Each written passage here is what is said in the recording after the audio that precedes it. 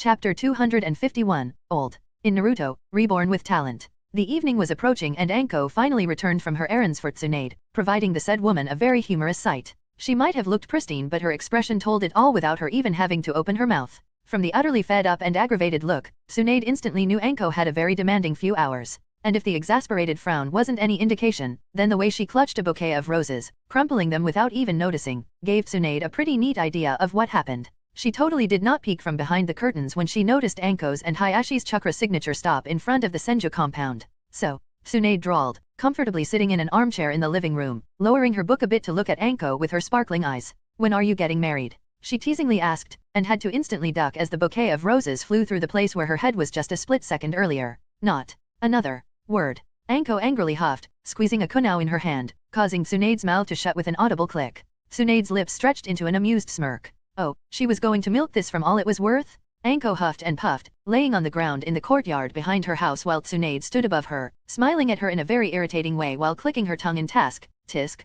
gesture. The ruthless woman even added waving her pointing finger at her just for dramatic purposes. Alas, Anko was far too tired. The only thing she could muster to do was give Tsunade a stink eye, but from the still amused expression, Anko reckoned it was not as scary as she hoped. "I must say, you have quite a bit of stamina." Tsunade grinned. "Why you, did this, on purpose?" Anko huffed out, realizing she had been had. "Of course I did. I had to see what exactly you are capable of if I am to make a proper training schedule for you." Tsunade rolled her eyes at Anko. "You would never go all out against me unless you were angry beyond measure. Our little discussion earlier today told me you would have subconsciously held back." Tsunade shrugged, "Not saying because you look up to me, in order to not embarrass Anko more." It was quite endearing to see Anko so hung up on what she thought of her, if a bit misguided. A shame she would have to beat that out of the girl. It wouldn't do if she compared herself to Tsunade too much and stunted her growth because of it. Anko took a long breath. There must be a better way to do this than relentlessly tease me for 2 hours straight. She let out at once, needily gasping for more air right after she was finished saying it. Small details. Tsunade crouched down and put her hand on Anko's chest, slowly feeding her lungs with medical chakra, reinvigorating her stamina reserves. "Don't worry, a few years of training and you will be ready." Anko's expression eased up and a grin formed on her face almost instantly. She could almost imagine her sensei's broken body, beaten black, blue, crimson, right under her feet as his life was leaving him. Anko shuddered from a sudden rush of pleasure due to her imagination. Tsunade inwardly snorted. "Well, no wonder she looks up to me that much. Considering how ecstatic her face looked when she imagined beating the crap out of Orokai. What the heck did he teach her anyway? There is definitely something very wrong with that girl." Tsunade awkwardly thought. Maybe that's why Hayashi fell for her so quickly. A sudden realization dawned on her. He is a Hyuga and they are all closet masochists? Growing up while practicing the chakra pokes of excruciating pain would ensure that. Figures Hayashi would look for a sadist to match him. Then again, Tsunade couldn't begrudge Anko her personality quirks. She was a ninja and they were supposed to be weird. It was just an unspoken rule of the profession. "Are you sure I can do it?" Anko asked in a quiet unsure tone, like a child seeking reassurance from her parent. Tsunade gave the young girl a genuine smile. "I am supposedly the best medic in the world. If I can't break your body enough to make it stronger, strong enough to beat down Orochimaru, then no one can. I will do my best," Anko promised, looking at the darkening sky and the rising moon witnessing her resolve. Tsunade's eyes glinted with untold cruelty, suddenly making Anko feel a massive desire to back out. "Of that, I have no doubt. I will either break you or I will break you and make you stronger. Don't worry. An untold amount of pain is guaranteed. I will use my medical expertise to very slowly rip all your muscles apart, heightening your pain tolerance, and then rebuilding them a bit stronger all the while you will study chakra and jutsu, focusing through the pain, training your concentration." Anko creased her eyebrows as a droplet of sweat rolled down the side of her face from the intense glee Tsunade was showcasing at the prospect of tearing her apart from inside out. Maybe this wasn't such a good idea? You know I am a sadist, right? I don't enjoy pain. I enjoy causing it. You will learn." Tsunade quipped, making Anko experience a chill rushing up her spine. Anko was about to open her mouth to protest when the back door to the courtyard suddenly flew open and Naruto rushed outside. Anko, I won against Sasuke today. The excitable ball of orange stopped in his tracks as his brain finally caught up to his eyes, registering the situation. Anko was on the ground, looking very fearful, while a strange blonde woman crouched near her with amusement sparkling in her amber eyes. He honestly had no idea what to think, so his brain went with the first thing it came up with. The blonde one was clearly attacking Anko. Naruto had to do something. He pointed at her and screamed, "Oi, what are you doing, auntie?" causing Tsunade to almost trip. "He really is annoying, isn't he?" Tsunade mumbled, glancing at Anko who groaned, the back of her head hitting the ground in a huff. "Oi, I am not a Naruto started screaming bloody murder. Naruto, stop pretending. She knows. Anko screamed louder, knowing that only being louder than him would stop him once he started going with his facade of an idiot. Naruto quieted down, looking at Tsunade as if studying her with his eyes, before he turned back to Anko. So, who is she? Your friend? Why did you tell her? Couldn't you at least ask me first? You know I don't like people knowing about my secrets. Is she trustworthy? Are you sure? Do you know her well? Won't she tell Sam dash? Naruto. Anko interrupted his tirade of questions, knowing he only did that to get a rise out of her. Unfortunately for him, she was far too tired to go and play kunao tag with him through the village. She sighed, idly rubbing her forehead, lamenting her fate. She just knew Naruto will try to mess with Tsunade, but, oh, well. That's Tsunade Senju. Our landlady if you will. Deafening silence spread through the courtyard, strangely contrasting with the orange-clad figure who was giving Tsunade a complicated stare. Tsunade instantly understood. The boy knew she was a part of Uzumaki and most likely was currently deciding how to behave around her. On one hand, she was a family. On the other, he never even met her and didn't trust her much. Anko, intimately aware of Naruto's thought process, scrambled to the side of the courtyard, as far away from Tsunade as possible, the second she saw his eyes brightening in a mischievous light. No way, isn't she supposed to be like, ancient? Oi, did you just call me old, brat? Tsunade evenly asked, her eyebrows twitching. Naruto, reacting to the word brat, put his arms on his hips and cheekily swayed from side to side. I only said the truth. Grandma. Oi, don't call me that, brat. I am barely in my late 40s. Tsunade loudly rebuked, irked. Naruto just pointed at her and shouted, yeah, that's exactly what I mean.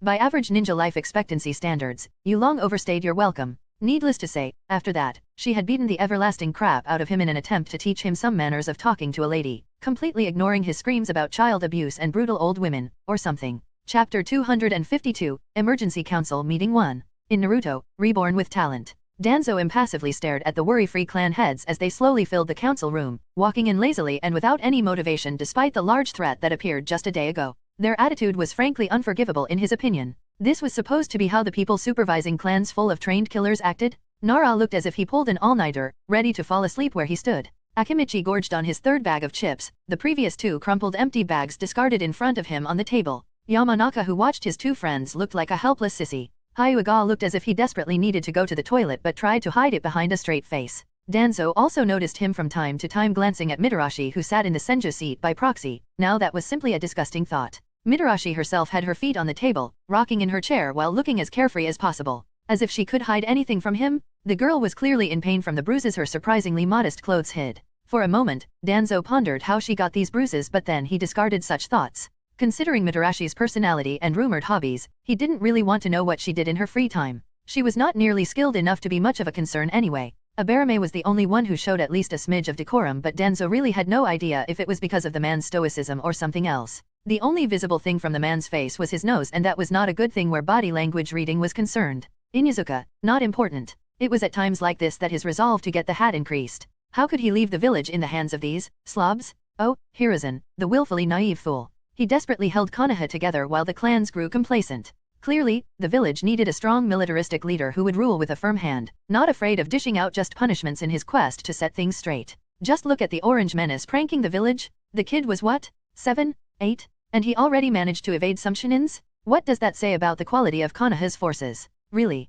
Danzo always thought of himself as a needed man. The recent happenings in the village just confirmed it for him. The Uchiha planned a coup. What was he supposed to do? Wait and let them do it? Of course, he would counterstrike first. That was the whole point of having an inside informant, so they wouldn't be caught off guard. But no, Hiruzen simply had to try and negotiate with Fugaku, showing the man the village's higher UPS knew about their treachery, making Atake distrusted. At that point, the whole thing was at the point of no return. The Uchiha clan simply had to go, and if he managed to grab some of the Sharingan eyes lying around, well, the better for him. No, unfortunately for Danzo, the Yozora smashed that plan to pieces. Smug bastards. They even dared to slaughter his root and brag about robbing the Uchiha eyes from him? He would not have it. It was time Konoha got serious and hunted these fools. Now, the only thing that remains to be answered is how should I manipulate my fellow councilmen to make Yozora pay? Danzo pondered as he noticed everybody was ready for the meeting to start. Hiruzen Sarutobi sighed as he watched the eyebrow of his longtime friend, Danzo, minusculely twitch every 3 seconds or so. It was a clear tick that the man was irritated.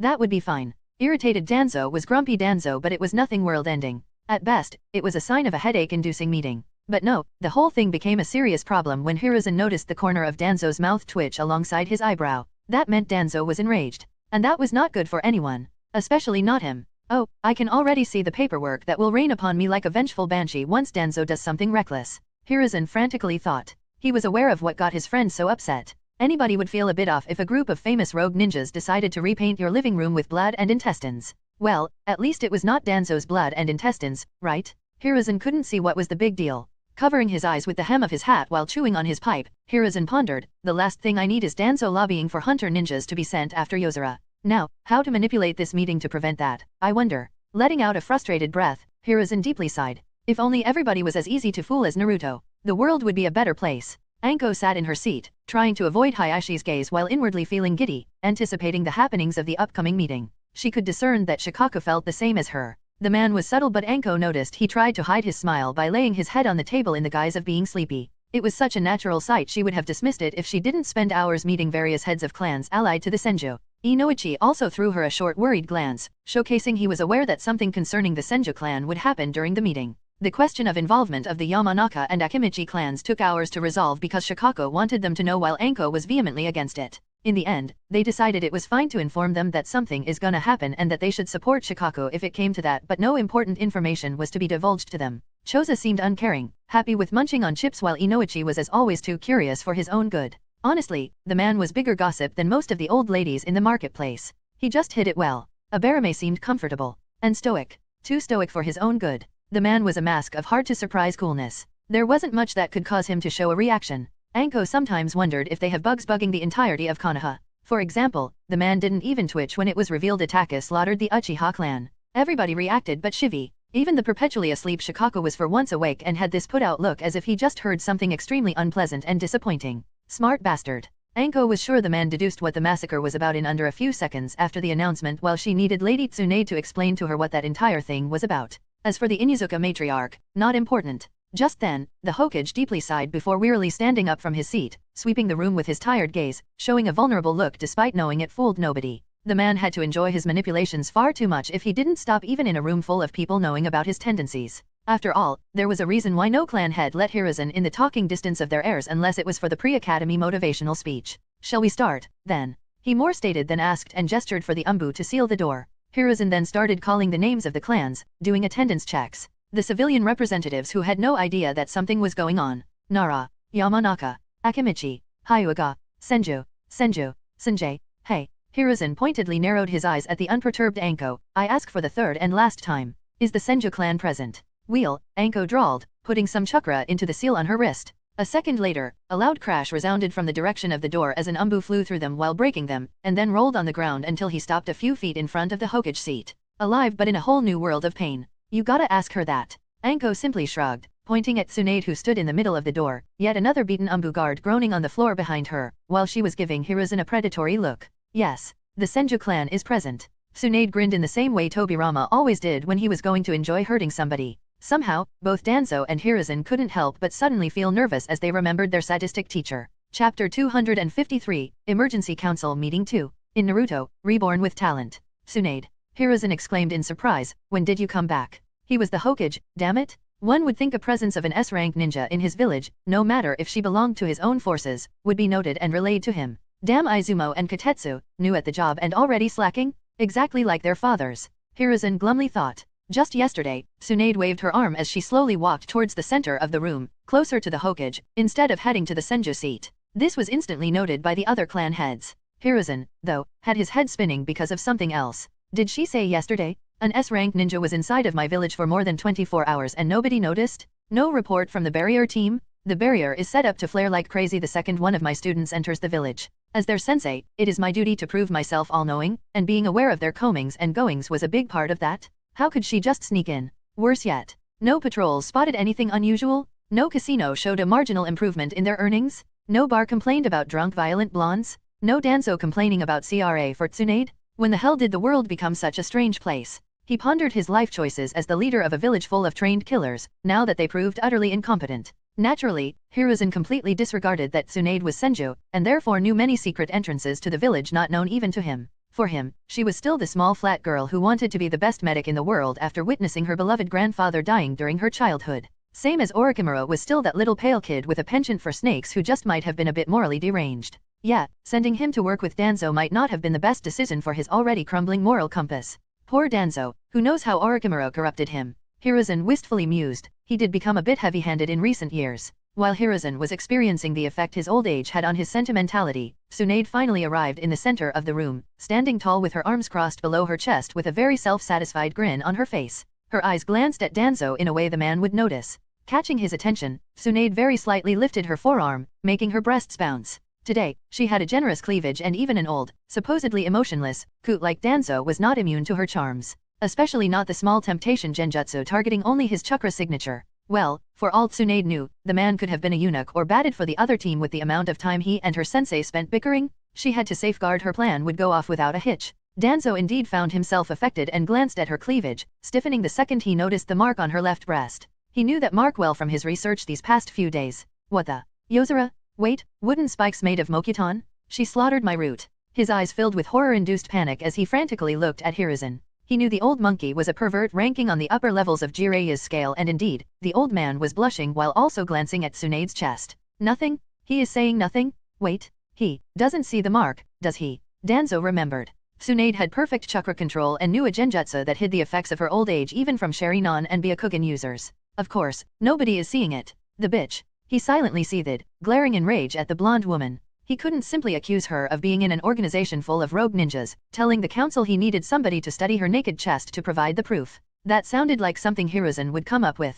Ridiculous. It was the same situation as his arm or eye. He was seen as a cripple. Telling him to show them his supposedly mutilated arm or missing eye was incredibly rude, and if somebody did that, it would have been the equivalent of making enemies on the council. He could have easily wiggled out of that accusation with some simple wordplay, abusing his status of cripple alongside his position on the council and his lifelong loyal service to the village. After all, what would be his motivation to betray the village when he gave his body parts to serve it? After spending his entire life safeguarding it? Accusing him of anything without a certain factual and irrefutable proof was political and career suicide. Tsunade was the last Senju. She was the last member of the founding clan of Konoha. Saying she betrayed the village without providing ironclad proof was like saying she shat upon all of her dead clan members' graves. And everybody knew how she loved her clan. She even left the village in grief after the Second War, supposedly unable to withstand the pressure. Her brother's death was just the last straw. Tsunade was a hardened ninja, after all. One death would not cause her to completely crumble. But receiving every other week an invitation to a funeral of yet another dead family member since she was 10,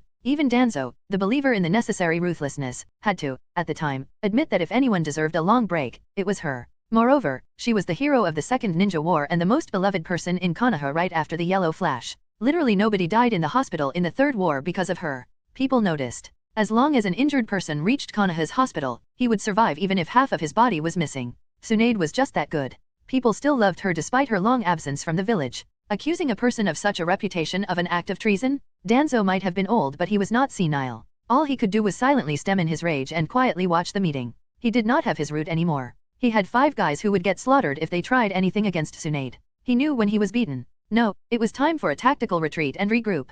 He could always remake his route. Konoha had enough orphans for that. Oh, I will have my revenge, Tsunade.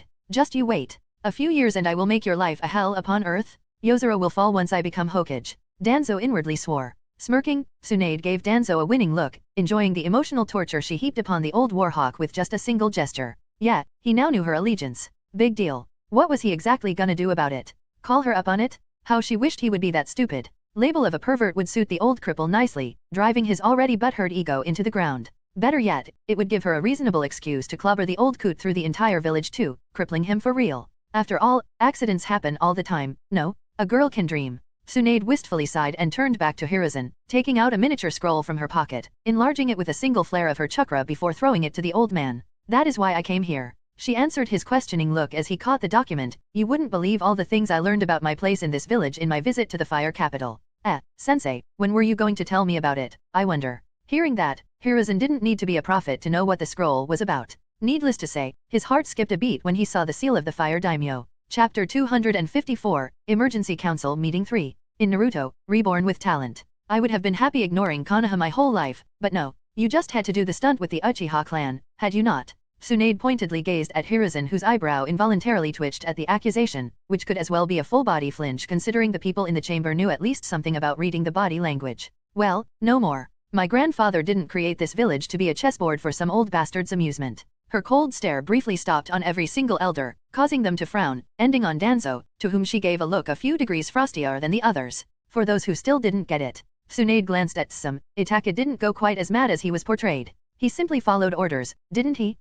Sensei. Even some Inuzuka understood Tsunade's meaning after she pointed it out so bluntly. Inuzukas were fiercely loyal to the third Hokage due to their pack mentality. He had a half-century to cement his position as an alpha in their minds, and he certainly did not slack off in that regard. Hiruzen became shocked and inwardly winced at the piercing look some through him. He found himself between Tsunade and a hard place. On one hand, he could play stupid, but he knew the suspicion was cast and this could potentially tear the village apart in the near future. He definitely didn't miss how Hayashi Hyuga narrowed his eyes at him.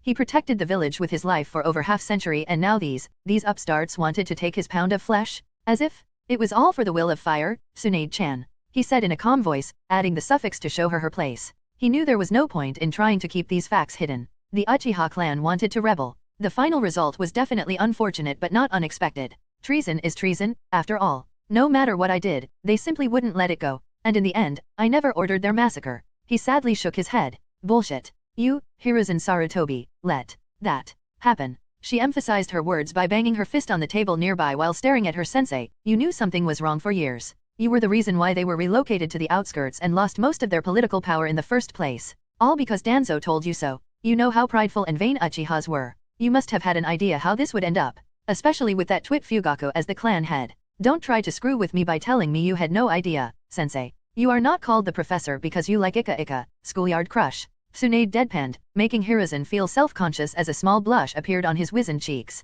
Tsunade Koharu decided to interrupt the dressing down Tsunade was delivering to Hiruzen. Even your grandfather would see the greater good in the unfortunate demise of the Uchiha clan. He always preached that others should see the village before their own clans. Uchihas simply went too far. I would think I knew my grandfather better than you, old hag. Tsunade snorted, stopping Koharu short, earning herself a glare from the short old woman. No matter how hard you try to portray my grandfather as some idiot who would sacrifice anything for the village, I have known him. As big of a goof as he was when it came to politics, he was still a ninja and knew the importance of backup plans. Say what you want, but my grandfather was Senju first, Hokage second. Anyone who knew him more deeply was aware of that fact. That's also why Danzo holds more respect to my uncle, rather than my grandfather. My uncle simply hid his preference for our clan better. Tsunade stated, causing everyone to ponder what she just said. How could it be any different? He created the village for his clan, for the children so they wouldn't have to fight. How could you sit there and tell me he would gladly sacrifice these same children for the village? Are you daft? What do you mean? Some asked, now fully invested in the discussion.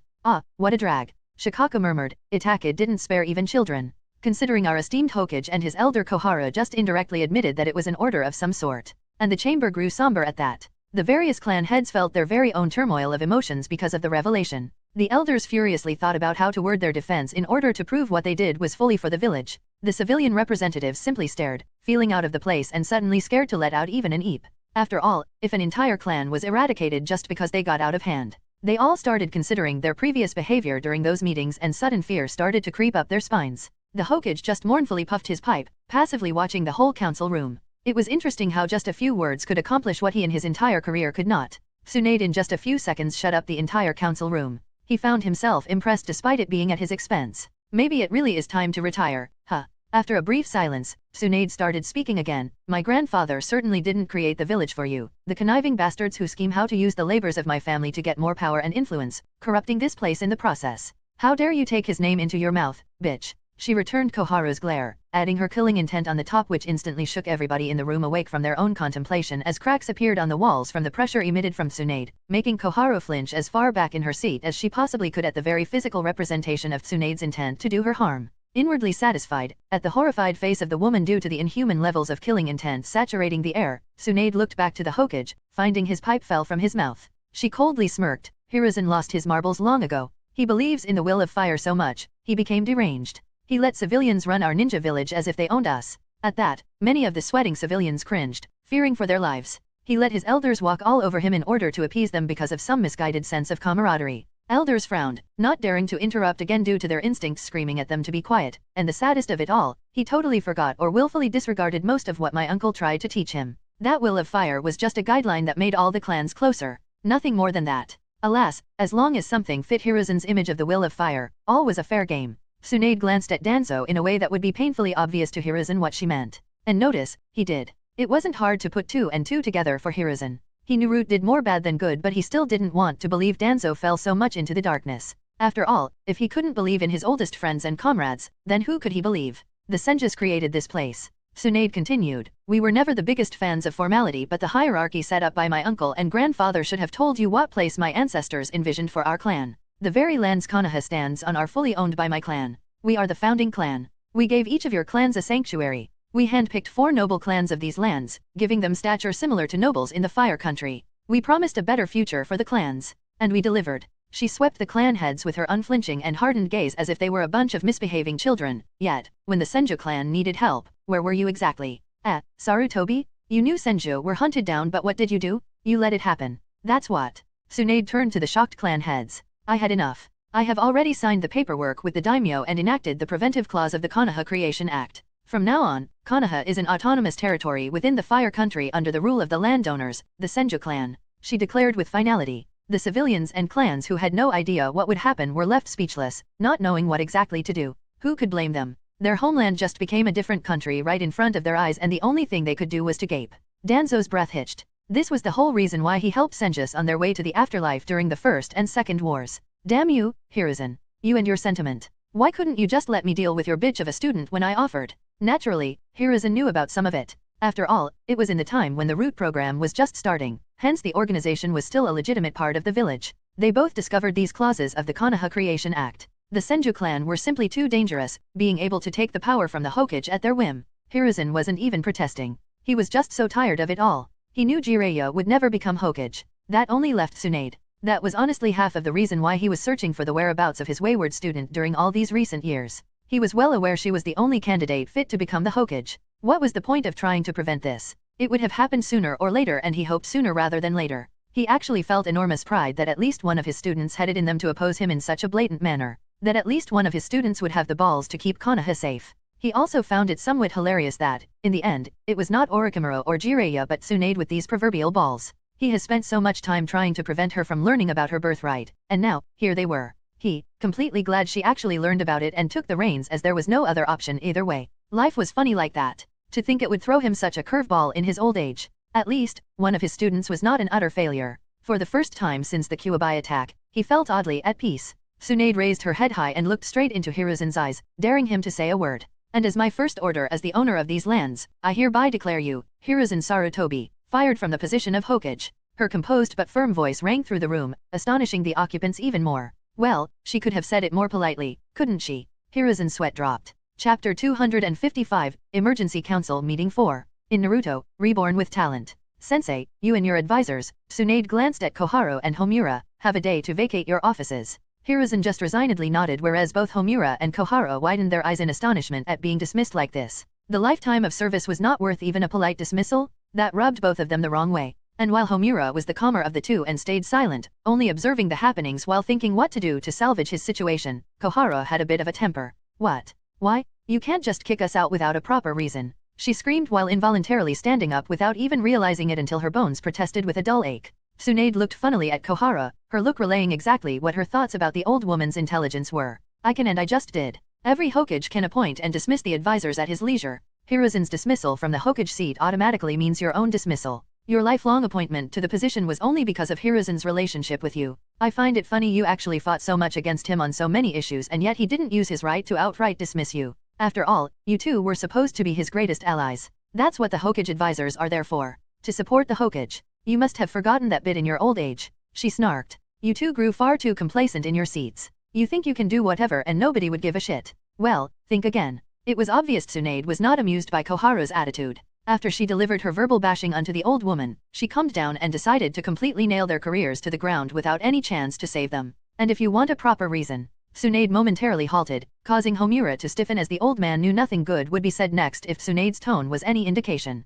I know well it is impossible to properly falsify a mission order, like the one for the Uchiha massacre, without you two knowing about it. You not only betrayed your Hokage and went behind his back. You conspired to end an entire clan, from elderly to toddlers, and as such, you were part of what most of us would call high treason. Shouldn't you be happy to not be thrown into prison straight away? Where the heck do you get the balls to argue against your dismissal? I will never know. She amusedly shook her head at the two old people who looked as if they sucked a moldy lemon. The clan heads now looked at them with a mix of disgust, wariness, and hostility. Sure, most of the time, they were at each other's throats. There was also the fact that nobody really liked the arrogant Uchihas. But they were clans and could sympathize. They could easily imagine themselves in the position of the Uchiha clan. It was far too easy to imagine the Yamanaka clan as a threat with their mind jutsus. It was far too easy to imagine the Nara clan as a threat with their inborn smarts and shadow jutsus. It was far too easy to imagine the Hyuga clan as a threat because of their Byakugan abilities. In short, every clan had something that made them dangerous and different. They all had to have a measure of trust between themselves to cohabitate a single village.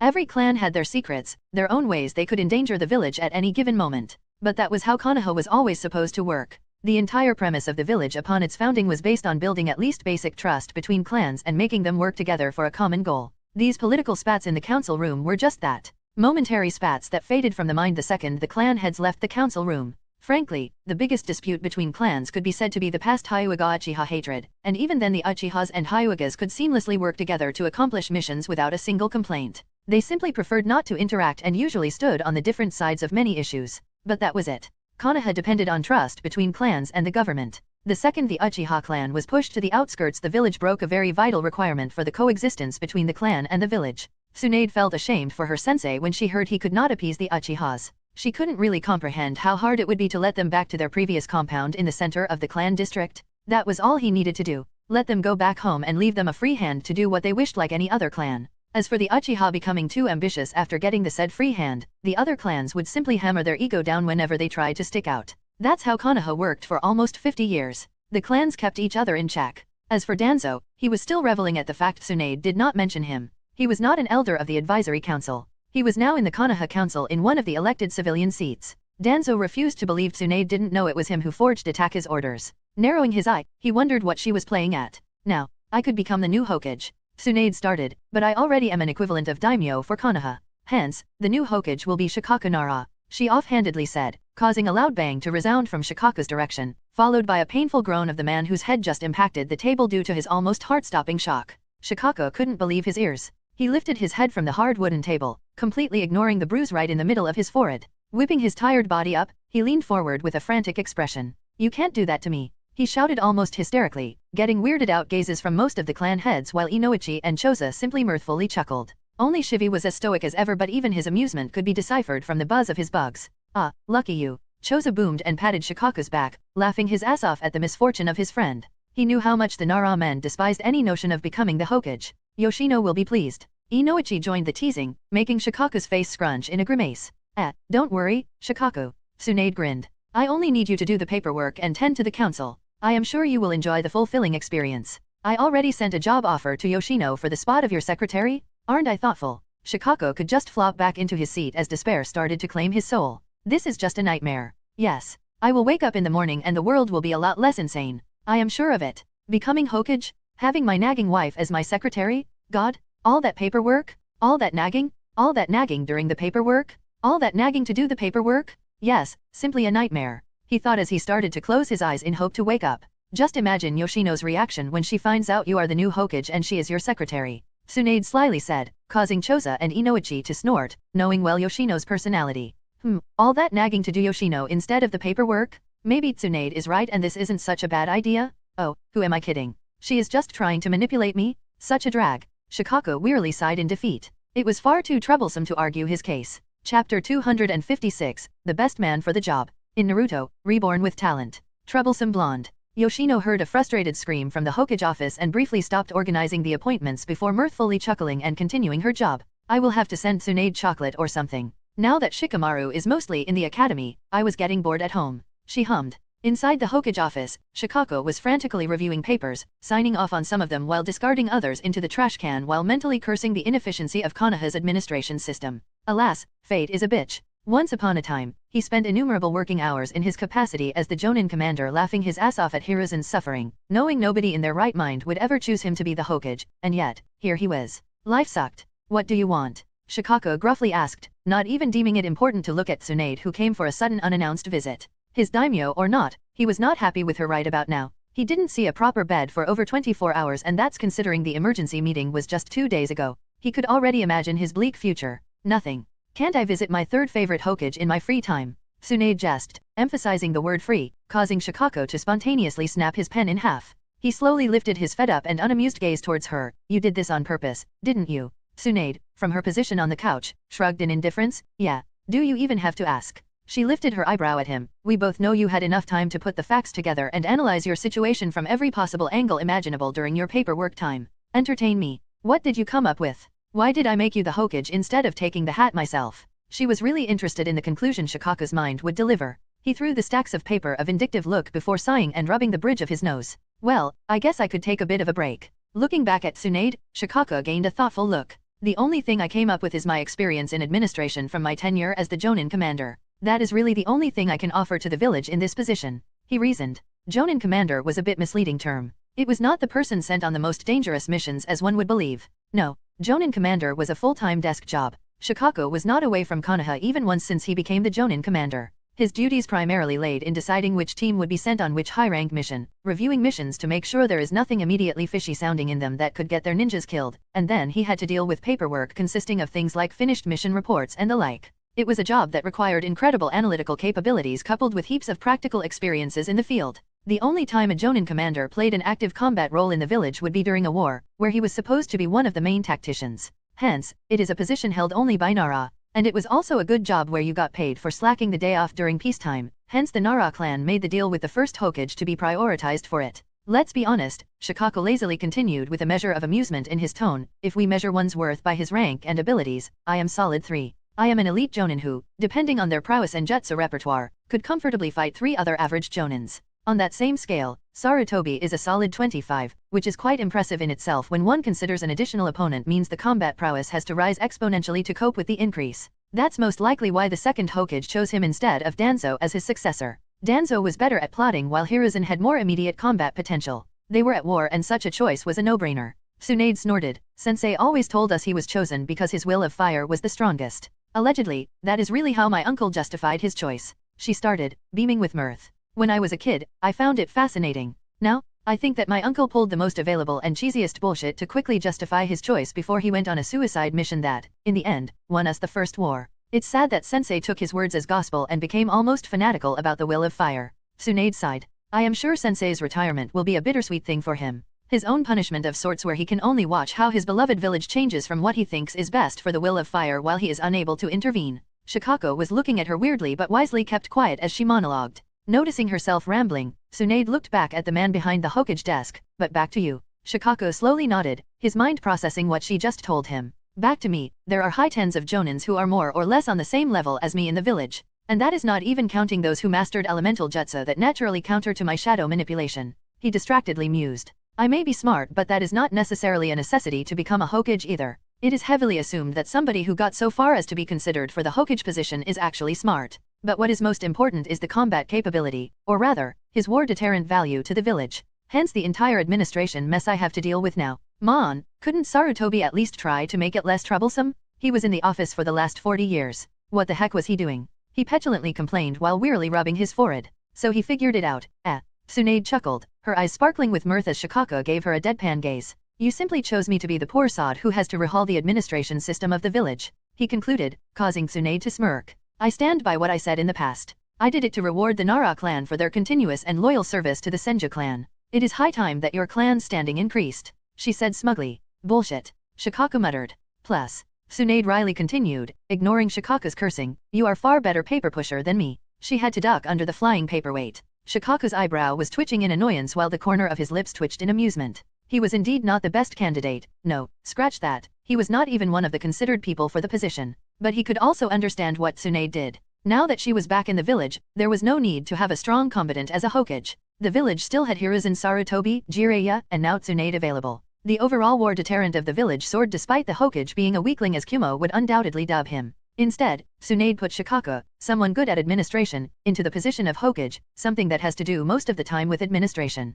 If this was Shogi, Shikaku would praise her resourcefulness and willingness to say fuck you to traditions. From the reports, Shikaku knew that Suna had massive economical problems because their Kaze Kage, while strong on the battlefield, was shit at administration and diplomacy. To a lesser degree, the same could be said about Uegakur, a village that was far too militaristic to work properly, Kumigakur, a place that was mostly stagnant, hence their drive to obtain bloodlines, or Kurigakur, which was just a few months prior a right mess. The Kages were all strong people with strong beliefs and convictions, but the important thing was what they were not. They were not the best people for the job. They were not administrators. They were fighters, killers, assassins. Their mindset was not primarily set to build and develop their villages but to destroy their enemies. It was a ninja thing, honestly.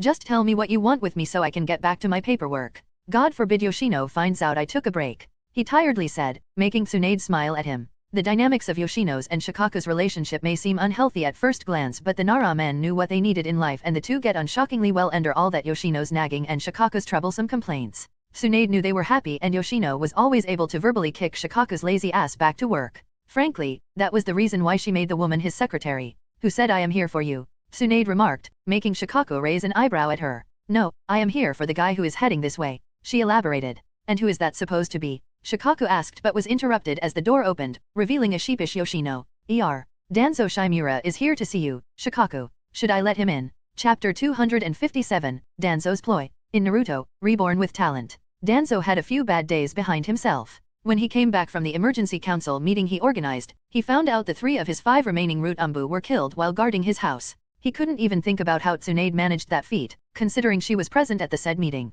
He was far too angry and, he loathed to admit it, slightly fearful. His house was, after all, overstuffed with protective seals and traps. On another, more important, note, his power base in the village was slowly evaporating and all it took for this to happen was 4 days. It was maddening. Years of work gone just like that. First, his root was annihilated, which was arguably a crippling blow that set him back by at least a decade, but it was not that big of a deal. He could recover from it. All he needed was time and good usage of his 5 remaining subordinates. Second, Tsunade came back like a whirlwind. And then everything went to shits. First, she got Hiruzen out of his seat with one expert and utterly unavoidable move. She simply exerted her right as the descendant of Hashirama and nobody could refute that. But that single move shook the village on a fundamental level. And she did that without even using a single punch. Danzo really did not expect a brute like Tsunade to use politics and good arguments of all things. If that was it, then all would have been great in the world, but Tsunade just had to dismiss Koharu and Homura, smoothly taking out the more important half of Danzo's support base in the council as if to spite him. Worse yet, the second half that resided among the civilians was properly cowed by Tsunade's ploy. At any other time, he would have applauded her, thinking that there was finally somebody acting as a cage should, not covering before the civilians. Now though, she effectively crippled him politically in under 20 minutes flat using only words. It was him who was supposed to be the master manipulator in the village, damn it. And then, when he thought it simply couldn't get any worse, he came home and found 3 of his remaining 5 operatives dead, their bodies mockingly placed on the couch so they would be the first thing he saw after entering the living room. Danzo's sense of urgency increased manyfold after that. He was being attacked by Tsunade, who was pretentious enough to even let him know his failings are the result of her sabotage. And he could not do anything about it. As desperation and a bit of despair set in, he decided to go to the Hokage and try his luck on influencing the man a bit. While trying to fool a Nara was indeed very foolish, Danzo knew the trick in tricking them was in being indirect. He could not manipulate Shikaku directly, using misdirection on the facts the man knew about. Shikaku would have analyzed it in seconds and see right through Danzo. No, Danzo had to use facts Shikaku had no idea about, then he had to portray his agenda believingly and logically with the support of facts that Shikaku did know, so he could make his own image. It was all in the wording and the hard facts he was about to use. He would not directly state Tsunade was in the criminal organization Yozora. The Nara and Senju clan were allies and in the end, it wouldn't really even matter. No, his plan was simply to get Yozora declared as the enemies of Konoha first and only then oust Tsunade as a member and then branch from there. The fact that Shikaku had no reaction during the emergency council meeting when she showed the Yozora mark, Danzo reasoned that the man had no idea about it. It was time to exploit that lack of knowledge. Oh, Danzo had no doubt this would be a rigorous path filled with many obstacles and it was apparent he would have to avoid Tsunade detecting his machinations. For that purpose, he made sure she would be swarmed with paperwork by the civilian businessmen who were renting land from her. Danzo Shimura is here to see you, Shikaku. Should I let him in? That sentence brought Danzo back to the present. He always could pull wool over Hiruzen's eyes and while Shikaku Nara was definitely a whole magnitude smarter than the old monkey, he was also a lot less experienced. Yes, send him in. Danzo heard Shikaku's voice sound from within the Hokage office. It was showtime. Without even waiting for Yoshino to present him, he calmly but confidently strode past her, right into the office with his head held high.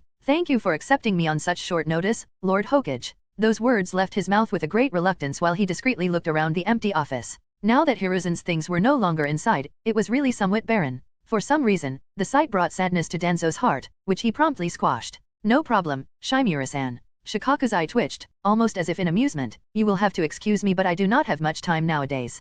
Please state your business so we can move on. Danzo frowned at such bluntness. He loved obedient bluntness from his subordinates but this was time for politicking. There was no place for such straightforward dismissal. Very well, he said, put out. I came to warn you about the threat of Yozora. As you probably know, they are responsible for a series of murders inside of our village. That simply can't go unanswered. We will look like fools in front of other villages if that comes out. He coldly stated, fully counting on the information getting out. He did put a lot of work into making preparations to spread rumors about it. You might not know about it, but Yozora is a less-known group of S-ranked criminals who 7 years ago made a fool out of every single hidden village bar Konoha. These incidents, however, can be called just small pranks compared to the outright act of slaughter that was committed in our village. Will you let the murder of our villagers go unanswered, Lord Hokage? Danzo thanked his foresight to register fake identities for his root Umbu and make them full-fledged villagers. At least now they could not simply be overlooked. About that? Shikaku sighed, causing Danzo to lean forward. You will have to consult with her. He pointed behind Danzo, who stiffened. Slowly turning around, Danzo was caught flat-footed as the air shimmered around a certain spot on the couch, revealing a smug-looking Tsunade who eyed him like an animal who is desperately clutching at straws to run from her.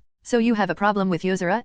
Danzo. Tsunade grinned. How do we know the 200 kills are not your job though? Excuse me. Danzo snapped, not expecting such a comeback. You are quite famous in the village for being a schemer and someone with a lot of secrets. It would have been so easy to prearrange the evidence. Picking a target such as Yozora, a group that seldom shows itself, was definitely smart. They are not very well known to the average ninjas, while they would hardly defend themselves from the accusations since nobody heard from them for years. Yes, with your track record, this is definitely something you would have done, Danzo. So, give us proof it was not your doing. Tsunade relished pinning the blame on him. He might have been the next coming of sunshine out of the ass in the civilians' eyes, but anyone above Chunin rank knew well who Danzo Shimura really was and what he did for a living. Or at least, they knew some rumors that were enough of a warning to get mixed up with him. I was at the council he gritted his teeth. Inconclusive. You could have prepared it beforehand. You know that. Your entire trade is about things like that. Tsunade indifferently shrugged. You demand proof I did not commit a crime perpetrated on me? Danzo crossly asked. Bullshit. Tsunade chuckled. There was no crime perpetrated on you. There was, however, a crime perpetrated in your living room. Now, if I know anything about you, it is that you are a quite accomplished seal master focusing on security seals. How could anyone just walk inside your own living room that is overtrapped with various seals, set up a crime scene without setting even one of the said seals off, and then leave with no one the wiser about his identity? And on top of that, you want us to believe it was actually done by a group of people who nobody saw or heard from for the last 6 years. Are you taking us for total idiots? Tsunade looked mockingly at him as if he was stupid, causing him to gape at her audacity. The realization of what exactly he was overlooking as if slapped Danzo right on the head the second Tsunade uttered these words. Yeah, no. Pull another one. Shikaku nodded in agreement. He knew something was suspicious in that entire matter, but now that Tsunade pointed out Danzo's house was basically a death trap for anyone other than the owner, he gave Danzo a suspicious look. Parts of over 200 bodies were found in your house. Are you sure you don't have anything to say about that? Hearing Shikaku, Danzo shut his mouth with a click. In a huff, he turned around and walked right through the door without even excusing himself. That bitch played me from the start to the beginning, he gravely thought as the door closed behind him. Inside the office, Shikaku looked weirdly at Tsunade.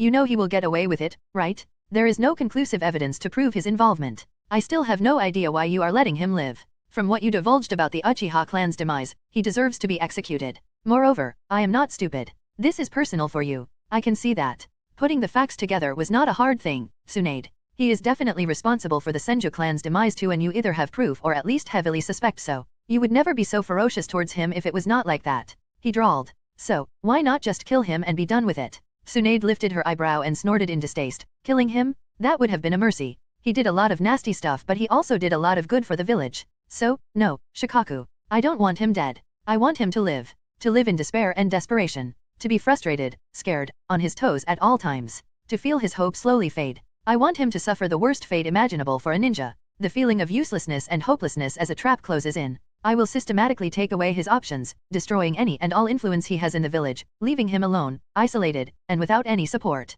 And when I deem he gave up enough resistance, I will permanently seal his chakra and throw the keying matrix to the sea. She finished with a finality that inwardly horrified Shikaku, causing him to slightly shiver. Giving her a deadpan look in order to cover the chill that went up his spine, Shikaku groaned before quietly muttering, "Troublesome woman." Chapter 258, Plans? In Naruto, Reborn with Talent. A week after Rei and Pakura finished their business in Tsunagakur, Rei alongside his girls were sitting in the dining room of his mansion in the village on the other side, enjoying their breakfast. It was during the said breakfast that Tsunade finally came back, surprising them. Well, look at that. The lost lamb finally found her way home. Rei invitingly smiled at Tsunade, gesturing to an empty chair while Konan wordlessly stood up in order to prepare another set of tableware for her. Tsunade slightly blushed, reminding herself that informing no one of her activities might not have been the best idea, but these thoughts quickly perished under her excitement. She couldn't wait for Rei's reaction once she revealed her accomplishment. Sorry? I just needed to do something. Before anyone could interrupt, Tsunade quickened her talking pace. On the other hand, I have finished and I acquired a gift for you, Rei. She exuberantly exclaimed, widely grinning from ear to ear with a praise-me look in her vividly amber eyes. REI stopped his fork midway to his half-opened mouth and looked at Tsunade. He was incredibly curious about what she was up to. Disappearing for more than a month? That was something he would have expected from Mei, and if it happened, it would have indeed been frustrating. As for Tsunade, he trusted Tsunade to know better. Mei would most likely have caused a scene in a few days, but Tsunade had no such problem. Hence, REI let Tsunade be and waited until she came back home from whatever self-imposed quest she went on. A gift. He lifted his eyebrow at her while putting his fork down. Yes. Tsunade beamed. Did I forget some kind of anniversary? REI turned to Konan with an appalled look and whispered loud enough for everyone to hear, causing many of them to giggle, including Konan as she shook her head. Turning back to Tsunade, REI furrowed his brows at her. It was not common in their household to give each other gifts. Sure, there were birthdays, but even then, while not completely dismissed, it somehow became unimportant as time went by and they lived together. REI was aware most of his seals were perceived as gifts by the girls even though he never intended them to be such. With Ringo and him constantly forgetting themselves in their individual research to the point of forgetting their own birthdays and having to be dragged to the parties by Tsunade or Konan. With Konan and Tsunade taking care of the Biribiri and Uzushio trading company. With Pakura taking care of the administrative village affairs while Mei was her everyday daredevil, ordinary gifts were something they simply did not exchange anymore. There were many other ways to show they cared about each other, after all. Hence, REI was really curious about what Tsunade was about to pull off. Even the other women around the table started to get curious. Tsunade was never one to be extremely excitable. Not like this. From Tsunade's expression, they could all feel that whatever revelation she was about to drop on them, it will most likely be enormous. Tsunade approached REI and leaned closer towards him with an expectant smile upon her lips. She started only to stop herself for a second and, a small burst of smoke suddenly appeared, notifying the people in the room about the use of a low-powered storage scroll, preventing them from getting jumpy. REI suddenly found his vision obscured by a hem of a hat, narrowing his eyes while grabbing the hem and yanking the hat off his head, only to owlishly blink as he somehow saw the Hokage hat in his hand. I have used the Konoha Creation Act and became the daimyo of Konoha, Tsunade proudly proclaimed, causing the people in the room to incredulously gawk at her. Congratulations. Konan was the first who shook herself out of her bewilderment and graced Tsunade with a warm approving smile. Way to go. Mei cheered. Won't the Hokage miss it though? She cutely tilted her head with mischief sparkling in her eyes. I doubt it. My new Hokage didn't notice his hat missing for 3 days straight. Tsunade shrugged. As long as I return it in under a week, it can be written off as him being forgetful. Gee, have fun with the paperwork. Ringo good-naturedly interrupted with a snort before returning to her cereals. What's that supposed to mean, you red-headed hag? She became a princess and you snort at her? Have you no manners? Mei indignantly defended Tsunade, only to get an annoyed and deadpan stare from Ringo. First, you have red hair too, you midget. Second, I am from Kiri. They did not exactly teach us manners in the academy. Just look at yourself. Ringo scathingly clicked her tongue, getting a scowl from Mei in return. You. Needless to say, the two bickering redheads were quickly toned out by the other occupants of the room. If you need help with anything, just say. I will probably have my hands full with managing Suingakur since I don't have people who will happily do my job for me like someone. Pakura gave Ringo a pointed look, her lips thinning as she noticed Ringo was too preoccupied with Mei to notice her disapproval. Giving up her endeavor, Pakura shook her head and gazed back at Tsunade. But I will always make time for you, she promised, knowing she was the best at the pure administrative work out of all of her sister wives. Thank you. Tsunade nodded, but I really don't have many responsibilities. I made sure of it when I took over the position of the daimyo of Konoha. I gave away a bit of my influence to other Konoha clans, but with it went most of my paperwork and negotiations with people. There is not much workload for me, she explained, causing Pakura to become introspective. Should I do the same? Pakura thought with a pondering look, and just like that, the people in the room knew nobody sans REI would be able to get her out of her funk anytime soon. The only one who was not cheering was REI, who stared at the Hokage hat in shock as if somebody murdered his puppy by disemboweling it. It didn't take long for the rest of the cheering crowd to notice him acting weird. Especially since despite answering the congratulations, Tsunade's eyes didn't leave his form. She was really not liking his far too stunned look. Something is not right. Tsunade understood and slowly approached REI, putting her hand on his shoulder. Are you alright? Is it that shocking? She asked with a tone of uncertainty. REI blinked again and slowly looked at her, wordlessly opening his mouth only to close it with an audible click a few seconds later in a show of speechlessness. A difficult look passed through his visage before a long insufferable sigh tore from his throat. Yeah, he drawled, I have to say, this is totally my fault. I just had to jinx it, didn't I? He chuckled helplessly. I should have told you to let Konoha be for the time being. He gave the bewildered Tsunade a reassuring smile as he put his hand on the one she placed on his shoulder to make her understand he was not angry as he said his next words. With this little stunt, you totally ruined my plans, Tsunade. Chapter 259, Ruined Plans. In Naruto, Reborn with Talent.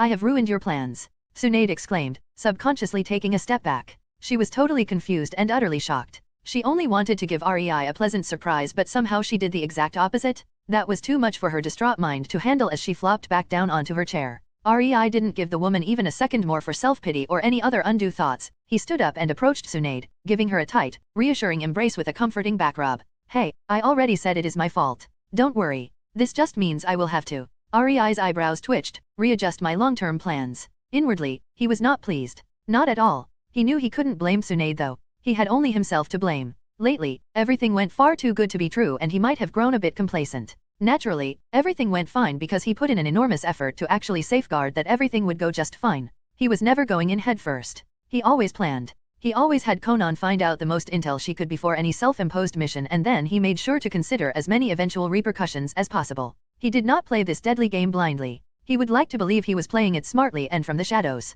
Heck, people still had no clue how he looked. He made damn sure to prevent Bingo Book from posting his, Konan's, or May's image all these years ago by destroying any and all the villages had. There was a vague description of their looks but, well, to be honest, that was as helpful to the hunter ninjas as making Jiraiya into a godfather was for Naruto. It took a while but Tsunade eventually relaxed her body in Rei's embrace but she was still radiating with disappointment. It was obvious she expected high praise for her effort and yet, well, I think it is high time for you to divulge your so-called plans, husband.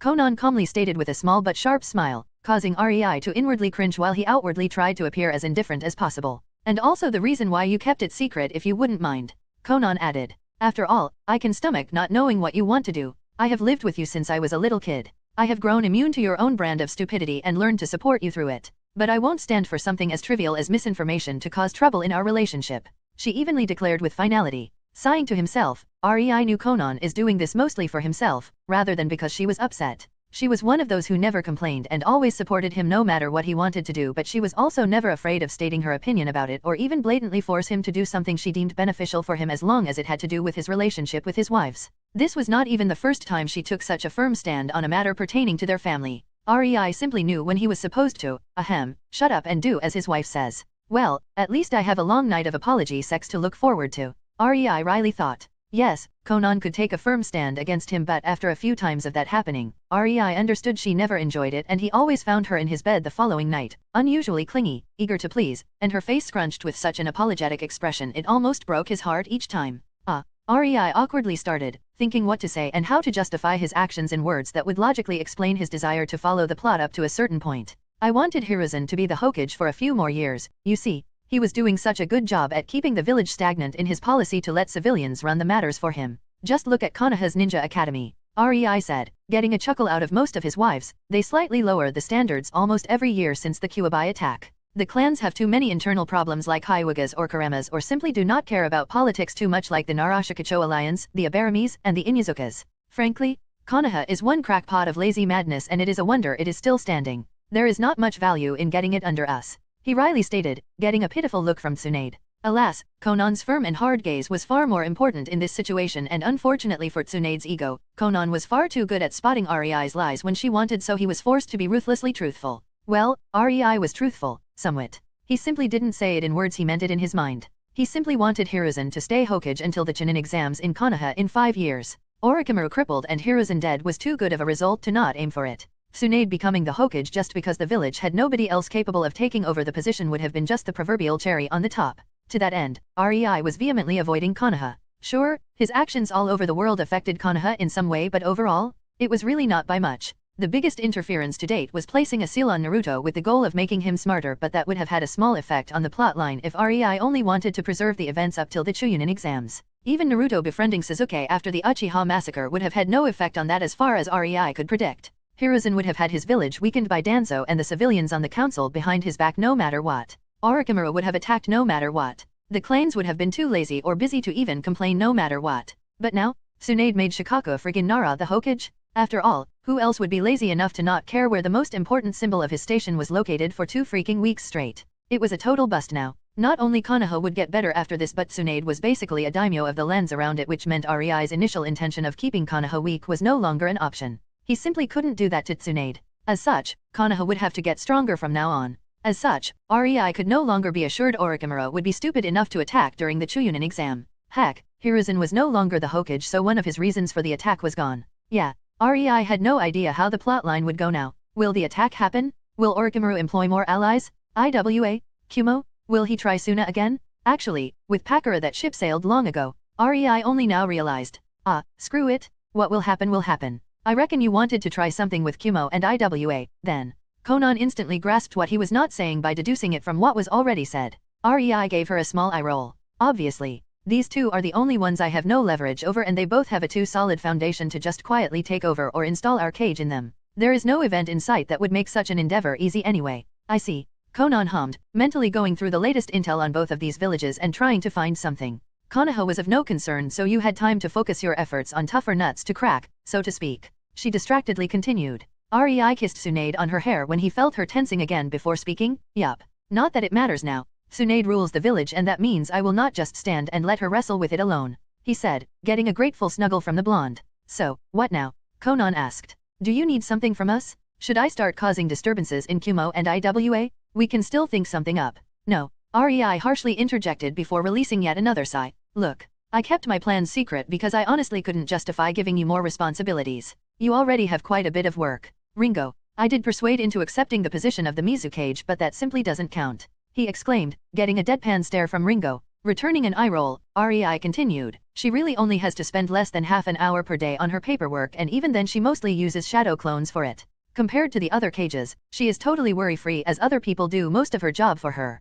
Pakura loves administration, so I had no qualms about having her become the Kaze cage. She knows her limits too, so there is no way she would have overworked herself either. But you, Konan? Or Tsunade? You both are overzealous. Konan's eyebrows twitched while Tsunade froze in REI's arms. I have seen it in your work for the Biribiri Company, and since then I decided to not involve you more than necessary. On top of the duties for the Biribiri Company, Tsunade has her medical research, and you, Konan, have an entire spy network spanning a whole continent to care for. I have never even dreamed of pushing another full-time job on you. As for May, all of them looked at the happy-go-lucky girl who munched on her cereals, ignoring the conversation in its entirety. Wadash. May carefree tilted her head when she noticed the stares.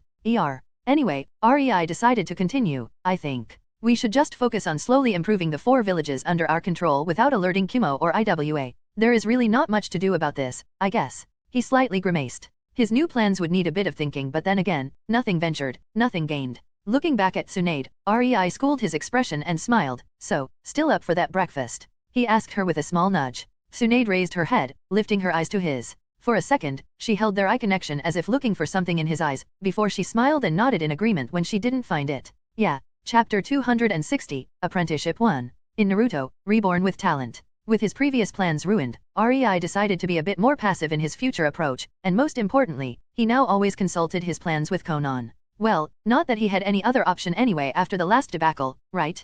Kumo and IWA were totally forgotten and left to their own devices. These two were frankly the strongest villages in the elemental nations, and as such, REI deemed it far too troublesome to even try subverting them in some way, especially since they had no idea about the existence of the village on the other side yet. IWA, despite losing a sizable bulk of their force in the Third Ninja War, was quickly on its way to full recovery. The thing was, REI was only aware of that thanks to the monitoring of their purchases from the Biribiri Company and Konan's spy network. Oniki was damn good at keeping things under the wraps. They were 80% recovered and nobody had any idea. Iwagakure really deserved its moniker of the most militaristic hidden village. Kumo, on the other hand, didn't have many losses in the Third War despite their borders being penetrated by Kiri. Their forces were bolstering and the village enjoyed its momentary title of the strongest hidden village. After all, after the Kuwabai attack, Konoha really had no way to contend for it. Instead of expanding, REI decided that solidifying their secret hold on the 3 foreign villages and developing them was the way to go. After all, there were still numerous either financial, political, or militaristic problems present in these villages, just waiting to be resolved.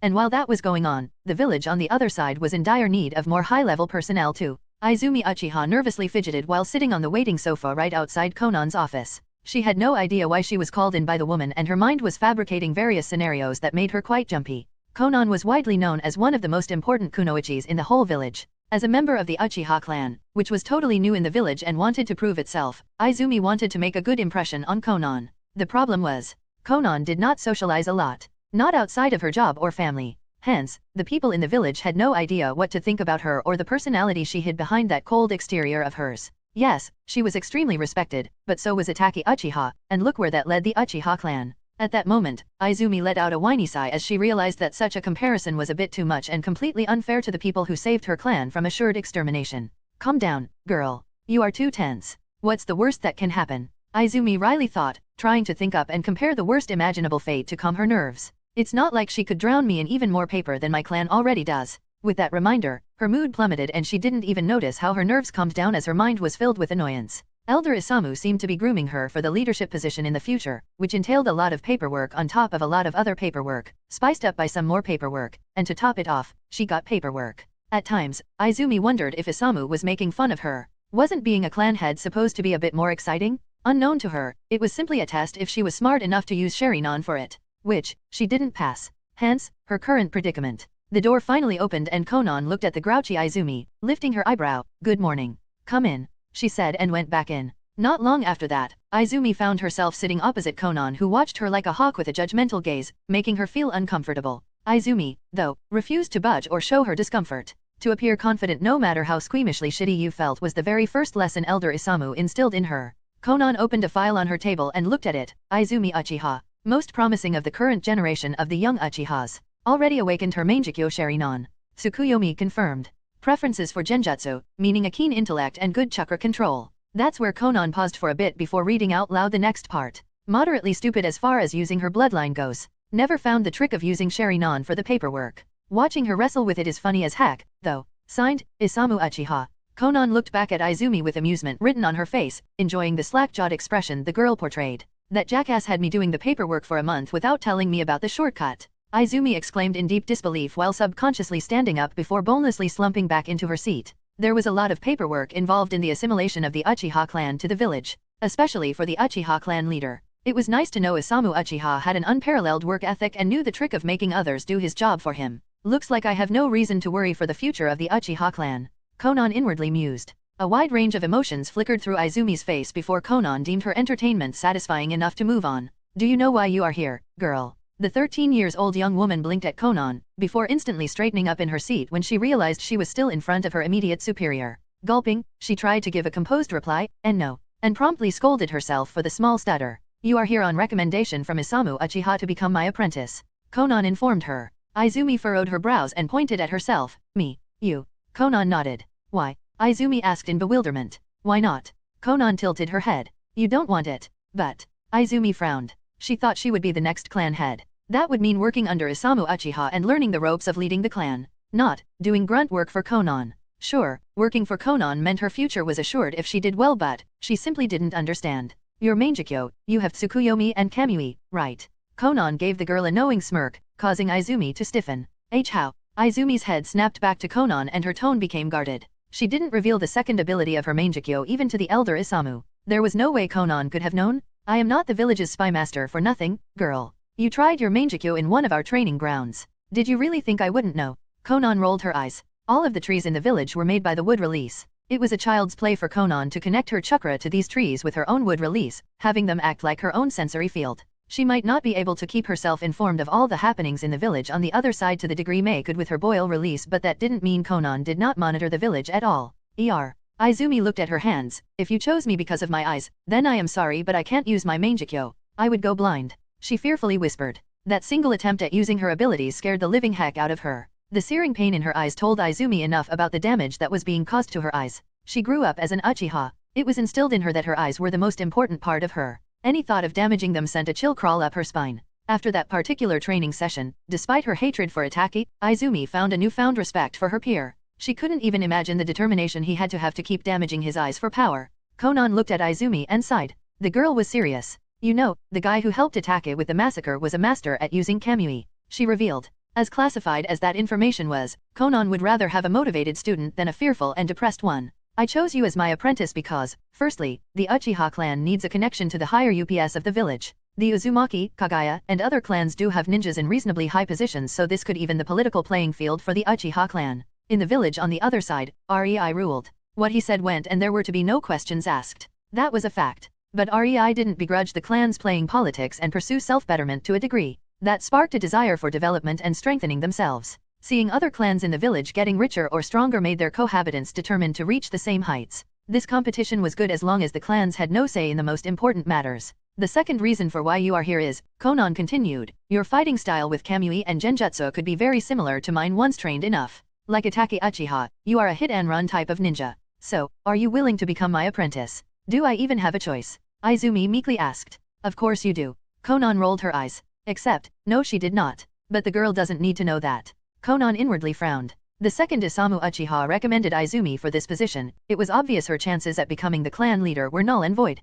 Well, I created a miracle with Mei and Ringo. I am sure with Rei's help, I can make another one. Who knows, maybe she will end up as the clan head if she does well. Izumi silently contemplated her situation. This would take her away from the clan for quite a significant amount of time and most likely hurt her chances of becoming the clan leader. On the upside, she would definitely grow strong. Extremely strong if Konan does right by her. But then again, Konan was not doing this out of the goodness of her heart either. It was obvious this apprenticeship would simply be grooming to fill some kind of position in the village. After a while, Izumi just shook her head. Even if this was not extremely beneficial to me, there is no way I could turn down the opportunity to get a connection between the Uchiha clan and the village's leadership going on. If I did, I would have been made into an outcast in my own clan. She emptily chuckled. I accept. Konan simply snorted. She always found clan politics ridiculous. So, what's first? Izumi curiously asked, causing a particular glint to pass through Konan's eyes. Konan warmly smiled. Why, you gotta learn how to properly do the paperwork, of course. And suddenly, Izumi started regretting her choice. Chapter 261, Apprenticeship 2. In Naruto, Reborn with Talent. The day after Konan got her new apprentice and spent the dinner introducing Izumi to Rei and his other girls, all hell broke loose. Suddenly, the other three women also wanted their apprentices. Who wouldn't want a grunt who you can teach how to fill paperwork for you, after all? Sure, using the shadow clones was one alternative, but honestly, having somebody else to deal with it simply felt a lot sweeter. Only Ringo didn't care to teach anybody as she was quite satisfied with her current daily routine, saying that teaching would reduce her forging time too much. In short, she was far too lazy. Anyway, this resulted in a fervent lookout for their own apprentices that could eventually take over their departments. Naturally, for such a task, the requirements were quite steep, especially when loyalty was concerned. Pakura had it quite easy. She already had Maki who she was grooming to take over her position in the village on the other side. Maki was dedicated and after living years in the other-sided village, she fully considered it her home. It was a no-brainer that she would succeed Pakura in due time. After all, Rei made the village on the other side because having the backing of a whole hidden village or nation was what he needed. To be honest, he really couldn't be bothered ruling over it for more than was strictly necessary. It was really just a comparison of benefits and effort needed. He put enormous effort into creating it and he indeed got the wanted benefits, but in his opinion, it was better to dump the village on somebody else's shoulders. Somebody he trusted. Somebody who was gifted and experienced in the administration of day-to-day running of the village. Somebody like Maki after she finishes her apprenticeship for Pakura and climbs the ranks a bit. Needless to say, Rei's goal was to become a daimyo-like existence in the Spring Country. He would have his minister, Mr. Kaze Hana, who really wanted nothing more but the country to prosper and the civilians to live good lives. With such a good minister, there wasn't much Rei would have to do. And with giving command of the village to Maki, Rei will be free to do his hobbies and spend time with his girls. It was the ultimate dream of any sloth. Well, all in due time. Back to Pakura. For the position of Kaze Kage, Pakura was grooming to marry. Even if Pakura never outright said so, Rei could tell and he actually approved. Gaara was a bit too unstable and young. Plus, people still despised him. Plus, there will be no overconfident, cheeky, exuberant, moronic, and brainwashed Naruto to beat some sense into the guy because of lucking out in their fight. Rei's interference with Naruto basically destroyed that possibility. There was no real reason to not approve of Pakura choosing Temari for the position. It might have seemed counterproductive since Temari watched Pakura kill her father, but surprisingly, the girl held no resentment towards her new mentor. Rei would even go so far as to proclaim that Temari actually felt a bit grateful and resolved to not disappoint. It was a bit adorable from the Pakura's small desert flower. Tsunade had an awkward time looking for apprentices. Rei knew she would have loved taking Shizune in again and bestowing her newfound knowledge upon the woman. But after all these years, Shizune was more loyal to Konoha than Tsunade, and that put a final wrench in these plans. That was not even mentioning their slightly messy parting when Tsunade tried to talk Shizune out of marrying Asuma after she gently probed her former apprentice and got the impression Shizune never allowed the guy to flirt and seduce other women during his long stay in the fire capital. Alas, Shizune took it the wrong way, and Tsunade didn't have enough patience to show her the light. In the end, that relationship sailed until Shizune got her head out of her ass. Tsunade's words, not Rei's. With Shizune out, Tsunade decided to walk the harder path and commit to training Anko to eventually be her replacement. Poor Anko was incredibly excited when she heard that she would spend the time Naruto was in the academy by training with Tsunade. She was even more excited when Tsunade for the first time showed her the village on the other side. The woman even reaffirmed her loyalty to Rei, informing him that Konoha never really gave her anything, so there was not much of a reason to be loyal to that village. Well, Anko's excitement quickly faded when Tsunade showed the snake charmer the training grounds. For the first time in her life, Anko actually missed Orochimaru's training. Sure, the man was brutal, but at least he was not a medical expert. Tsunade simply didn't care how damaged Anko was during the training. She simply fixed her and threw her back into the fray, whereas Anko had no choice but to adapt. If that was not enough, Tsunade then used the threat of an increase in this type of training to motivate Anko to learn medical books, something the snake mistress was starting to hate with a passion. Sure, she loved her poisons and knew about them more than anyone in Konoha, but that was that and this was this. Unfortunately for Anko, Tsunade's goal was to train a medic capable of heading the medical department in the village on the other side after she retires. And Tsunade was not taking no for an answer. Only her determination to once kill Orochimaru gave Anko enough resolve to pull through the training. Shikako also proclaimed he will under no circumstances take more time from his already busy schedule to train a successor. But the man also demanded Tsunade trained one, citing her prowess as the reason. The smart bastard simply wanted to get out of his responsibilities. But Tsunade decided to be a bit devious, and after a brief chat with an excited Chuunin called Kurane Yui, an idea that it would be hilarious if the next Hokage focused on illusions appeared in Tsunade's head. It would be a long time before Tsunade trusted Kurane enough to show her the village on the other side and tell the girl the whole truth, but she definitely took the girl under her wing and started training her. Not that she told Kurane what future she envisioned for her. That would come only after she trusted her enough. The most problematic of the lot was by far Mei. She decided to take Yujito and Yagura as her apprentices. Not that the two Jinhuriki got any say in the decision. Not even Rei could refuse her when she said, "But they are already my pets, isn't it only natural to train them to listen?" What the hell was Rei supposed to answer with such logic acting against him? In the end, he simply gave Yujito and Yagura a half-pitying, half-apologetic look before approving of the decision right in front of the two poor sods. In reality, Mei chose her kitty, meaning Yujito, because they got really friendly over the years. As for Yagura, the kitty turtle, as Mei dubbed him because he was still child-sized despite being an adult, Mei picked him because of his ability to transform into full Baijuyu mode. With her Baijuyu, Auburn, finally about to mature, Mei was capable of using the Baijuyu mode to an extent, and as such, it would have been nice to have two playmates. No, there really wasn't much Rei could do against such impeccable logic. He only hoped Mei would not impart her obsession with world-ending jutsu on her two new Victi-Air apprentices. Chapter 262, Time Skip, Kirigakuru's Academy. In Naruto, Reborn with Talent. When Rei decided to be more passive in his foreign policies for the following years, it meant the new age of development for the hidden villages under his command.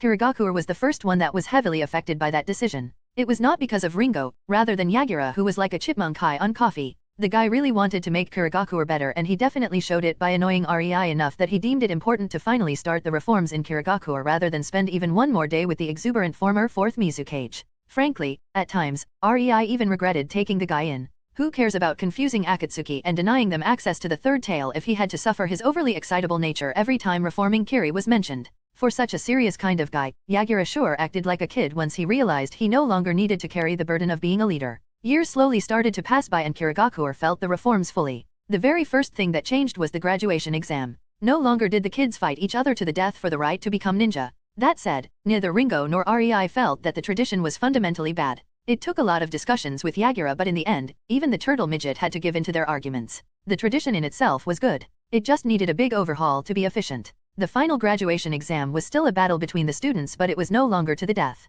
After all, the village had to know the approximate level of its graduates, plus such an event could serve as entertainment for the local populace, bringing in a bit of profit in the entrance fees. That said, the graduates were still told to do their best. The battles were still supervised by a Jonin-ranked ninja, so if any death occurred, it would imply the proctor is not apt to be a Jonin if he can't even stop an academy student from delivering a killing blow to another academy student. Hence, the proctors made damn sure to pay attention no matter how bored they were due to watching two novices fight. That was not the only reform for the academy. Not by a long shot. The academy curriculum was completely overhauled too, implementing chakra control exercises and some low-level water jutsu in preparation to learn Kirigakure no Jutsu as one part of the graduation exam. Honestly, the only reason why academies did not teach any useful jutsus or chakra control exercises was simple. Many students drop out or fail the graduation exam, and the villages simply do not want civilians with knowledge of how to improve their control over the chakra. After all, the more widespread such things are, the more people can experiment and actually make their own jutsus. People who are not affiliated with the village.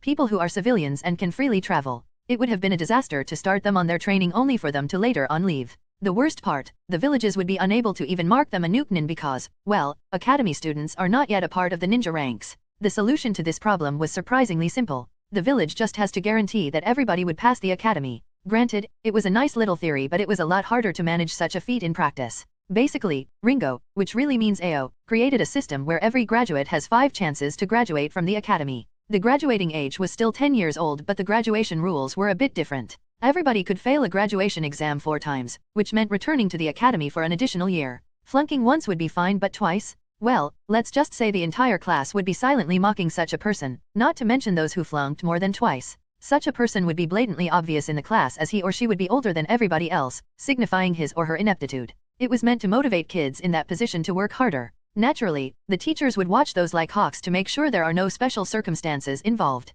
The curriculum was not really all that hard. It was set up with 10-year-old orphan kids in mind. The clan children should have no problem at all and could probably graduate by 7 years old as long as they learned the necessary jutsu that were being tested. Heck, even the orphans should have no problem as long as they put in the necessary effort. That said, Ringo made sure nobody could graduate early. If somebody special was found, he or she would simply be offered a special tutelage for the remainder of the academy years. There was no need to send kids under 10 years of age to the battlefield. Such a practice was counterproductive considering the low percentage of them that would actually return. If somebody actually managed to flunk 5 consecutive years, it would be a hell of a suspicious matter. If a 15-year-old kid can't manage what an average 10-year-old can, then something is either very, very suspicious about him and his performance is faked, which should have been spotted by the teachers during all the academy years, or, the kid is simply so freakingly stupid, he is not fit to be a ninja. In such a case, there is no need to worry about him spreading chakra control techniques, much less worry about him actually creating a technique by himself. Hence, the major problem of Kirigakure was on its way to being solved. Nobody complained about bloody graduation exams that perpetually halved the graduating class, killing off many late bloomers in the process and slowly crippling the Kirigakure's ninja force. And the actual number of graduating kids would effectively double with their quality improving. In just a few years, the Kirigakure's council predicted Kiri's forces to actually catch up to other major hidden villages number-wise. Naturally, such statistics caused the Kiri ninjas to revere Ringo as their savior. In her hands, the village was starting to thrive both economically and militaristically. Ao could only cry in the corner, muttering about not being given his just credit. And Ringo? She couldn't care less. Chapter 263, Time Skip, Kirigakure. In Naruto, Reborn with Talent. The academy was not the only place that received an overhaul in Kirigakure. Ringo was a knucklehead, but once she got something as her goal, she did her damnedest to finish it. That's the major reason why she became the wielder of Kiba in the past. She had no real chance to speak of when she was young. Sure, a strong lightning affinity was rare in Kirigakure, but bestowing Kiba blades to an orphan was an outrageous thought. Yet, Ringo managed to get them despite all the natural obstacles and prejudices in her way.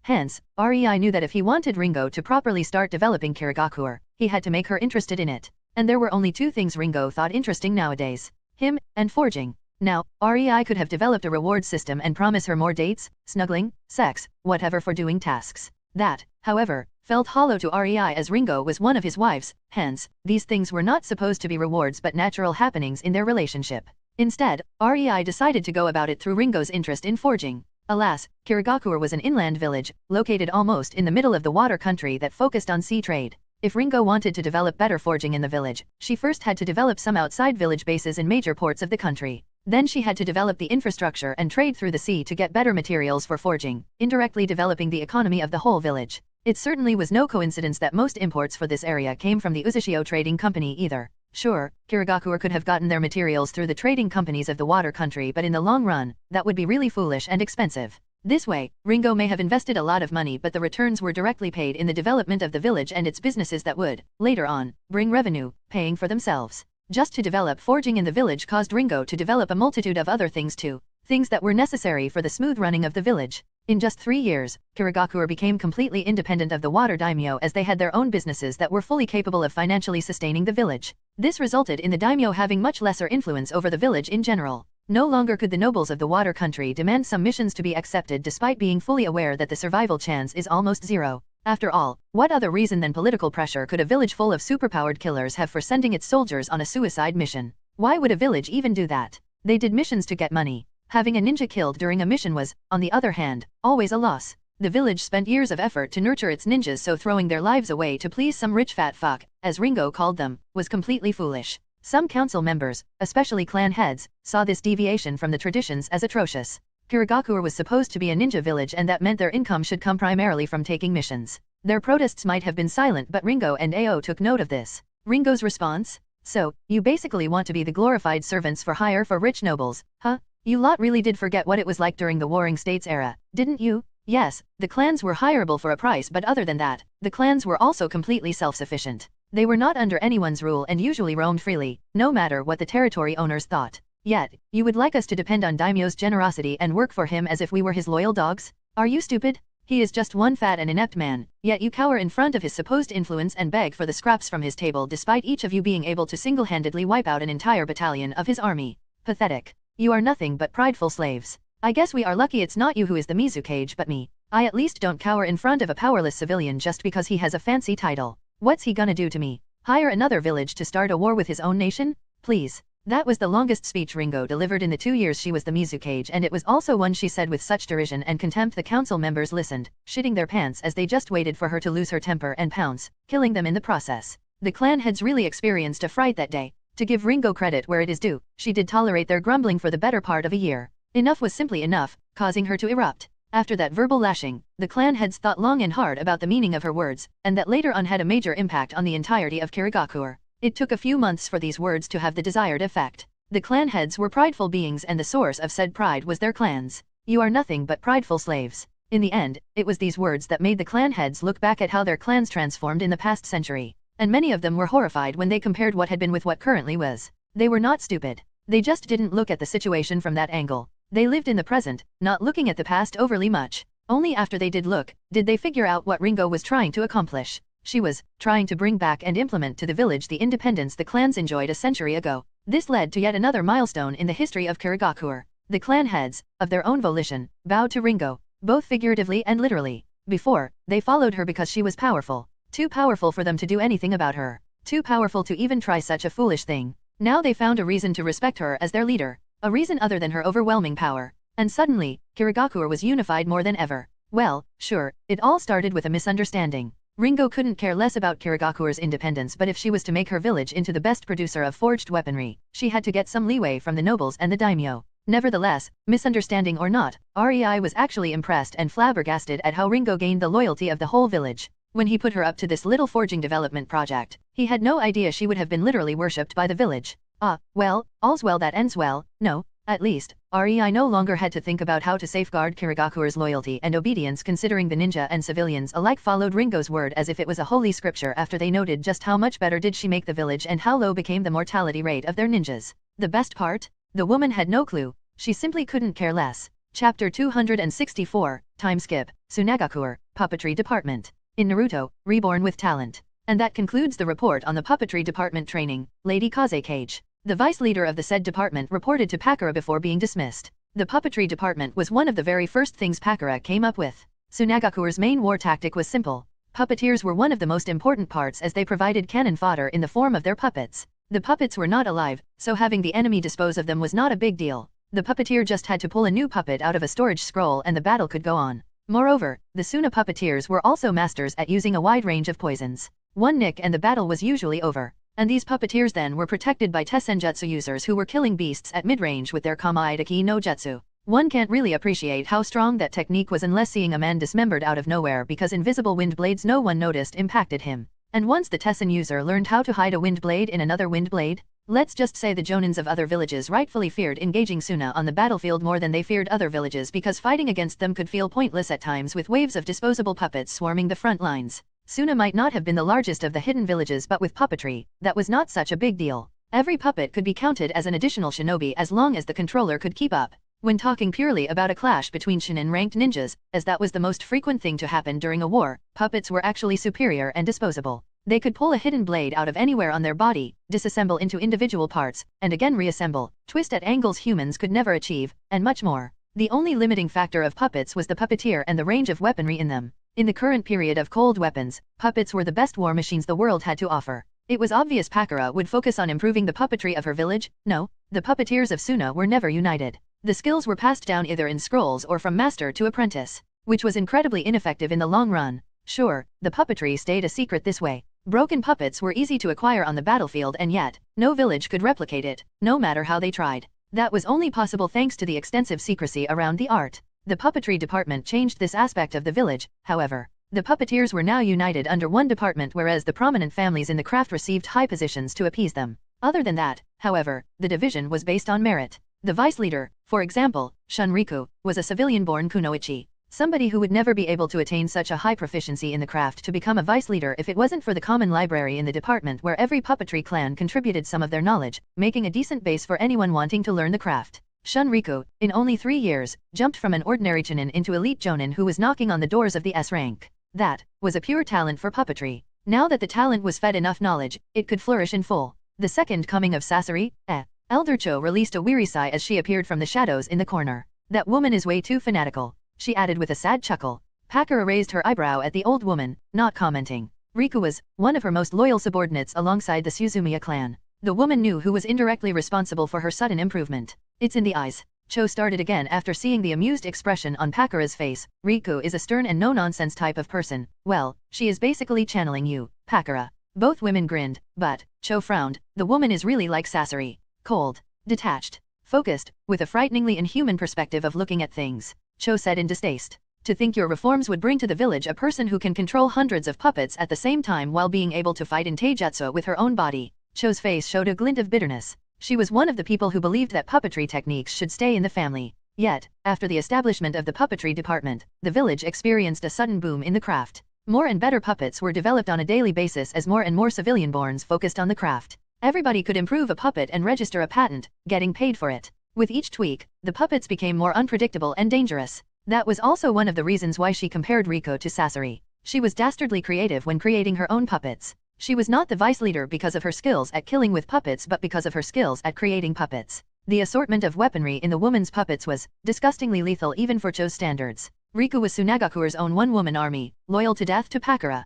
Pakura inwardly smirked. To be honest, the entire success of Riko could be chalked up to a mental jutsu she gave the woman for her loyalty. Sure, her talent for puppetry was undeniable but it was that mental jutsu that allowed her to spread her focus to so many things at once. The access to trap-making techniques of the Suzumiya clan helped Riku a lot too. Not that Cho had to know that. In a way, it was disheartening for Cho. There was nobody who would dare to oppose Pakura at this point. Riku was not the only one whose loyalty Pakura had. To marry. Better not think about that. Cho shuddered when she remembered her last meeting with the 12-years-old girl. The wind mistress of Suna was downright terrifying for her age. She could do things some jonins in Tessenjutsu Corps had problems performing. No longer was Gaara the reason for concern as far as the Sabaku family was concerned. The scariest fact about the entire matter was that not that many knew about it. Tamari was in Umbu since the day she graduated 2 years ago, but those who knew that behind the mask of the wind mistress of Suna is hiding Tamari, couldn't help but start comparing the girl to Itake Uchiha for the sheer potential for slaughter the girl's invisible wind blades possessed. Tamari's record was stellar too. 42 A-rank missions finished without any difficulty in the 2 years of her service.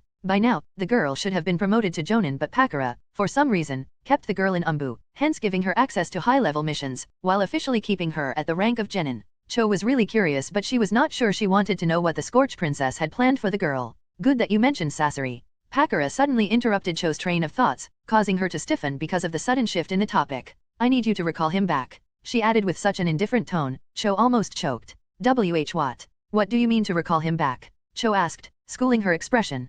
Pakura just rolled her eyes. Don't even try it. I am aware Sasori killed the third Kazekage and became a rogue ninja on your orders. I am also aware there is a spy, or a connection, you two have on Suna Council. The Yura guy, right? Cho was forced to take a step back from the shock she felt. No one was supposed to know about that mission but her and Sasori?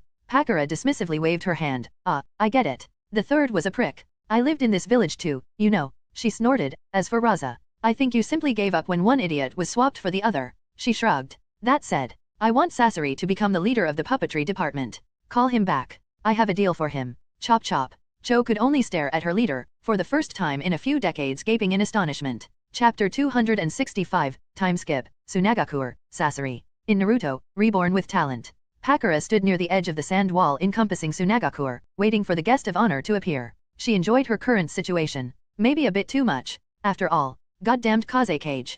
Freaking Scorch user. Is she made of heat? How the heck can she just stand there with such an unbothered cocky expression? Cho, who was next to her, quietly cursed up a storm as she tried to pull her hood to cover more of her head and provide more shade for herself. She was sweating like a pig. As someone who lived in Suna her entire life, the heat was not something that bothered her overly much but Pakura, for some reason, made her come to the meeting place entire 2 hours before the agreed time despite her protests that Sasori never arrives early or late. Why is it so damned hot today? She mumbled. Cho had no idea that Pakura was using her bloodline to subtly warm up the air around them, increasing the discomfort of her companion. In the past few years, Cho was a big help to Pakura but the old hag never made it easy to manipulate her. Pakura knew Cho was not on her side. She was more of a fence-sitter who just waited for a good chance to pounce. That was the biggest reason why Pakura only now asked Cho to call Sasori back. In recent years, Cho became a bit more loyal to Pakura herself, rather than Tsunagakure. It wasn't by much and Pakura doubted Cho even realized her small shift in demeanor but, thanks to that, Pakura could finally put a minuscule amount of trust into the old hag. Finally, Pakura suddenly said, causing Cho to raise her head and notice the hunched-over form of Hirako clad in the Akatsuki cloak, standing on the very edge of the sand wall. Smart. He is in a good position for both attacking and running away, depending on what would be needed. Cho inwardly praised while Pakura just raised her eyebrow at the man. Exactly on time. Pakura amusedly noted. You even hid for the last half an hour in that little crevice in the sand wall in order to appear here on time. I must admit, I am as impressed as I am exasperated. To give Sasori credit, his puppet body only showed his surprise by halting for a second before he was back in his normal and indifferent manner. I should have expected to be discovered. Sasori muttered for himself before looking at Pakura. You do have some skill. Both Pakura and Cho noted he did not say she was a good Kazekage, rather, he just agreed Pakura was a good kunoichi. Then again, some skill, in Sasori's dictionary meant he acknowledged her as a threat. That, in itself, was tremendous praise from the perpetually grumpy wooden doll. I see that you did not leave Akatsuki yet. Pakura offhandedly mentioned, looking at the black cloak with red clouds on his body, causing Sasori to let out a grumbling growl. As if I would leave my safety net without even knowing your offer. Cho may be my grandmother but I am not an idiot. If this deal is not satisfactory, then staying in Akatsuki is the most logical option. Yeah, you do not possess even 1/10 of Cho's care about Tsunagakur. Pakura smirked. That much she knew. The man cared only about one thing. His puppets. Pakura just rolled her eyes at Sasori. Let's cut to the chase. Neither you nor I have time to waste. Sasori appreciatively h-ed while Cho glared at Pakura with unveiled distaste. No time, my ass? If so, why did I have to wait 2 hours here with you? Fine. Tell me your offer, then. Sasori said. There is not much to it. Pakura shrugged. I want you to be the head of our puppetry department and work on enhancing the puppets of our village while training some apprentices. So far, the offer sounded as if Pakura was inviting Sasori to serve Tsunagakur again. Now that irritated the man to no end. Before Sasori could reject, Pakura threw a scroll at him. Sensing no chakra from it, Sasori caught it, cautious of any would-be trap. He looked at Pakura and saw that she beckoned him to open it. Sighing to himself, Sasori opened the scroll and Cho could only furrow her eyebrows when she saw her grandson entered his interested mode after reading the scroll briefly. She couldn't help but wonder what was in the scroll. Finally, Sasori finished with reading and turned to Pakura. Is this true? He asked, already knowing the answer. Before the meeting, he tried to scout the village a bit, which failed. That impressed Sasori, so he got into contact with his informants and got the gist of what was happening in Tsunagakur these past few years. He was flabbergasted when they informed him the new Kazekage decided to invest in agriculture and that fields were created on the top of the enormous sand wall surrounding the village. More shocking, however, was the fact it was the puppetry department that was responsible for the field. Who would have thought growing crops could be good training for novice puppeteers? Then again, Sasori had to begrudgingly admit, it was a good idea. Taking care of fields took a lot of effort and repetitive movements. Novice puppeteers would indeed learn how to manipulate their puppets and polish their chakra control over the chakra strings if they used the puppets to grow crops. Not to mention, it was not a waste of time since this made Tsunagakur completely independent and self-sustaining as far as food was concerned. Pakura put her left hand on her hip. You are not the only prodigy in the art Tsunagakur produced. She taunted, you are also not the most clever one, considering what you did to your body. Sasori stiffened while Cho's eyes slightly widened and her head snapped towards Sasori's form. I bet you silently regret it every single day. Sasori stayed silent, waiting for Pakura to continue. It's a pity, you know? If you applied yourself, you might have surpassed Tsunade in the medical field, considering what you managed to do to yourself. Pakura said, well, I mean Tsunade as she was before she met Rei. She mentally added, but because of your fixation on human puppetry, your creativity in making puppets plummeted. Sasori looked at the scroll he had in his hands. It was true. He focused on human puppets and the Kekei Genkai. He focused on perfecting himself. And yet, the scroll has so many incredible upgrades that would make puppets into literal art. Sasori thought, remembering his earlier years when puppetry was not about organs and muscles but about wood and screws. He did regret making himself into a puppet. While it made him more efficient, it also robbed him of most of his human creativity and perspective. He could control 100 puppets at once, yet, it was nothing special because neither of these 100 was special. Since he became a puppet himself, he did not create anything but human puppets. He was aware that limited his combat potential immensely. Human puppets were powerful, but there were not many strong useful bloodline ninjas that could be made into human puppets. And who knows, maybe, if you are a good boy, you might even deserve rehumanization. Pakura threw him a bone. Sure, her tone and wording pissed Sasori off but her words, now that would make his breath hitch if he still needed to breathe. Lucky for you, I know the perfect person to undo the damage you caused to your body. And with that, Pakura knew she had him. Sasori was not a complicated man. He loved puppetry. Offering him a chance to develop the art and create more powerful puppets was a good bait to poach him from Akatsuki despite the threat of death. The offer to make him a human again, to make him regain his own creativity again, that was just the finishing move. After all, even if he became a puppet himself, his living core was still made of a normal unenhanced organic matter, hence, it aged. It was not like he gained immortality when he became a puppet. Pakura did not need to be a genius to know the man regretted it. Naturally, Sasori only gave an affirmative answer after 10 minutes of consideration. Turning to the bewildered Cho, Pakura gave her a wink. Take him to the Kaze Cage office, would you? She ordered, getting Cho out of her reverie. Cho was about to answer when Pakura burst into smoke, causing her to owlishly blink and realize that the person with whom she waited 2 whole hours under the scorching sun was just a clone. The entire Tsunagakuer heard Cho's reaction to that realization. That bitch. Chapter 266, Time Skip, Konoha, Shikaku Nara. In Naruto, Reborn with Talent. It has been 3 years since Shikaku became the Hokage and he could proudly proclaim he no longer needed to work 16 hours per day. Nowadays, after the overhaul of the administration system, he managed to finish his daily dose of paperwork in just 10 hours. Now that I think about it, why am I still working so much? Shikaku despondently thought while putting the pen down and releasing a sigh. Shikaku Nara, don't you dare to slack. Your approval on these documents is needed in 2 hours. Resounded through the closed door to his office. How does my wife even know when I am taking a break? Shikaku inwardly grumbled. No, the real question is, why is my wife still my secretary? Then again, how does a proper husband fire his own wife without having to live through a hellish home life for the next few decades? Honestly, Shikaku was stumped. When he finished the improved administration system, he thought he would finally get his hard-earned freedom. Alas, he was so woefully wrong. Apparently, now that the administration of the village was no longer a mess, Tsunade thought it was time for rapid development. Needless to say, Shikaku cursed the woman with all his mental prowess. His paperwork that finally calmed down suddenly quadrupled as the development picked up the pace. I can't really complain too much, can I? Shikaku wryly thought in distaste as he remembered the reports from Jiraiya's spy network. Tsunagakuer started developing at an incredible pace and it was rumored their puppetry started to become a lot more dangerous. More and more Konoha ninjas, who encounter a Suna team, return from their mission with a report on the Suna team having at least one puppeteer in their midst. That was weird in itself and Shikaku thought long and hard about where Tsunagakuer got so many puppeteers. Sure, it was their specialty but training a good puppeteer was hard and it was usually a skill that was kept in a family. If Tsunagakuer suddenly started training puppeteers en masse, Shikaku didn't want to think about it. Even with their limited number of puppeteers, Tsunagakuer deserved a spot among the major 5 hidden villages. But now, there were rumors of the establishment of a puppetry department in Tsunagakuer that was spewing strong puppeteers one after another. In these 3 years, Suna also gained fame through a few of their ninjas. Names like Wind Mistress, Shunriku, or Scorch Princess. It was honestly weird. 3 years ago, Tsunagakuer had so many problems and yet, now that the Kaze Cage changed, it was as if they were experiencing a miraculous recovery and sudden rise in power. They were picking up the pace and becoming stronger by the day. Allies or not, that was a very worrying thing for Konoha. Another cause for worry was Kirigakuer. If having a threat on the left side of the map was not enough, the hidden village on our right side also had to decide to become a pain in the ass. Shikaku silently groaned. Unlike Suna, Kiri had no new famous ninja added in the last 3 years. That was not a relief though. After all, from the mostly useless reports of Jiraiya's spy network, Shikaku could piece together the fact that Kirigakuer ninjas no longer sought fame. All of them now wore masks and actually acted like assassins. The only exception was the famous, easily identified people, like the 7 swordsmen of the mist and the Mizukage. That was frightening in itself, how the new Mizukage could enforce such obedience in her new troops that they would disregard their desire for recognition. If that was not enough, though, the overall improvement of Kiri troops was also noted. Yet, Konoha had no real way to ascertain to what degree did Kiri's military improve. Kumo and Iwa picked up on this newfound development drive too and tried to emulate Kiri and Suna. Yet, their leaders were not administrators. They were a muscle-brained fighter and a geezer set in his ways. Needless to say, the rate of development in Uegakuer and Kumigakuer was really slow and could be outright disregarded.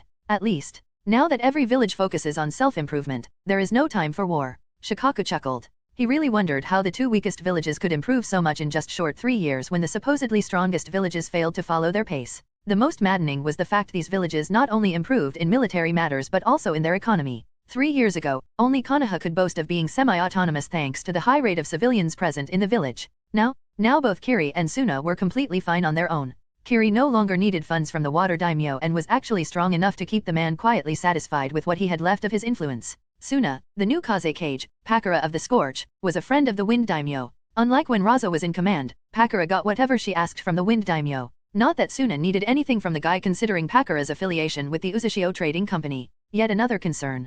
Shikaku wanted to cry. In the last 3 years, a relic of the past started to rear its head. Uzushio ninjas. Shikaku was 95% sure they did not originate from Uzu Islands though. If it was just one occasion, it would be nothing suspicious but a massive number of missions being assigned and accomplished by an organized group of people without any identification.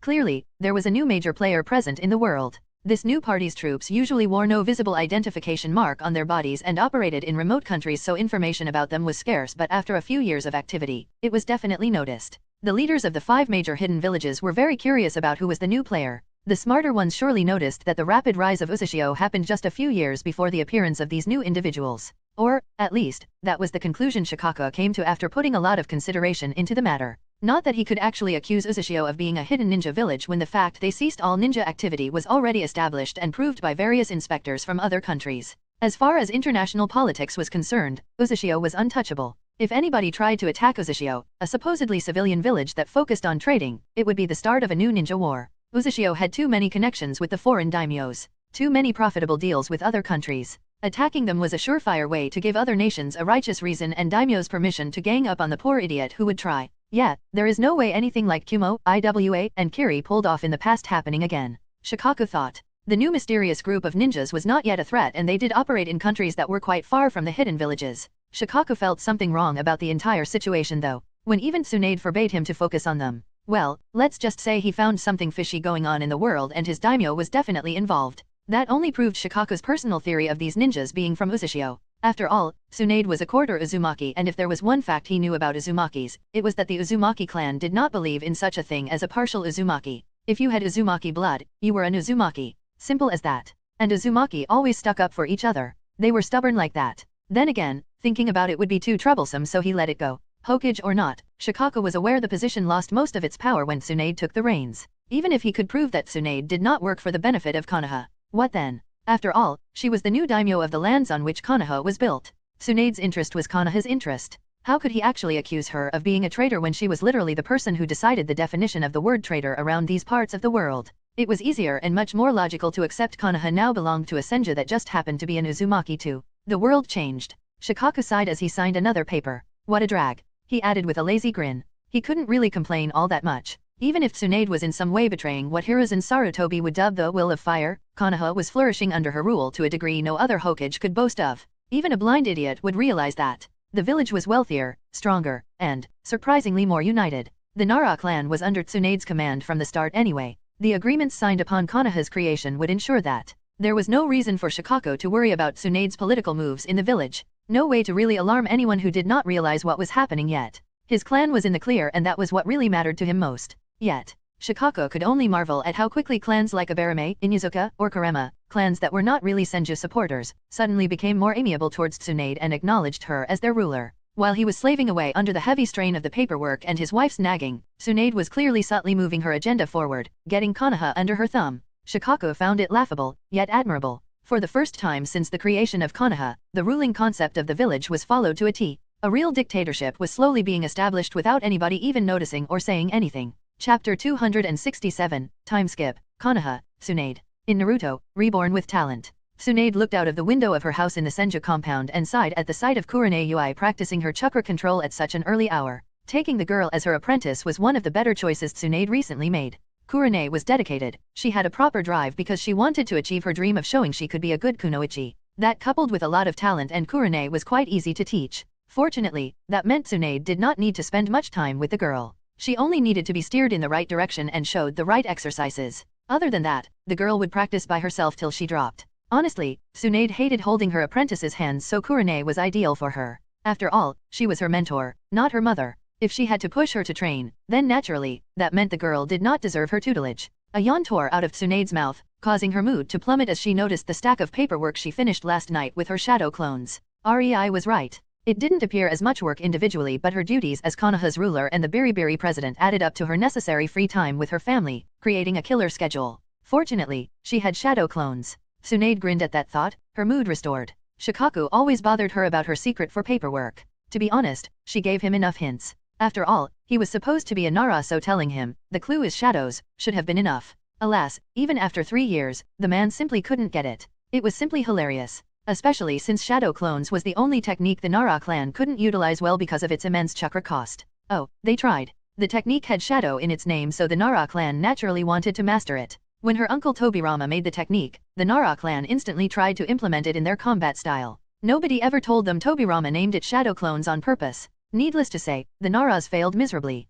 Well, figures. Tobirama made damn sure the technique spent so much chakra, a clan with innate low reserves and lazy attitude would be hard-pressed to utilize it. Nara Jonins could make shadow clones. That was not the problem. The problem was what came after that. They simply would not have enough chakra to efficiently fight with the shadow techniques. In the end, the shadow clones fell into obscurity where they stayed even till these days. In Konoha, there were at most around 20 ninjas who actually knew shadow clone technique. And not even half of them used the technique in their fighting style. For example, Jiraiya. He knew the technique. Not because it was helpful to him in a fight. He knew it because it was safe to peek at bathing kunoichi with it. As for using it in his fighting style, that was simply asking for too much. Even with Jiraiya's chakra reserves, he couldn't waste his chakra for shadow clones. He was primarily a summoner and ninjutsu user. Both needed a lot of chakra to work efficiently, hence, shadow clones became more of a hindrance in a fight. As such, Jiraiya seldom used the technique in an actual fight. Somehow, Tsunade could clearly picture Jiraiya getting a new apprentice who was good at the shadow clones while the old coot would totally forget they could be used for training too.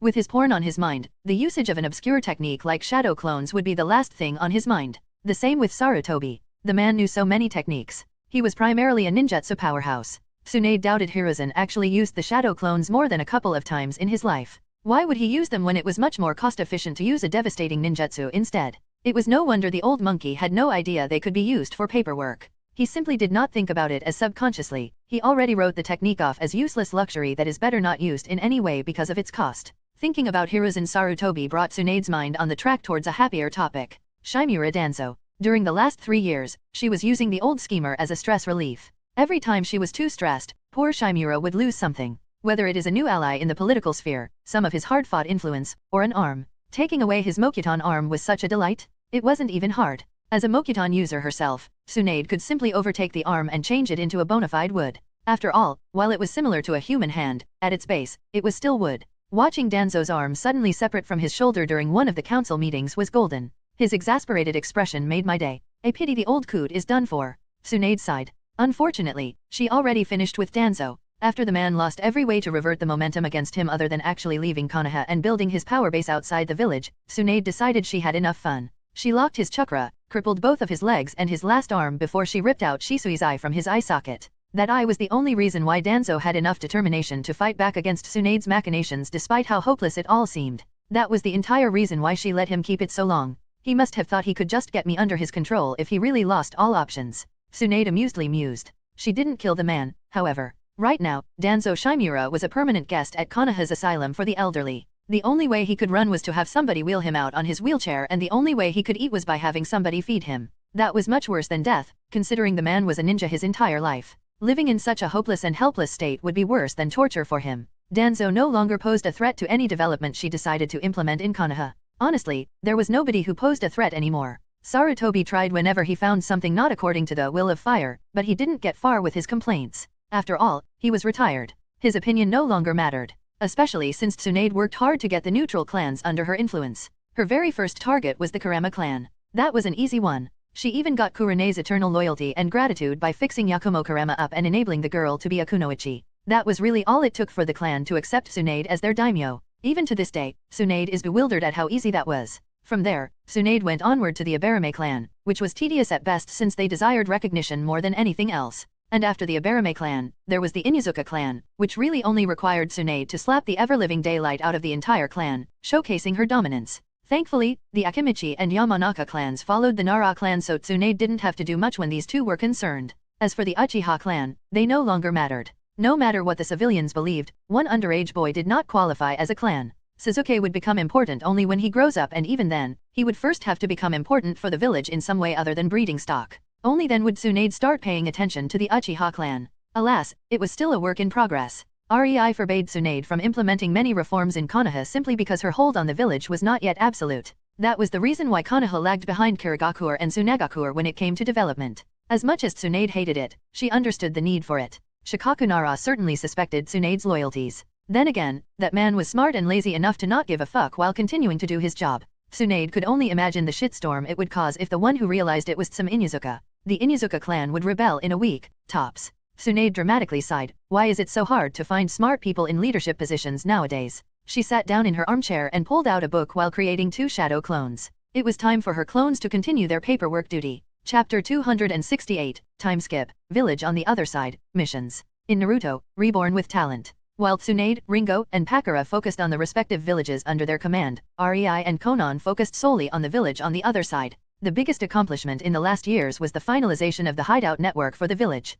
Since the village was so far away from any form of civilization, clients could not simply walk into the village to request a mission. The village on the other side was backed up by the Beriberi Company and the Uzushio Trading Company, but that didn't mean they could go on without having any profitable venture. REI didn't make a village because he wanted to lose money. As such, the ninjas of the village had to earn their keep too, which meant missions. Missions not only brought money but also provided an experience to the ninjas of the village. No matter how good the training of the other-sided village was, no matter how superior its ninjas were, without proper experience, they could still be beaten by unconventional means. The problem was how to get clients since the village's location sucked in that regard. The solution was simple. REI and Conan simply used the Uzushio Trading Company as a middleman. The missions were posted to the Uzushio Trading Company, who was then supposed to find people for hire to accomplish the task. That was a nice and broad way of saying, for a price, we will hire ninjas for you. At the first glance, this didn't seem like a business venture that would succeed, but once one really thought about it, since the hirer was the Uzushio Trading Company, it was hard to track who really issued the mission unless the investigator went through the company that would in most cases keep quiet because it was a part of their service as the middleman.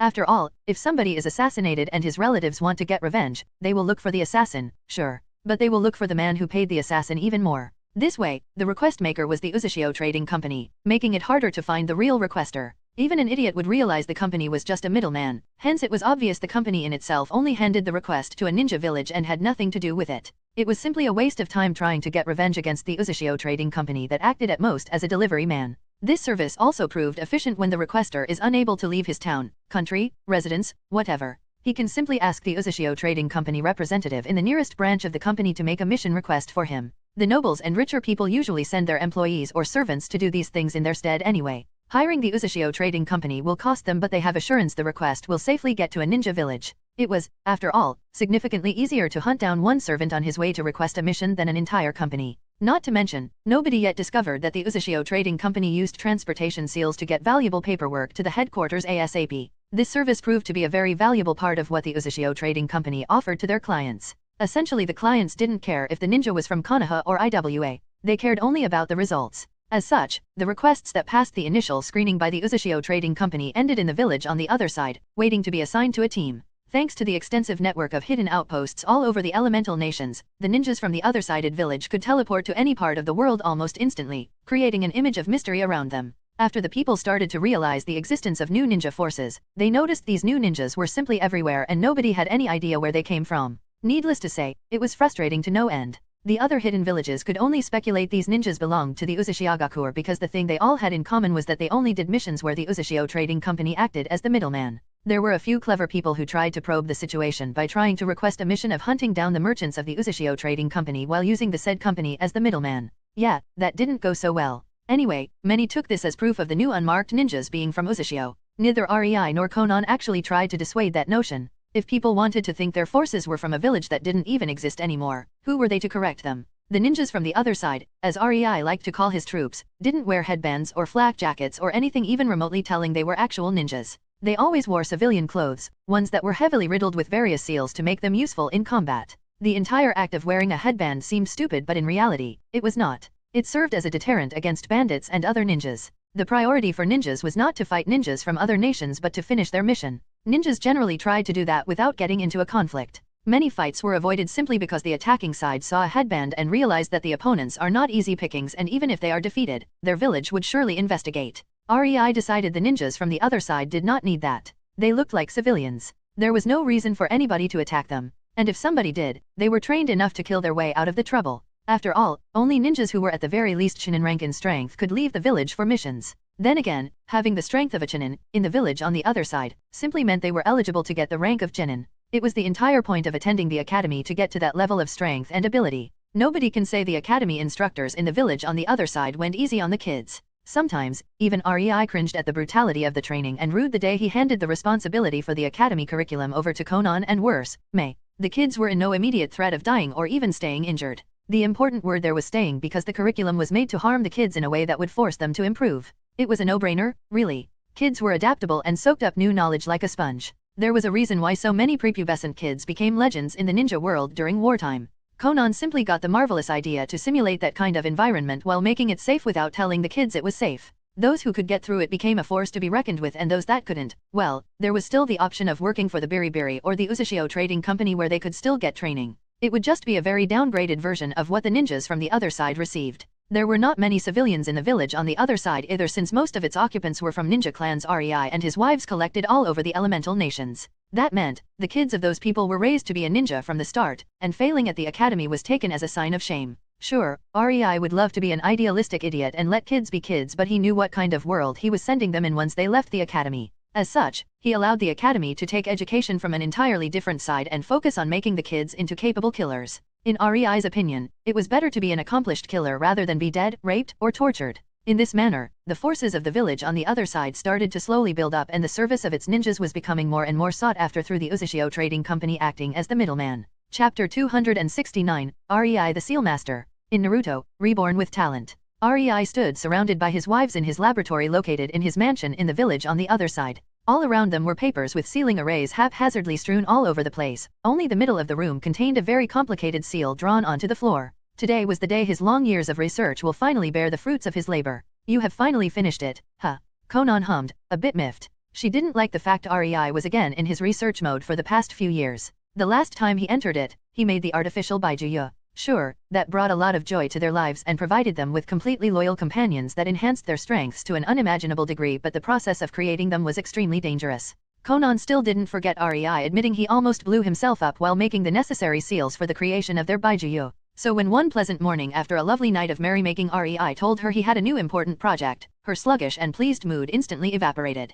Konan only barely managed to bite her lower lip in order to prevent herself from screaming her throat sore at Rei. Yet, Konan knew she couldn't stop him. As much as she wanted to, she knew his important research projects, as he called them, were really important for their future. Whenever Rei called a project important, it meant it would either raise their strength significantly or be a preventive measure against something bad from happening. That still didn't make these important projects any safer though. Konan could only hope Rei would be responsible enough to not actually emulate Mei and destroy himself alongside the planet because of some minor mishap.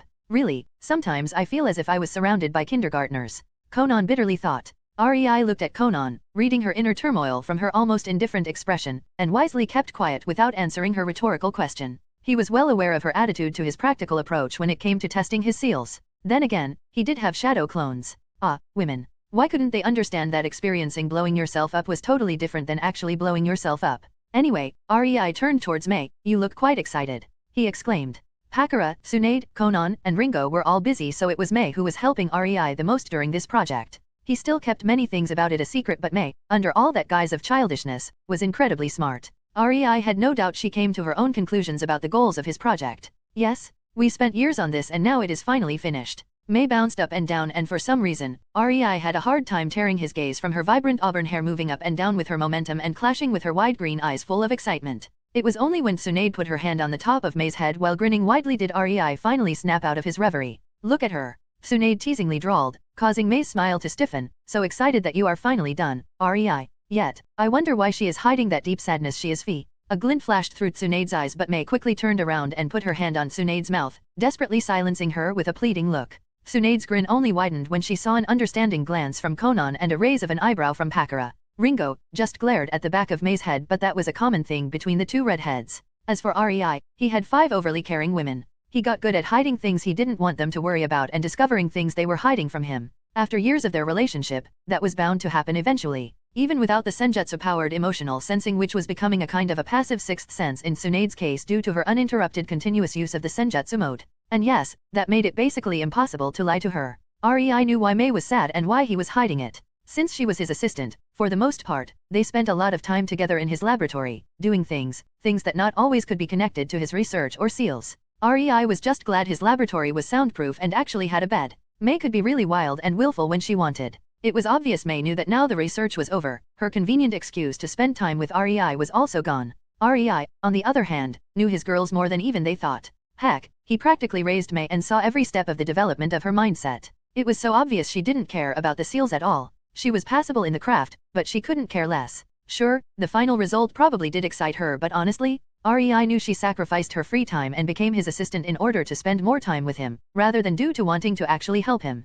What Rei didn't say was that the research could be done a year ago if Mei didn't join. That girl knew how to play his buttons far too well, distracting him from work. And when Yujito and Yagura finally married 2 years ago and announced Yujito with a child, in the following weeks, Rei didn't manage to do much seal work as he was deeply focused on exploring Mei. Fortunately, Rei's ability to control natural energy and absorb it into his body made him able to make himself fertile and infertile on command. He was not gonna bring a kid into a world when there was still the threat of the Otsutsuki clan hanging above their heads. Nua. Rei also knew it was just one of Mei's whimsical moods. After a few weeks, she couldn't even look Rei into the eyes for a few days from shame. Deep in her heart, she didn't really want a child. She only liked the idea of that happening. Once her brain kicked in, however, Mei quickly realized she was not ready yet. Just start it. Ringo sighed, tiredly rubbing her eyes. I still have work in my forge. Huh? I bet you are so cranky because you thought he was calling you to do something more enjoyable than showing off the results of his research. Mei butted in with a sneer. Ringo clicked her tongue at Mei in irritation. Whatever.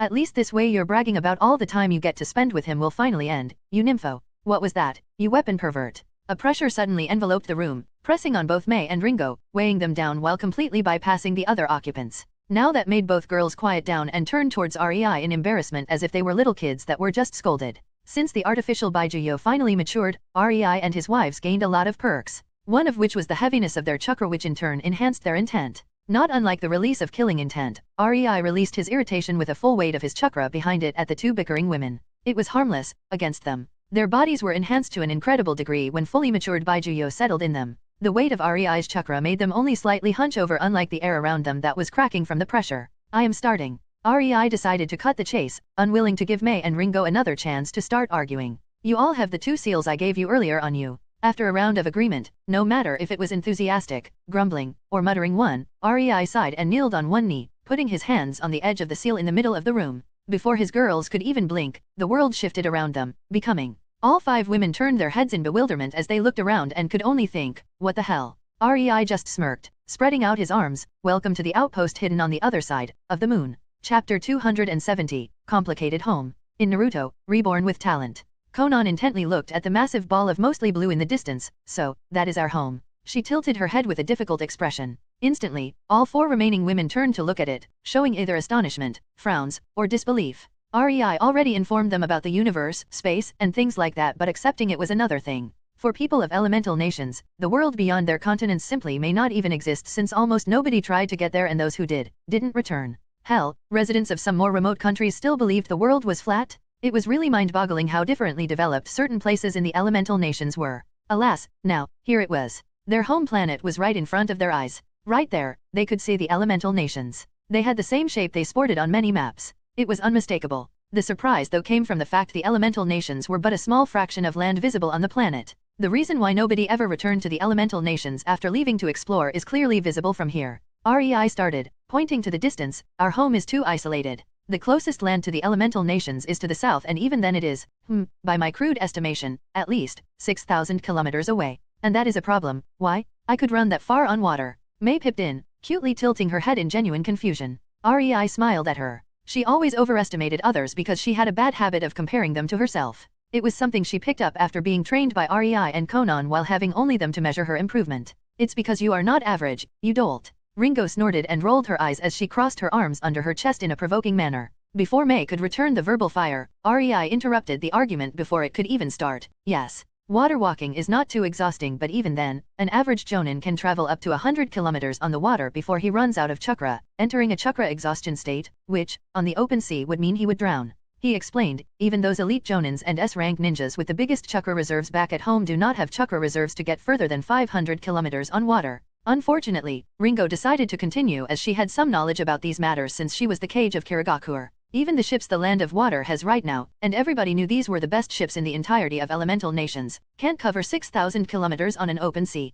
That's plain suicide. You gotta count the storage capacity for supplies, the durability of the ship in case it is caught in storms, and many more variables that, yeah. Ringo shrugged, not happening. The ship would most likely fall into pieces halfway through the journey because of storms. And then there is that. Rei added with a wry smile, the dark blue patches strewn all around the elemental nations in the radius of 2,000 kilometers. What do you mean? This time it was Pakura who asked. Doesn't that just mean the ocean is extremely deep in those places? Why should that be a problem? Rei looked around and noticed that none of his girls actually had an inkling why that would be a threat. He sighed and rubbed the bridge of his nose. I should probably have expected this. They all grew up in elemental nations, after all. How could I expect they would think outside of the box? He helplessly lamented. For one last time, Rei glanced at Tsunade, making her owlishly blink. Shaking his head, he decided in which way he would explain it. Tsunade, Rei started, what are the 2 energy sources accessible to humans? At first, Tsunade scrunched her eyebrows, not understanding what that had to do with it, but nevertheless, she dutifully answered, chakra and the nature energy.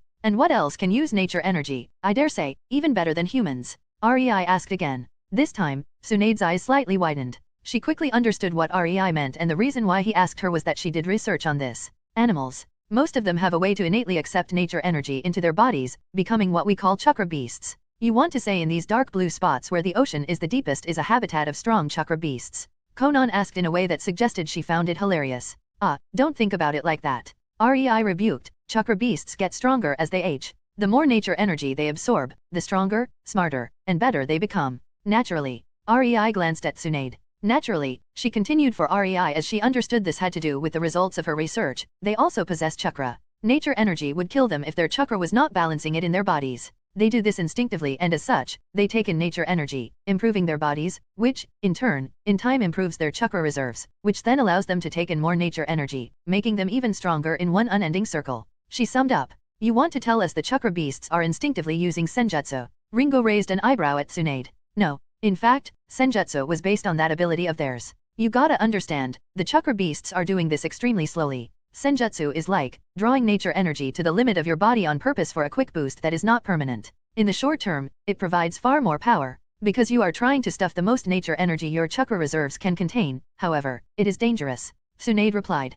Senjutsu being derived from that also means that while I use senjutsu, my body is slowly but permanently absorbing nature energy, and is getting stronger, which increases my chakra pool. Yeah, that's why I actually started researching the chakra beasts in the first place. Summons are chakra beasts, aren't they?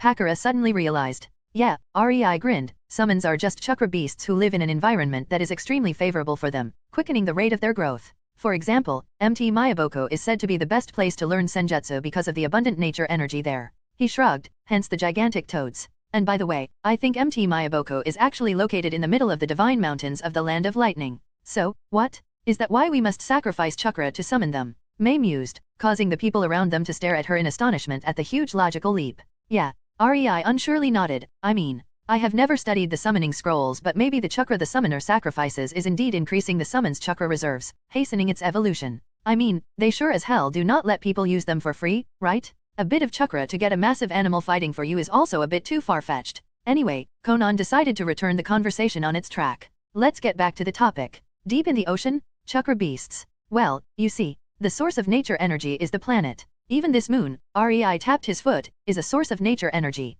It is small and weak, but it is there, deep under the surface. Our planet is producing many times more nature energy. Plus the ocean is vast. There is enough space for multiple extremely strong and old chakra beasts that had centuries to grow without any natural predators and were a lot closer to the source than, for example, the summons. Do the math yourself. I see, Tsunade frowned. In the elemental nations, the chakra beasts were hunted down. Only in some special places like the Forest of Demons in the Country of Demons you can find relatively strong chakra beasts. Even these are quite weak and a Jonin can easily dispatch them. What Rei is describing is a situation where these chakra beasts had nobody hunting them and as such, they were allowed to grow. Tsunade looked at Rei in astonishment. You are not trying to tell us they are as strong as Baijuyo, are you? Now that got all of their attention almost instantly. Rei, however, just shrugged. I have no idea. All I got are the legends from the southern mist islands of the elemental nations. After all, the legends of the sea dragons, water serpents, island eater, whatever, has to be based on something. What's stopping them from coming to the elemental nations, then?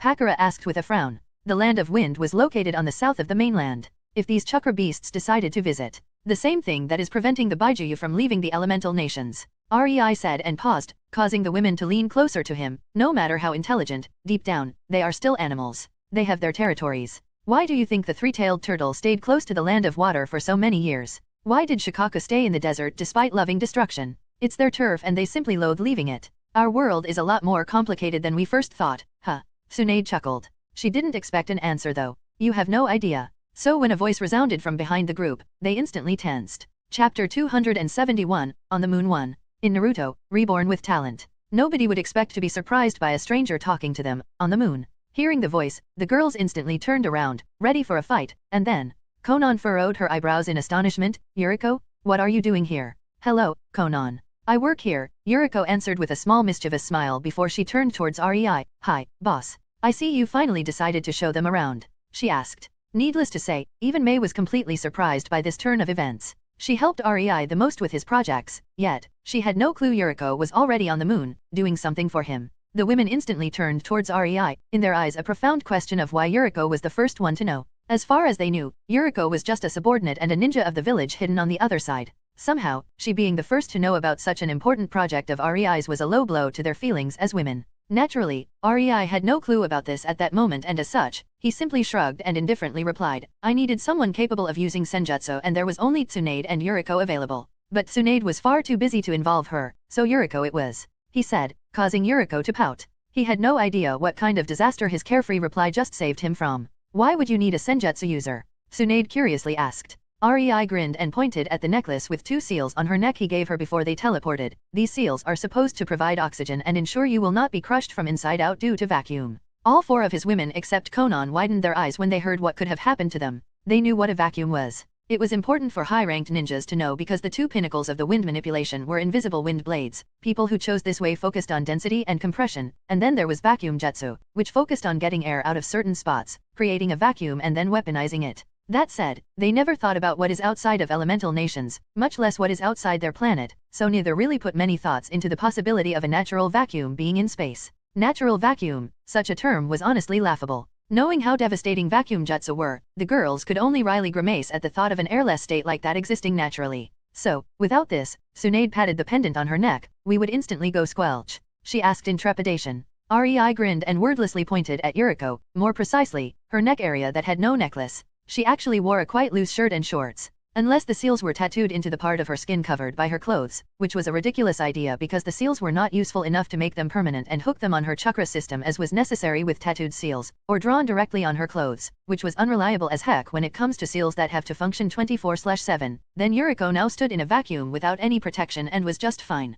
While Tsunade researched senjutsu itself, I was more interested in nature energy, REI started explaining. He was not about to tell them his idea came from what he saw in anime during his last life where Naruto without any protection could survive on the moon. That would be ridiculous. REI naturally had a good excuse for his knowledge. I found out, nature energy can strengthen the human body, not unlike what it does to the chakra beasts. That led me to a small realization. REI meaningfully looked at his girls. We are still wary of the vacuum jutsu because they are the strongest crushing force our world knows. There is no jutsu as devastating as these, which is the reason why the wind was dubbed the offensive element. The only good thing about the vacuum jutsu is their small area of effect. Yet, how do we know it would work on us when we always evade these out of a healthy dose of respectful fear? You aren't saying you did something as crazy as trying out what would happen to you if a vacuum jutsu hit you, are you? Konan unamusedly asked, inwardly feeling a bad premonition telling her she was most likely correct. REI turned towards Konan and sheepishly laughed while rubbing the back of his head. Well, yeah. Damn it, REI. Konan sighed and started to rub the bridge of her nose.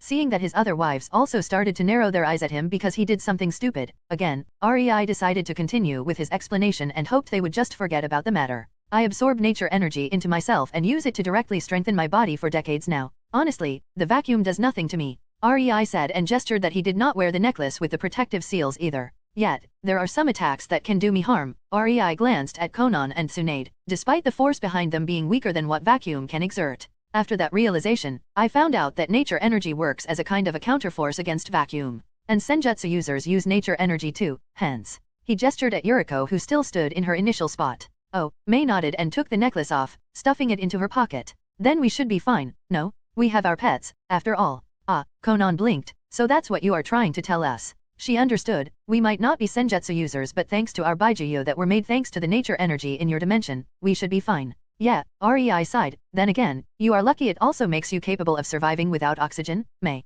I really did not expect you to just yank the protective necklace off your neck. He shook his head before mumbling, and they call me reckless. So, should we proceed to the base? Yuriko interjected. As amusing as watching the interaction between REI and his wives was, she still had some work to do. Base. Pakura turned towards her. REI ordered you to make a base here. She looked around the barren, rocky terrain without anything interesting in it, not understanding why exactly they should care about the moon. It was a good place for a bolt hole that nobody could find, but other than that, she thought it was a waste of resources. Of course. REI put his hands on his hips in a self-important manner. We already have Uzushio and the village on the other side under our rule. Why not add a village on the other side of the moon there too? It might seem like nothing special but the moon has a lot of metal deposits. Metals that may or may not be even stronger than chakra metal. Now we are talking. Ringo grinned, her eyes sparkling at the thought of metal stronger than chakra metal. The opinion about the new base on the other side of the moon quickly shifted to being a favorable one once Rei explained why exactly he chose the moon. Alas, Konan was not easy to fool. Plus, there should be Kaguya Atsutsuki sealed inside of this ball of rock.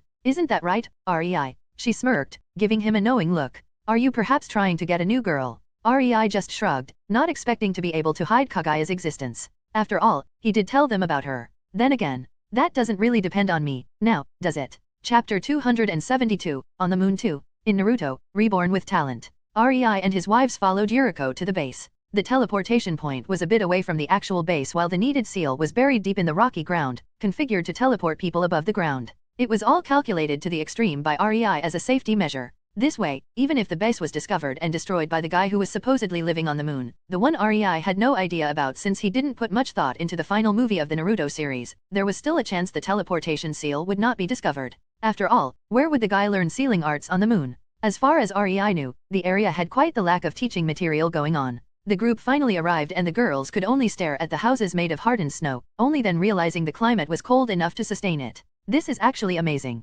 How come it is so strong? Ringo asked, knocking on the icy wall with quite a bit of her strength, surprised that it was as hard as the seal-enhanced stone walls the village on the other side had. It's specially molded with my senjutsu-enhanced chakra. You guys are not the only ones who experiment with their abilities, you know. Yuriko pipped in when she saw the women look at the structures she was building in the recent months. As for the size, Rei wanted me to make a small city. You know, prepare the place for new occupants and stuff. She shrugged. I guess Rei really wants to make another town here, huh? Pakura muttered to herself in disbelief, still not understanding what good it would make. Anything that needed secrecy could be done in the village on the other side. There was no need for an additional village away from their planet. Rei approached her and hugged her with one arm. Don't forget there is still the Atsutsuki clan. If I want to make a sealing barrier around the planet so they won't be able to find it, I can only do it from here. That's why it is so important that buildings are made here. A lot of work is awaiting me here. Pakura nodded, a bit satisfied with that explanation. She was actually planning to remake Tsunagakur into a perfect fortress for her family in case something bad happened. That was the entire point of strengthening its forces. The village was perfect for that. It was deep in the desert in a hard-to-invade country and full of people who lived in this inhospitable land and knew how to ambush any idiot who dared to enter their territory. Ninja villages were not made to sustain lengthy sieges. Such a thing was impossible with superpowered ninjas playing the role of soldiers. Ninjas were not trained to fight in siege battles either. The villages were, however, all located in places that, for their native forces, were easy to defend. The general idea was to not allow enemies to get close to the village. And since the establishment of the first hidden village, a situation where a large force of ninjas managed to get to an enemy ninja village simply did not happen. The ninjas' way of the fight was designed to prevent such a thing. To discover approaching enemies and eliminate them before they got to the village. Honestly, there really was no better placement than the moon for a hidden village since their forces were already used to teleporting all over the continent anyway. You are finally starting to worry about the Atsutsuki clan? Konan asked. I thought we had time before they became a problem. We do, but that doesn't mean the solution is going to be easy. Fighting them head-on is not on the table. I have no idea about their forces but they are supposed to be powerful. I won't risk any of you because of some misplaced pride. If I can solve the situation by hiding our planet with seals then that would be enough for the time being. Even if we wanted to fight them directly, first of all, we need time. 6 people are not an army. Hence the elemental nations have to be united. Konan mused. Is that why you are letting Akatsuki do whatever they want? Partly, I do hope to use them as a bogeyman later on. I still do not know what to do about them but their goal is perfect as far as a reason for the hidden villages to stand together goes. If we did not intervene, I can imagine a future where the villages would just ignore them while they hunted the Jinhyuriki, only to get a harsh reminder when just 1 or 2 of them remained. After all, nobody would want a group of S-class criminals to get their hands on all 9 Baijuyo. The problem is, the 1, 2, and 3-tailed Jinhyuriki are affiliated with us. Konan summed up what made Rei indecisive. Yeah, we do not really need Akatsuki anymore but, I just don't know.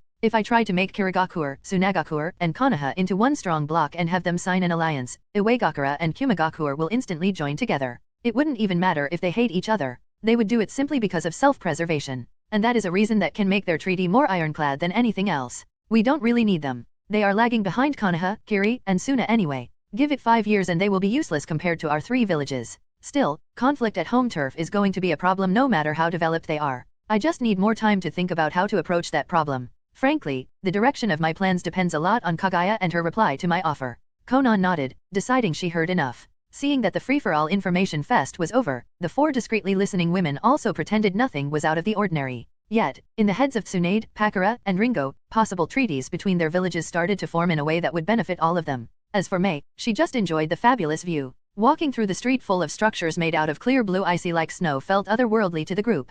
The constructs standing there were more like ice sculptures than buildings. It was clear that Yuriko put a lot of thought and effort into it. At long last, the group led by Yuriko finally arrived in front of a palace-like light blue building that stood in the middle of the newly sculpted town. Even REI was baffled at the enormous size of that building. It was even bigger than his mansion in the other-sided village or the one in his dimension. The group looked at Yuriko, who looked a bit sheepish due to their gazes. Well, I might have gotten a bit carried away during the work. She shrugged. Right. REI nodded. To be honest, he was just glad Yuriko found something that made her happy. Sure, after Konan saved her from the snow village, the woman looked and acted fine, but it was obvious she needed a long rehabilitation. And she did get it. Yet, it wasn't all that helpful. Another reason why REI chose Yuriko instead of Tsunade was that he wanted to get her to a place without people where she could simply be herself. Looks like it helped, if only slightly. REI thought in self-satisfaction. Chapter 273, Nature Energy? In Naruto, Reborn with Talent. Author note, so, I have watched the last Naruto movie and I must say I am not impressed, so if some facts are off from canon, don't blame me, laughing face. Dash.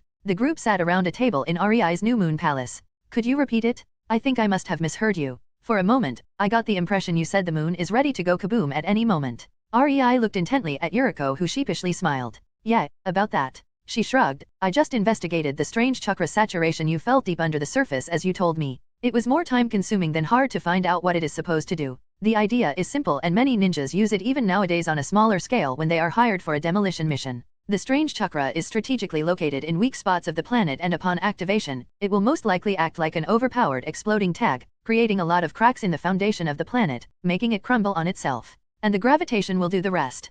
Konan nodded. Damn, that's so cool. How come I did not come up with that idea? Mei quipped. Maybe because that's too complex for you. Ringo snorted with a small grin forming on her lips. So, the moon is basically a floating meteor shower just waiting to happen. REI summed up, inwardly groaning. If it's not one thing, then it's another. Don't I have enough problems with villains on my home planet? Now I have to pay attention to some dickhead on the moon who can make it rain in pieces on my villages? This is such bullshit. REI thought. He knew there was some idiot descended from Hamura living on the moon and that he would cause trouble in the far future after the Fourth Ninja War. That, however, was the extent of his memory when it came to Naruto's last movie. Finding out the dude is able to use the moon as his weapon was a bit heavier revelation than he expected. Maybe you could let me use one of my planet-destroying jutsu now, Mei excitedly asked, finally getting an opportunity to be destructive and helpful. Unfortunately for her, Konan's pointed looks quickly told her that no, this was not her time to shine. In fact, they looked at her as if she just said something retarded. As for REI, he found it funny enough to good-naturedly chuckle at Mei's proposition.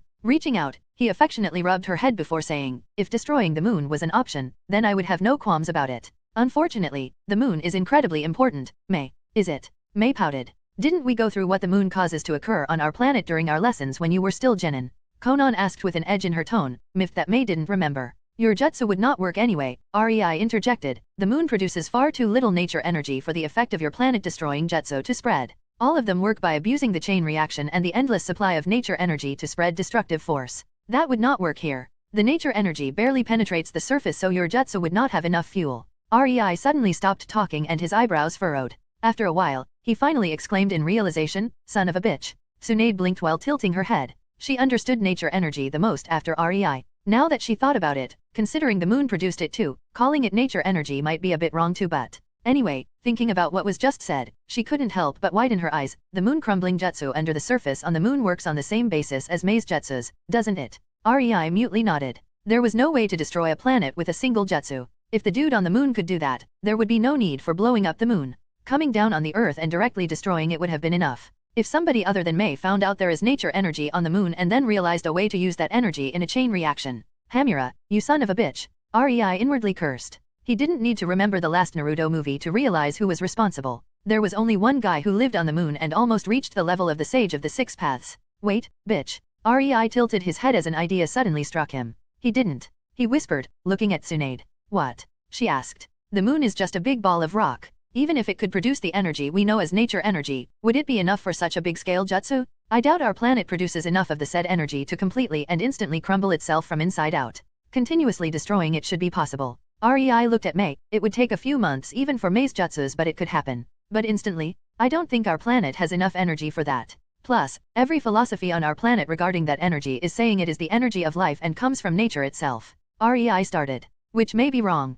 Tsunade reminded, the moon does not have nature, not to mention much life, and yet, it is producing nature energy. That should be enough to disprove these philosophies. No, you are looking at the problem from the perspective of a researcher, Tsunade.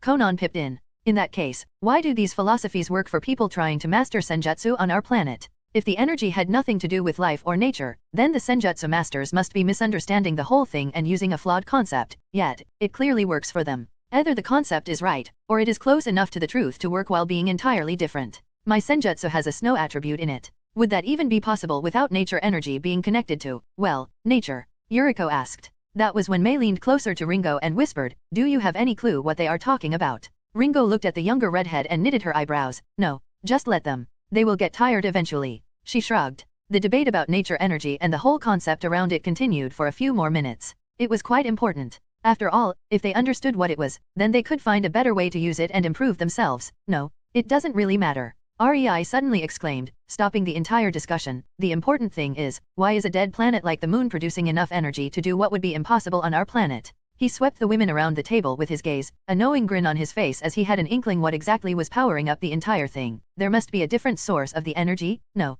Chapter 274, The Source. In Naruto, Reborn with Talent. And the answer for the million Ryo question is, who is supposedly sealed in the moon? REI leadingly asked, and the whole group except Yuriko dropped their jaws on the floor when the realization hit them. You mean Kagaya? Konan finally managed to rein in her surprise. Maybe. REI hummed. After all, a Jinhuriki can use the chakra of his Baijuyu, and even if they are sealed in an inanimate item, the chakra can still be drawn. The limiting factor is that people never thought to make a technology capable of utilizing this chakra. Why wouldn't it be possible for Kagaya's energy to seep into the moon in small quantities? It would be prudent to make use of it, no? Moreover, Hamura was supposed to be the closest thing to the Sage of the Six Paths and the guy lived on the moon. It wouldn't be weird if he got the idea and made a little something capable of doing exactly that. Wait, you want to tell me this residue of energy from this Kagaya is involuntarily releasing is capable of instantly destroying the moon? Pakura made a face at REI, and you want to free her? Are you barking mad? Mei, however, just rolled her eyes and replied before REI could open his mouth, Paku-chan, the residue from each of us could do that if it had 1,000 years to build up. That made Pakura a bit more subdued. Mei's boil bloodline's steam jutsu worked mostly through the chakra residue a person is releasing at any given moment. Mei's bloodline was literally able to increase this released residue and shape it into the form of steam with various properties. Thanks to that, the group believed Mei's words instantly. She was the expert on that in the group. You would be surprised how much chakra seeps out of a person during the day. Especially us. Since we became Jinhuriki, our bodies are bona fide chakra factories. If we didn't have enough chakra control to keep it in, we would be like a sun to any semi-competent sensor. But, aren't we talking about nature energy here? Why would Kagaya's body release that? Tsunade crossed her arms under her chest and asked. She supposedly ate a chakra fruit. Considering there was no chakra people could freely manipulate before she was beaten by her sons, my bet is that chakra originates from nature energy of the planet gathered to form chakra fruit. That's my guess. REI remarked. And since the chakra fruit is made out of the stuff, her body naturally releases it too. Konan nodded before shrugging. Well, could happen. Who knows? I think you are forgetting the main problem here. It might be important how this is possible, but I think we have more pressing matters to contemplate. Ringo reminded. There is a guy capable of dropping a moon on our home. I think that demands some very violent actions. Agreed. We will know the answer to these theoretical questions once we get the device capable of using the residue for the moon-dropping jutsu. REI agreed, getting the attention of the others. You want to do what? Konan turned towards REI. Do you at least know how many enemies are there and where exactly they are located? REI turned towards Yuriko, who smiled. I am stationed here a few months already and there was no contact with anybody. REI made sure the first thing we installed were seals blocking detection through any means he could imagine. She started, taking out a file with a few pictures. That said, when we discovered chakra under the surface, I was tasked with investigating. I used my snow-natured senjutsu and looked around a bit using snow in tandem with sensory jutsu. Naturally, I can't cover an entire planet and I also had to make it unnoticeable, so there was that. But Yuriko triumphantly slid the file towards Konan, who opened it and raised an eyebrow at a picture of a cave. She asked. An entrance. Yuriko corrected. I found this by a complete coincidence. One nice day, I got a signal from my fine powder-like snow sparsely covering the ground around one area that somebody stepped on it. Which was weird, considering there isn't supposed to be anybody on the moon. She chuckled. Imagine my surprise when I saw puppets walk around carrying supplies before disappearing into the cave. I didn't enter, but I know the puppets didn't leave either until 2 weeks later, and they returned in 3 hours with a new batch of supplies. Puppets. Pakura pursed her lips. And you didn't see any puppeteer nearby? When Yuriko shook her head, Pakura's eyes slightly widened. Suna puppeteers tried for a long time to create a jutsu capable of remotely controlling puppets. Even Sasori mostly failed in that endeavor, deciding to be satisfied with controlling 100 puppets via 100 chakra strings. Unfortunately, Pakura was not a puppeteer, so she could not help much in that regard, but Shenriko was making some progress. Needless to say, a technology capable of remotely controlling puppets was very interesting for Pakura. Clearly, whoever lives there is very advanced in some fields. Getting from the moon to our planet, since I doubt the puppets found these supplies on the moon, is also no small feat, Konan reasoned. We should probably assume the residents are fairly strong when it comes to chakra manipulation with a completely different jutsu than what we are used to. The group nodded. Being a ninja could be surprising, but stereotypes were a thing. One sees a Kiri ninja, he instantly prepares for hiding in the mist technique. Every single Kiri ninja knew and most used that technique to a great effect. One sees a Suna ninja without a war fan, he instantly assumes they are a puppeteer. It might not be always true, but puppetry is deadly enough to rather be prepared than be caught off guard. The residents of the moon, however, had millennia to develop their jutsu differently, which was noticeable from their advanced knowledge of puppetry. On top of that, it was plainly obvious they had a way to get supplies from the elemental nations, which meant they might have some knowledge of the jutsus from hidden villages too. In short, the group quickly assumed the enemy knew most of the widely known jutsu while having a totally unknown repertory of their unique techniques. The group became silent in contemplation. They had an advantage because the jutsus most of them used were in no way widely known. That evened the playing field a bit, but still, there is no point in this. Tsunade sighed, we can't scout because we have to assume it will be discovered. Really, we have our Baijuyo that are already matured and ready to go. If anything, we can use them to run away. Konan chuckled, looks like we became quite cocky. She said in a self-reproachful manner, I still remember times when I was young and weak, we had almost no intel before most of our missions. She looked at Rei, who smiled in nostalgia. Yet, here we are contemplating and worrying about what-ifs because of no reliable intel. I think, we will simply have to wing it as ordinary ninjas do. The group smiled at that, remembering their early days. Whether they were from Suna, Kiri, or Konoha, being a ninja was almost the same. Everybody had a memory of at least one mission where they had no idea what they were getting into, yet, they had to go. So, when do we start? Tsunade asked. I think you misunderstood. There is no we, in this operation. Rei said, causing the women to show discontent expressions. It was obvious they wanted to argue about it, but Rei had already decided. After all, he knew there would be only one man waiting for him and he really wanted to see how he compared to him.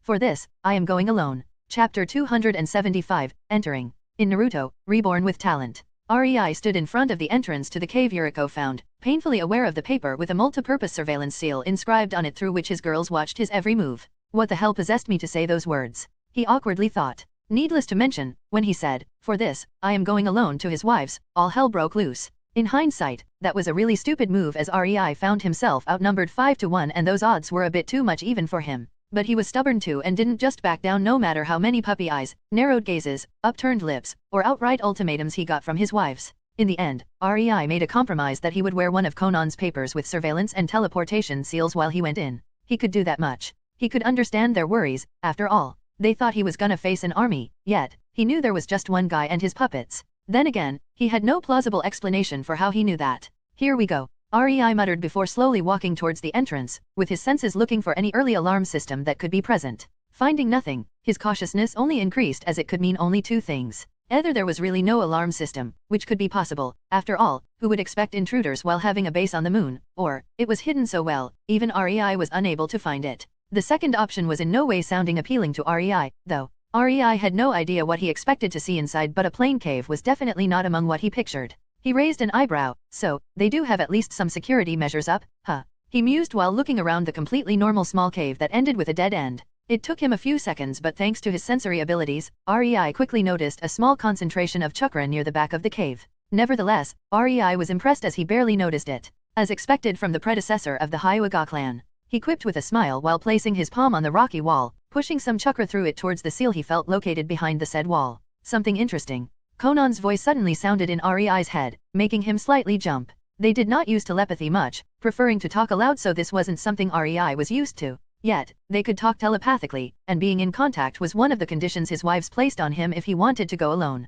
This is a chakra insulator. It blocks and disrupts chakra flow, Rei answered. Byakugan, Sharinon, normal chakra sensors. They wouldn't be able to find anything out of ordinary about this cave simply because there is nothing out of ordinary to sense as far as chakra-based sensing can tell you. It's quite a nifty trick. Be a dear, Konan, and do put this idea down on paper. We might use it for ourselves somewhere. Rei mentally sent Konan his thoughts on how the wall worked, making her go quiet while sending him an impression of agreement. Rei's chakra finally reached the lock behind the wall, causing the floor nearby to slide away, revealing steps leading further into a dark hidden entrance. One gotta be grateful for night vision no jutsu. REI mentally chuckled before bravely but calmly walking down. As REI finally approached the end of the stairs, he was again pleasantly surprised that nothing attacked him yet. He was also shocked that there were no traps awaiting him. He could only shake his head at the sheer arrogance displayed in front of him. Sure, he believed in the superiority of his village and that nobody would ever discover it, but that didn't mean he didn't trap the surroundings to all hell and back. If somebody not of his village did discover the area around his village, REI made his damnedest to ensure they would not return alive to tell the tale. That was called taking precautions. Just in case, because such a case could possibly happen, no matter how small of a chance there was. Did you try nature energy sensing? There might have been different defensive systems. Tsunade advised. REI's wives mostly watched, deciding not to talk to him overly much because it could prove distracting. Only when something important came up did they contact him. REI was glad about that. In this particular case, however, I am using only nature energy sensing, Tsunade. Chakra sensing is useless down here. It seems the entire tunnel is made from chakra blocking material. Could we mine it and use it to create weapons? Ringo asked excitedly. It's not as strong as you probably think, Ringo. You will see when I am done here. REI replied. Now, shush. He was about to leave the tunnel. What greeted him in the light at the end of the tunnel was marvelous. A large spacious underground place filled with a massive castle. It was one of the most amazing underground structures REI ever saw, and he indeed made sure to look closely while taking mental notes. The building made him feel quite small, considering how massive it was. REI could feel a headache creeping up onto him as he imagined the absolute pain in the ass navigating in the building will be. And that was before he even added all the enemy forces into the equation. There was no doubt a fight would ensure and this nice marvel would be somewhat demolished. REI, however, wanted to make use of all resources found here, so there was no reason to rush. He could take his time noting everything important. On the other hand, he could also finally feel movement in the castle through his sensory abilities. It was obvious the second he entered the castle, the shitstorm would start. Then again, it is quite curious they still have no clue about my presence. I wonder. REI stopped cloaking his chakra with his passive stealth seal tattooed on his back. He could instantly feel the puppets inside of the castle snap their heads towards his direction, some of them having their heads turned at angles that would kill a normal human.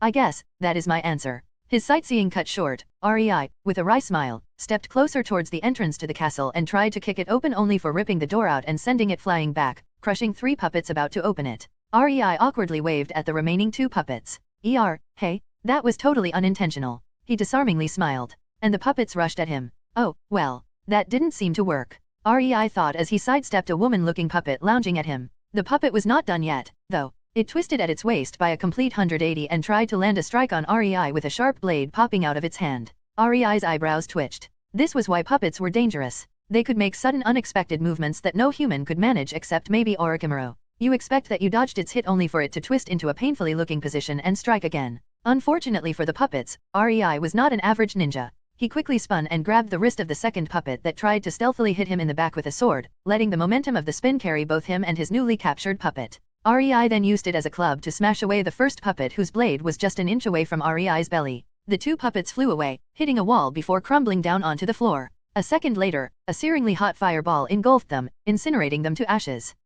Looks like they are still made of wood. REI hummed, pleased at the effectivity of his fireball. The puppets had no strings, so REI did not believe such a weak strike would be enough to make them stop. Who would expect puppets to show cunningness? He shook his head, turning around about to continue on his merry way, only to freeze at the sight that greeted him. From all around, thousands of painted wooden eyes watched his movements. Chapter 276, REI vs Puppet Army 1. In Naruto, Reborn with Talent. The puppets and REI awkwardly stared at each other for a while. When REI decided to attract the attention of the puppets, he did so because he knew he could handle it, and this way, he wouldn't have to look through the unknown structure in order to round up all enemy combatants. Now, they would come to him. Despite such thinking, REI was still astonished at the sheer number of puppets present in the initial wave. There must be a lot more puppets than I predicted. REI offhandedly thought without any worry. After all, be it 1,000 or even 1,000,000 of average ninjas, in front of Baijuyo they were all just a slight nuisance. These puppets might be a bit stronger than normal Chunins from what he saw so far, but there was no threat of Funjutsu, and since they were puppets, even unexpected ninjutsu was not likely to appear during the fight.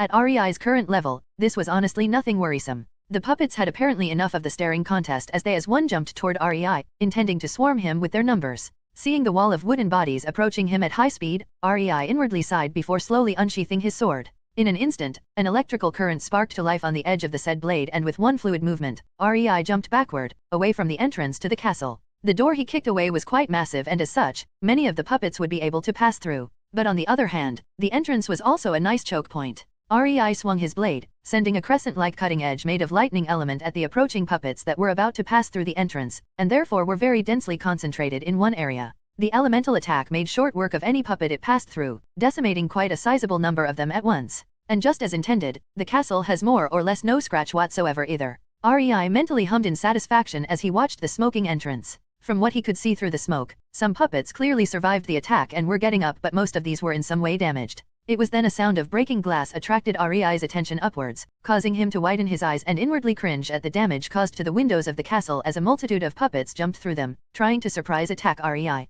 Stepping back, REI swung his blade upwards, casting a lightning dragon jutsu on the blade at the same time and directing it with the swing above himself. The dragon made of pure lightning chakra coiled in the air, cutting and burning any puppet that landed onto its body, only dissipating when no more puppets jumped out of the windows. Thanks to the lightning dragon, no puppet landed in REI's immediate vicinity, creating a small radius of the puppet-free zone around him. Such a show of skill would surely freeze REI's attackers in fear, or something else if they were humans, but unfortunately, puppets had no feelings and as such, they didn't hesitate at all. Not even a second lasted after their landing and they were yet again leaping at REI while surrounding him with a volley of yellow balls they sent at him. REI didn't remember what these balls were supposed to do from the anime. That said, he was not about to find out by letting them hit him. Tapping his feet on the ground, he imbued his chakra into it and made it rise into a rocky shield all around him, enhancing it mostly from inside with his chakra to prevent the rock from being sent at him as splinters. He had a nasty feeling the balls were some kind of bomb. REI didn't even manage to finish that thought when a loud booming sound reached him as his rocky shield shook, showing some minuscule cracks. Now that created a frown on REI's lips. It wasn't really that threatening to him, but he reckoned this army of puppets would be able to take down most forces of a hidden village back home if they attacked it head-on. They certainly had enough firepower if their concentrated attacks could create cracks on rock enhanced with his chakra while he put some effort into it. Sighing, REI made his chakra in the rock erupt towards the outside, sending his rocky shield back at the puppets as dangerous shrapnel, tearing through their wooden bodies, again creating a safe zone all around the motionless REI. With the time for gauging the enemy's power over, REI decided to move first as he channeled lightning chakra through his body. Blurring towards the spot with three puppets standing close to each other, he appeared in front of them, already swinging his sword, bisecting all three of them at the waist before they could react. REI knew being bisected would not hinder puppets as much as it would humans, so he made sure to pump his lightning chakra through the puppet the second his blade entered it, frying all internal mechanisms responsible for the movement of the chunks of wood. These three puppets would not be getting up anytime soon. REI didn't have a lot of time to celebrate though. With his enhanced nervous system, he easily noticed three yellow balls of energy flying at him, causing him to jump upwards, evading them as they exploded. The air was no safe zone either, however, and REI found himself under the fire of yet more puppets. Spinning in the air, REI created a ball of spinning lightning chakra around himself, letting the yellow energy balls explode on it. Not unlike Kaiden of the Hyuga clan, the spinning lightning chakra redirected the explosive energy away from REI, shielding him. As REI landed, he huffed, "So, they would fire at me even if I was near their allies, huh? Guess the puppets are expendable enough for that." He realized. Don't forget to leave some unfried for research purposes. Pakura telepathically reminded him, her voice somewhat worried. Not for him. She was worried for the puppets. After being fried from inside out, they had no worth to her. Chuckling to himself, REI sent her an understanding feeling before springing into action again, evading yet another volley of yellow exploding balls from the puppets. Clearly, they realized I am a dangerous foe up close and decided to focus on ranged attacks. REI realized that the puppets had some basic intelligence if they could do such a thing. Looking at the thousands of puppets all around him, REI wryly smiled. This will take a while, won't it? Well, it's not as if you didn't need the exercise, is it? Conan's smirking voice resounded in his head. REI rolled his eyes and increased the amount of lightning chakra coursing through his blade. Yes, yes. Laugh it up, woman. He grumbled before jumping back into the fray. Chapter 277, REI vs Puppet Army 2. In Naruto, Reborn with Talent. Cutting through a chunk of wood for the nth time, REI put so much lightning chakra into the strike the puppet his blade impacted literally exploded in a shower of wooden splinters. It was already 2 hours since he started felling down puppets as if they were a forest, and with each additional kill, REI felt as if he was getting back into the rhythm. It was a long time since he faced a lot of opponents, and even longer he exercised his blade techniques. Fighting against his girls in spars was good and all, but he already knew most of their moves. They didn't give him a chance to practice some sword styles either, since spars against them were in different power leagues and there were many better ways to deal with them than using a sword. Heck, using some otherwise powerful sword techniques against them would be outright foolish because they could just easily block or evade them. Now, however, REI was surrounded by a multitude of mediocre targets with no tricky jutsu or baijuyu level chakra reserves, so he could let loose and simply have his body go through sword katas for kenjutsu styles he knew.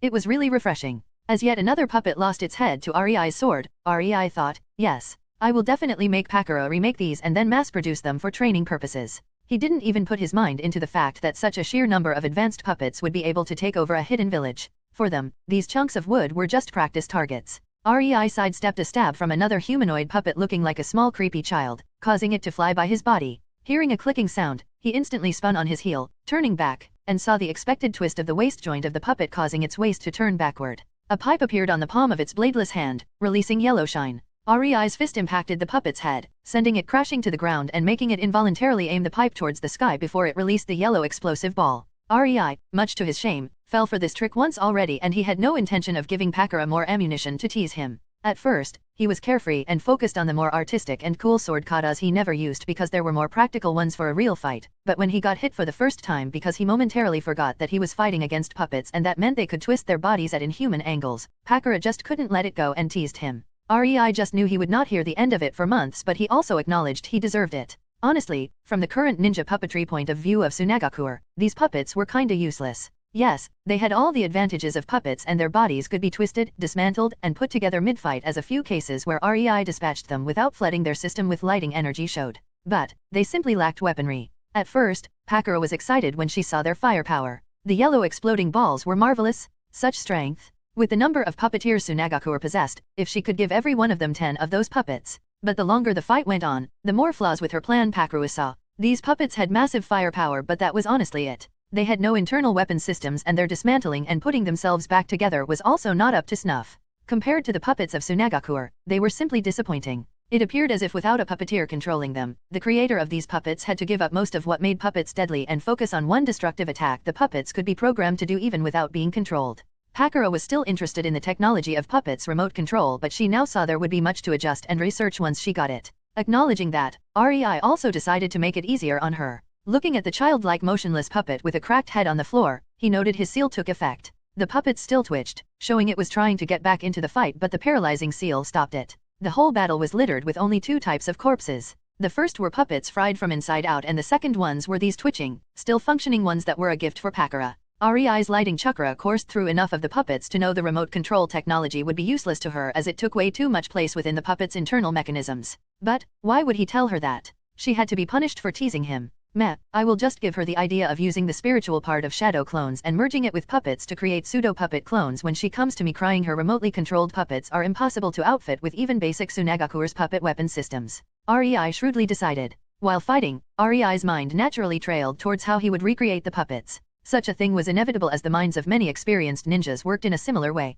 It was a part of their training. During a fight, they always thought about how the enemy's techniques work, how to recreate them, and how to make them ineffective. Only the most skilled and experienced could recreate the techniques of their enemies, and that was also why even the basic matured Sharingan was such a cheat, as it allowed its user to bypass the needed knowledge and experience to do just that with a simple look. REI, however, had enough knowledge and experience to figure out a few ways to make Pakura's desire come true. Now that I think about it. REI looked around with furrowed eyebrows. How come I wasn't attacked yet? I must have been thinking for well over 20 seconds now. It was then a slow and contemptuous clapping sound resounded from above, making REI look up in surprise. There, on the wall stood a white-skinned man, looking down at REI while surrounded by the remaining puppets in a way as if he was a king surrounded by his obedient servants. Needless to say, REI quickly got annoyed at the cocky look the dude was shooting him. Obviously, his enemy thought he could squash him like a bug. I mean, sure, I used nothing more than lightning-enhanced Kenjutsu, but I don't think I deserve to be underestimated so much. REI disgruntledly thought, inwardly sighing. Clearly, the pale guy didn't think decimating a few thousand puppets was worth acknowledgement.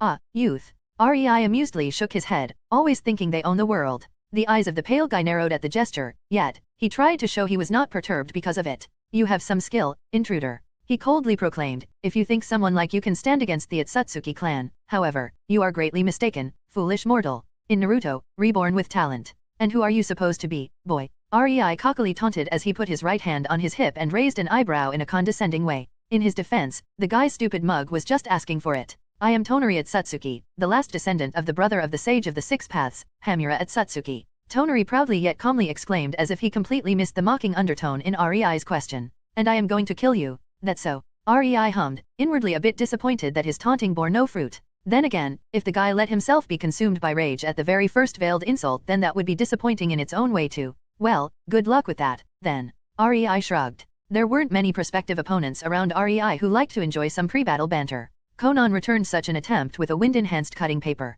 Tsunade liked to dash head-on during their spars, making it unable to chat before the fight. Pakura was the serious type. That left REI only with Ringo and Mei. Ringo, however, simply refused to spar with the excuse of being too busy, and as for May, the less one said about her the better. That was one matchup where you simply didn't want to give her time to fill the surroundings with her chakra, so no banter either. Aside from them, REI didn't fight much these days if one didn't count paperwork and scheming. Toneri was really a breath of fresh air in his otherwise dull non-battling life. That said, REI's nonchalant act was not because he was arrogant. He simply felt the levels of Toneri's chakra and its density. Sure, the guy's chakra was incredibly dense, and it was no wonder no one could stand up to him in the future when he deemed to lift his bony ass from his moon throne for a visit. If REI had to rate him, he would have to put the guy on the same level as Madara and Hashirama when it came to the strength of his chakra. But Toneri, as he was right now, did not have Tenseigen. Heck, he didn't even have Byakugan. And as far as REI knew, there was no Baijuyu subjugating bloodline either in the man. The strength of Toneri lied in his unpredictable and unknown jutsu and his strong chakra,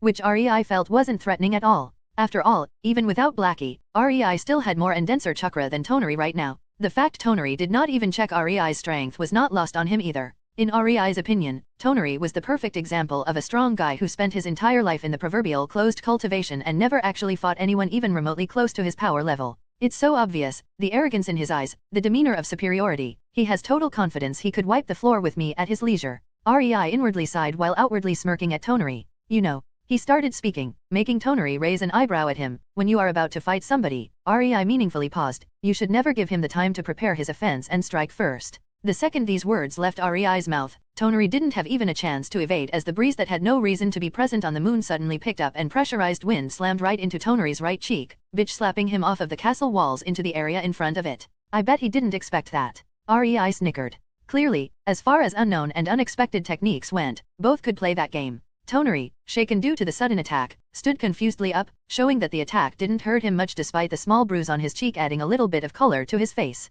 The extent of the damage he suffered was a sting on his cheek and a small chance at an unlikely heart attack from shock, but that was about it. So, it is not only his chakra that is strong, huh? His body is also quite durable. REI reckoned, his chakra is more of the physical variety than. There were many bloodlines where their users had strong chakra, yet, weak bodies. Strong chakra equals strong body only applied if chakra leaned more towards the yang. Figures. He can survive in the vacuum of the moon, so I should have expected a strong body. REI settled down his thoughts and prepared for a more serious exchange since Toneri was getting out of his shock. Toneri's eyes finally grew serious, much to REI's satisfaction. It was not about beating his arrogance out of him anymore. No, REI simply wanted to see Toneri's techniques and how they differentiated from the usual jutsu. You will regret that. Toneri menacingly uttered, rubbing his cheek while slightly bending his knees in preparation for an attack. REI, who seemingly stayed indifferent to Toneri's change of state, just motionlessly stood in his place, looking at Toneri as if he found him incredibly amusing. He knew that deep inside, it ate at the guy, plus it was fun pissing somebody who absolutely refused to let it show. In one swish, Toneri leaped at REI, becoming a blur due to the speed he reached. And REI, much to Toneri's surprise, sidestepped. Using the momentum from the sidestep, REI's right hand was already on its way towards Toneri's right cheek, aiming to strike the bruise there to add to the already received humiliation, but this time, it was REI's time to be pleasantly surprised when Toneri managed to duck under his strike and in a circular movement reminiscent of the Hyuagate Jutsu style, counterattacked aiming at the center of REI's chest. REI noted the faint glow of chakra buildup around Toneri's hands and instantly assumed his opponent was about to use a jutsu to deal the maximum amount of damage in that single strike. Which meant, he needed to avoid that. Naturally, it was far too late to dodge physically, so REI chose a different approach. Instead of dodging himself, he decided to force Toneri to abandon his attack. Swinging his fist at Toneri's chest, REI made sure to coat it in a copious amount of lighting chakra, creating a rakery. Let's see if he has guts. REI thought as the world around him slowed down, Toneri's fist approaching his chest while his fist was raising its way towards Toneri's chest. He watched as Toneri's eyes gained that understanding light and showed the first bit of fear during their brief fight. The guy noticed this would not be a cost-free attack. Sure, REI would let Toneri land this blow, but that would mean getting his by a similar attack in exchange. Now, REI only wanted to see how Toneri would react. Will he cease the attack and jump back, or will he continue? REI really wanted to know. Toneri's fist was getting closer and closer to the point of no return, and the indecisiveness in his eyes was almost palpable. At the last moment, however, Toneri clearly deemed this exchange too pricey and flawlessly flowed from attack to evasion through jumping back. While REI was a bit disappointed Toneri chickened out, he could respect it as it showed the guy had at least some measure of brains. After all, which idiot takes a blow head-on in order to land his own hit, right? If you do that again, you are sleeping on the couch for the foreseeable future. Are we understood? Conan's cold voice resounded in REI's head while he got the impression his other wives absolutely agreed with her. REI's back instantly straightened out as he answered, yes, dear. His wives were seldom serious and almost never controlling. They let him do whatever he wanted, to a point, and his current situation was a testament to that. That said, Rei knew when he was beaten and had to actually listen to their complaints in order to preserve that peace. Women. He inwardly grumbled, trying to be quiet. Telepathy? Pfft. Never again? We heard that. 5 voices chorused together. Apparently, even his thoughts were now compromised. Rei turned his gaze back towards Tonari, deciding to focus on the fight. The poor lad had no idea he would serve as a way for Rei to vent his current frustration. Chapter 279, Rei vs Tonari 2. In Naruto, Reborn with Talent. Tonari watched Rei with a difficult expression that came off as a half scowl and half grimace because he was simultaneously trying to appear nonchalant. Right now, it was clear to him that he did not hold the proverbial edge in the fight, which was a totally new experience for him. Tonari spent a lot of time watching the ninjas from the elemental nations and comparing his skill to them, always getting the same result. He was simply unbeatable for them, and as such, he never thought somebody could give him any difficulty. Yet, the man in front of him was doing exactly that. What kind of freak is that anyway? Did he really try to go for double suicide there? Who does that? Tonari's thoughts were much more distraught than his expression involuntarily showed. Realizing this won't be as easy as he previously imagined, Tonari decided to get serious right off the bat. Rei instantly sensed a change in his opponent's chakra, mesmerized as it started to leave Tonari's chakra system and started to seep directly into his body, cloaking him in itself and changing the color from darkish blue to a much lighter shade of almost green. In fact, Rei could see the chakra with his very eyes because Tonari's body was as if bathed in it. Quirking his lips, Rei frowned. He didn't expect Tonari to be able to enter chakra mode without having Tenseigin, but clearly, he could. Here I thought I could just chill, but no, the guy clearly wants to try hard it. How bothersome. The second Tonari's body finished charging up with chakra, he disappeared in a blur and Rei had a hard time blocking the brutal combo of punches Tonari unleashed on him. Evading and deflecting Tonari's fists, Rei tried to get a feel for his opponent's newfound power and speed, slowly adjusting his own tempo to match him while also checking how the chakra mode affected his body on a deeper level. As he did this, he couldn't help but grin when the thought of Tsunade telepathically watching this fight through his eyes occurred to him. He had no doubt she was doing the exact same thing as him, already trying to come up with a way to recreate the chakra mode for herself. Tonari tried to use his superior speed to get his punches through Rei's guard, aiming at the gaps in his defense, yet, Rei somehow always twisted his hands in a totally unexpected circular manner and blocked Tonari's blows with his forearm or elbows. This led Tonari to become rather frustrated, which only made him more rash during the quick-paced exchange, but as the technique and precision of his blows lessened, the power behind them increased. Rei found himself deflecting more and more, rather than blocking, moving all around the vast empty place in front of the castle while being happy he chose to pull Tonari outside for their fight. The surroundings were getting quite trashed up as cracks formed on the ground, and rocks were occasionally sent flying all around. Somewhere during their fight, Rei understood that Tonari's chakra-enhanced blows would be too much for his base body. Instead of taking hits head-on, he rather redirected them away from himself. As Tonari became more impatient, this was becoming easier, but also, the danger of injury increased as even a single hit could break a bone. That actually surprised Rei a lot. His body could withstand Tsunade's chakra-enhanced punches with a minimal counter-enhancement. And here, a guy was almost matching, if not surpassing in some moments, Tsunade's strength. The technique he was using was rather ingenious. Suddenly, Rei found a hole in Tonari's guard and instantly took it, sending a counter-strike at Tonari as he deflected his right arm to the side, aiming for his chin to incapacitate him. Smirk was starting to form on Rei's lips the closer his fist got to Tonari, who seemed unable to react. Only for his fist to phase right through Tonari. Rei blinked in surprise, momentarily not understanding what happened before a sharp sting in his abdomen pulled him out of his reverie as he found himself flying through the air due to Tonari's kick. Tonari watched in satisfied fascination as the body of his opponent crashed into the rocky wall, creating a crater there while sending a massive cloud of dust into the surroundings. He clearly heard the resounding crack when his kick landed.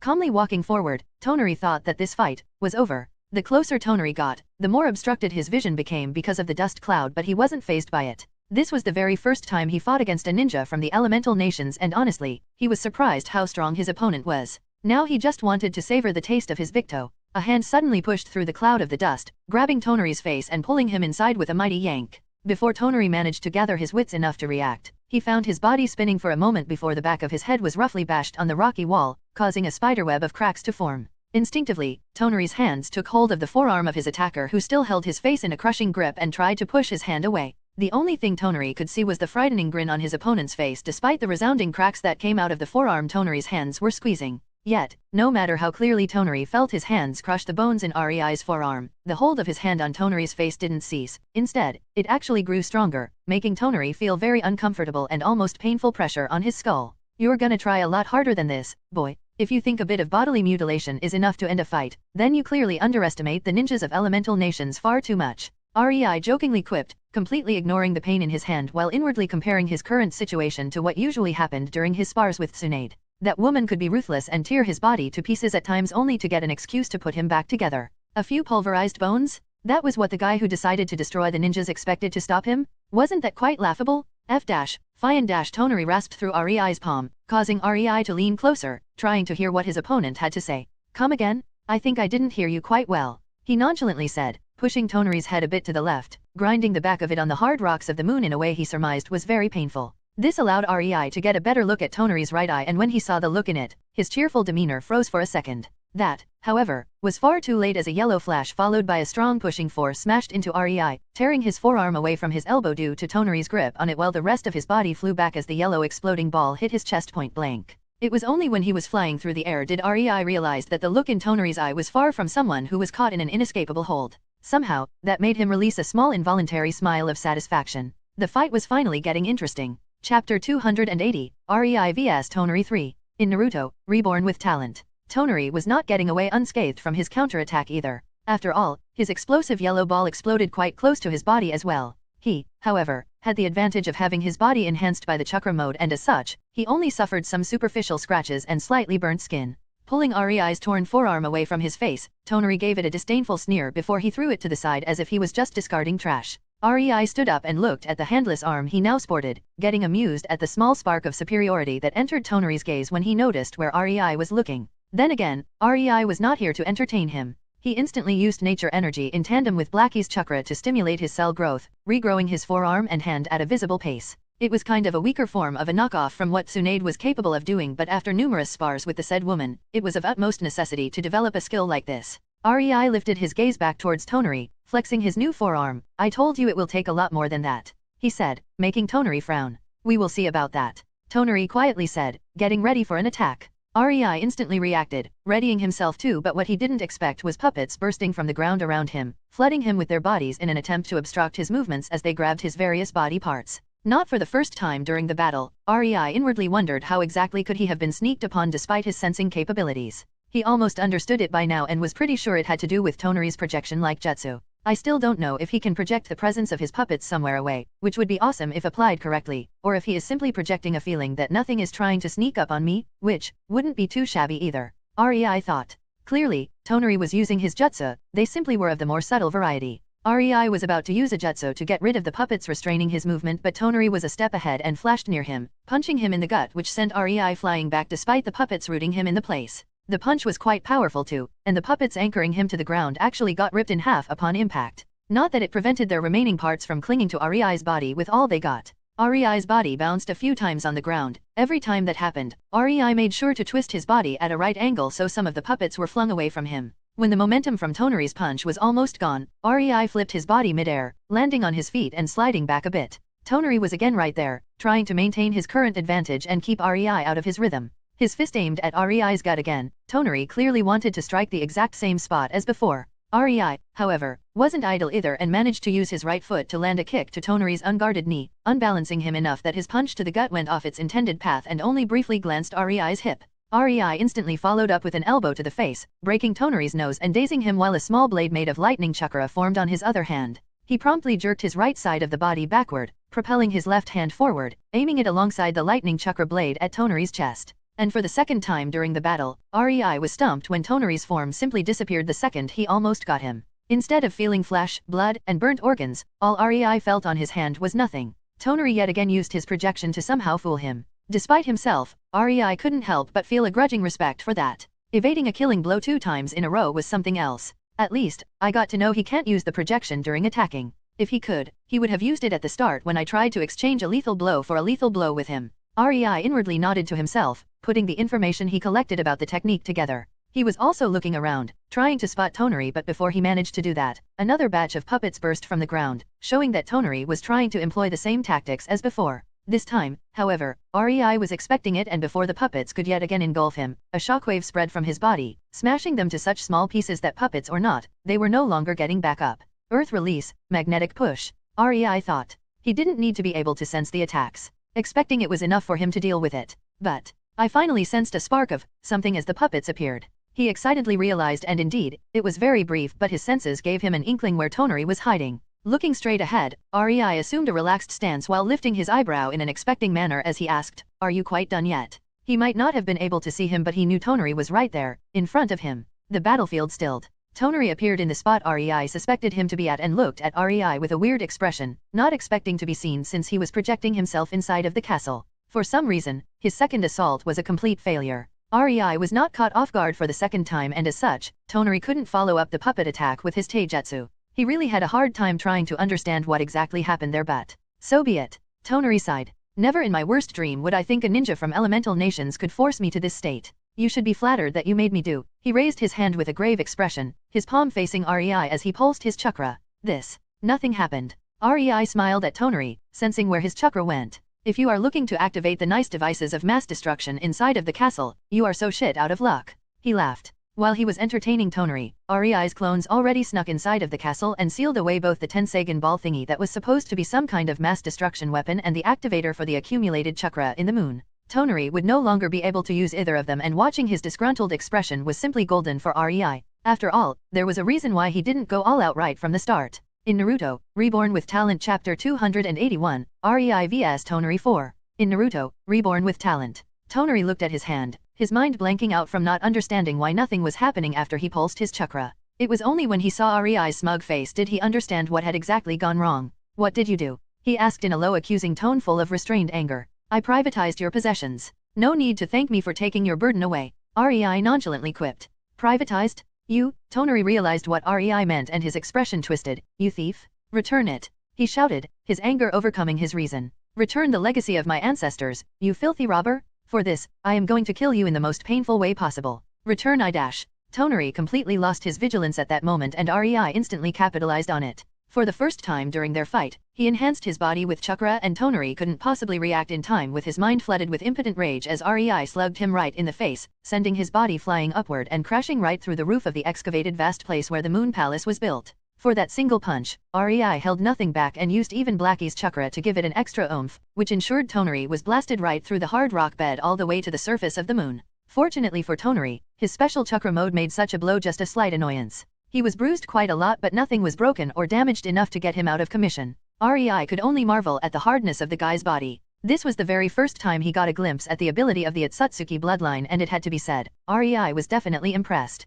The guy in front of him was far from pure Otsutsuki, yet, the innate strength of his chakra was incredible. This only made REI dead set on following his previous decision of hiding from the Otsutsuki clan. His planet was simply not ready to face them if even a mutt like Tonari was capable of so much. REI followed Tonari to the surface, glad the real battle would be fought far away from the underground castle. From the chakra levels REI felt from Tonari, he knew the guy was so far just fooling around at best. His arrogance simply didn't let him see that he had to go all out from the start. REI didn't fight to the fullest either, as in his opinion, Tonari was not really a skilled opponent. He was just an overpowered child who never faced someone who could match him and was always told he is special. He was just your everyday spoiled brat. REI really couldn't muster the will to go all out from the start against him. When REI finally got to the surface, he found Tonari already prepared for the continuation of their battle. His anger seemed to cease, but REI had enough training in reading people to know Tonari was still seething deep inside. The punch just made him see that blind anger would not solve anything. Tonari's chakra pulsed to heights that even REI's eyebrow rose at the absurdity he was feeling. It was as if the guy's chakra reserves expanded thrice over, an impossibility in itself according to the current common sense REI was using. Then again, these things usually needed frequent updates and adjustments in the ninja world. "I've had enough of this," Tonari proclaimed, and as quick as his chakra surged, it again dropped and started seeping into the ground. REI instantly prepared to deal with strong large-scale earth-based ninjutsu, but when even 20 seconds later nothing happened, he had no idea what was going on. Tonari didn't move, he just watched REI, waiting for him to do something in complete calmness. REI knew his opponent did something, but he had no clue what. "This projection technique of his is starting to be a real pain in the ass," he thought. Being able to dodge attacks with it, full chakra sensing, and to some extent, even nature sensing was a massive advantage, but doing that for techniques? REI was just glad Tonari didn't yet realize what a powerful tool he had, otherwise he really just might be forced to take the kid seriously in this fight. This time, REI was at a disadvantage. He knew that waiting would be of no benefit to him, so after observing for 20 seconds and getting no conclusion, REI decided to attack. He stepped forward in preparation to lunge at his opponent.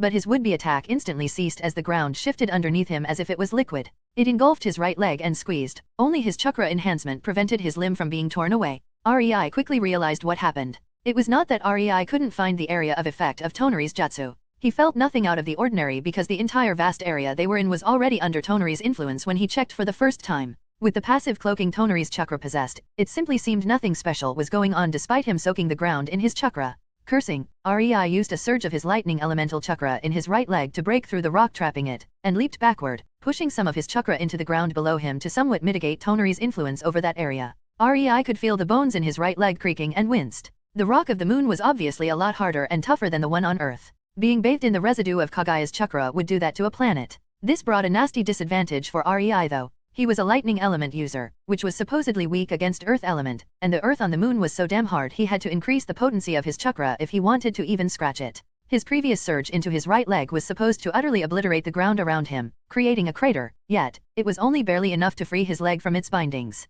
Rei quickly realized that his strongest element was basically next to useless against his newly determined opponent. Tonari calmly watched, no longer smug, as Rei got out of his initial attack and secured some ground for himself. Tonari no longer played around, understanding his opponent was someone tough. Puppets would be of no use for him in this fight, not even as a momentary distraction. It was time to start using the real jutsu. Rei didn't have a lot of time to be idle. The ground around him decided to mercilessly attack him, creating spikes, tendrils, and sometimes even hurling itself at him in a mud-like substance that looked to be semi-solid enough to carry quite a lot of blunt force. Rei weaved through it all, evading attack after attack while also feeding the ground under himself with his chakra, fighting for dominance over the ground with each step. For a whole 10 minutes, Rei was on the run, evading Tonari's attacks that tried to flood him in waves of rock while he tried to find a weakness to this technique. Eventually, Rei indeed found it and started to seep his water element chakra into the ground in a way that prevented Tonari from instantly reclaiming his control over it. This slowed the pace of his attacks a lot, making the deadly dance of offense and evasion almost a breeze for Rei. Tonari naturally realized this flaw of his strategy and decided to change his plan. The attack from the liquid ground ceased, giving Rei room to breathe for a moment. That didn't last long, however, as the ground behind Tonari shifted, starting to rise in 3 piles towards the black sky of the moon, not stopping until 3 rock golems the size of Baijuyo stood in front of Rei, whose brain momentarily halted. "You gotta be kidding me," he muttered. This might really require Blackie's help, after all. Chapter 282, Rei vs Tonari, Finn. In Naruto, Reborn with Talent. The ground trembled as the massive rock golems shook themselves awake and aimed their attention at Rei, who still tried to comprehend how the fight could escalate so fast. Not a moment earlier, their battle consisted of a bona fide slugfest, yet, now the kid wanted to pull out mountain-sized monsters into the fray. Needless to say, Rei was not about to face these golems with just his fists or jutsu. Yeah, screw this shit. A blackish chakra cloak instantly engulfed Rei's body, causing Tonari to feel a bad premonition that came true not a second later when the chakra cloak outwardly expanded, forming a mountain-sized 10-tailed black fox that promptly roared at the golems, fiercely shaking the ground for kilometers around. Tonari stood rooted in his spot, stunned into speechlessness because he didn't expect Rei to be able to match his golems. Despite his momentary lapse, the golems didn't wait for orders and promptly attacked, rushing at the massive Blackie. Each step called forth a new earthquake, rippling the ground under their feet in a way that let them get a massive momentum. Contrary to the normal expectations, the golems, while sluggish, were quite fast. It didn't take them long to close the gap between themselves and Blackie as they tried to tackle him to the ground. Blackie, however, was much nimbler and managed to sidestep the first golem before he jumped upwards, twisting its body in a way that the second and the third golem missed him by a slight margin as they crashed to the ground, spreading untold devastation all around their landing place due to their weight. Rei could almost feel Kagaya's chakra seeped deep in the moving lumps of animated moon rock, and he couldn't help but thank his past self for not choosing the easy way out and simply getting one of the 9 already existing Baijuyo, as in this current situation, he had no doubt they would have been suppressed by that exact chakra, making this an incredibly disadvantageous fight for him. But since his Baijuyu was self-made, Kagaya's chakra residue acted as nothing more than an extremely strong enhancer for the rock golems.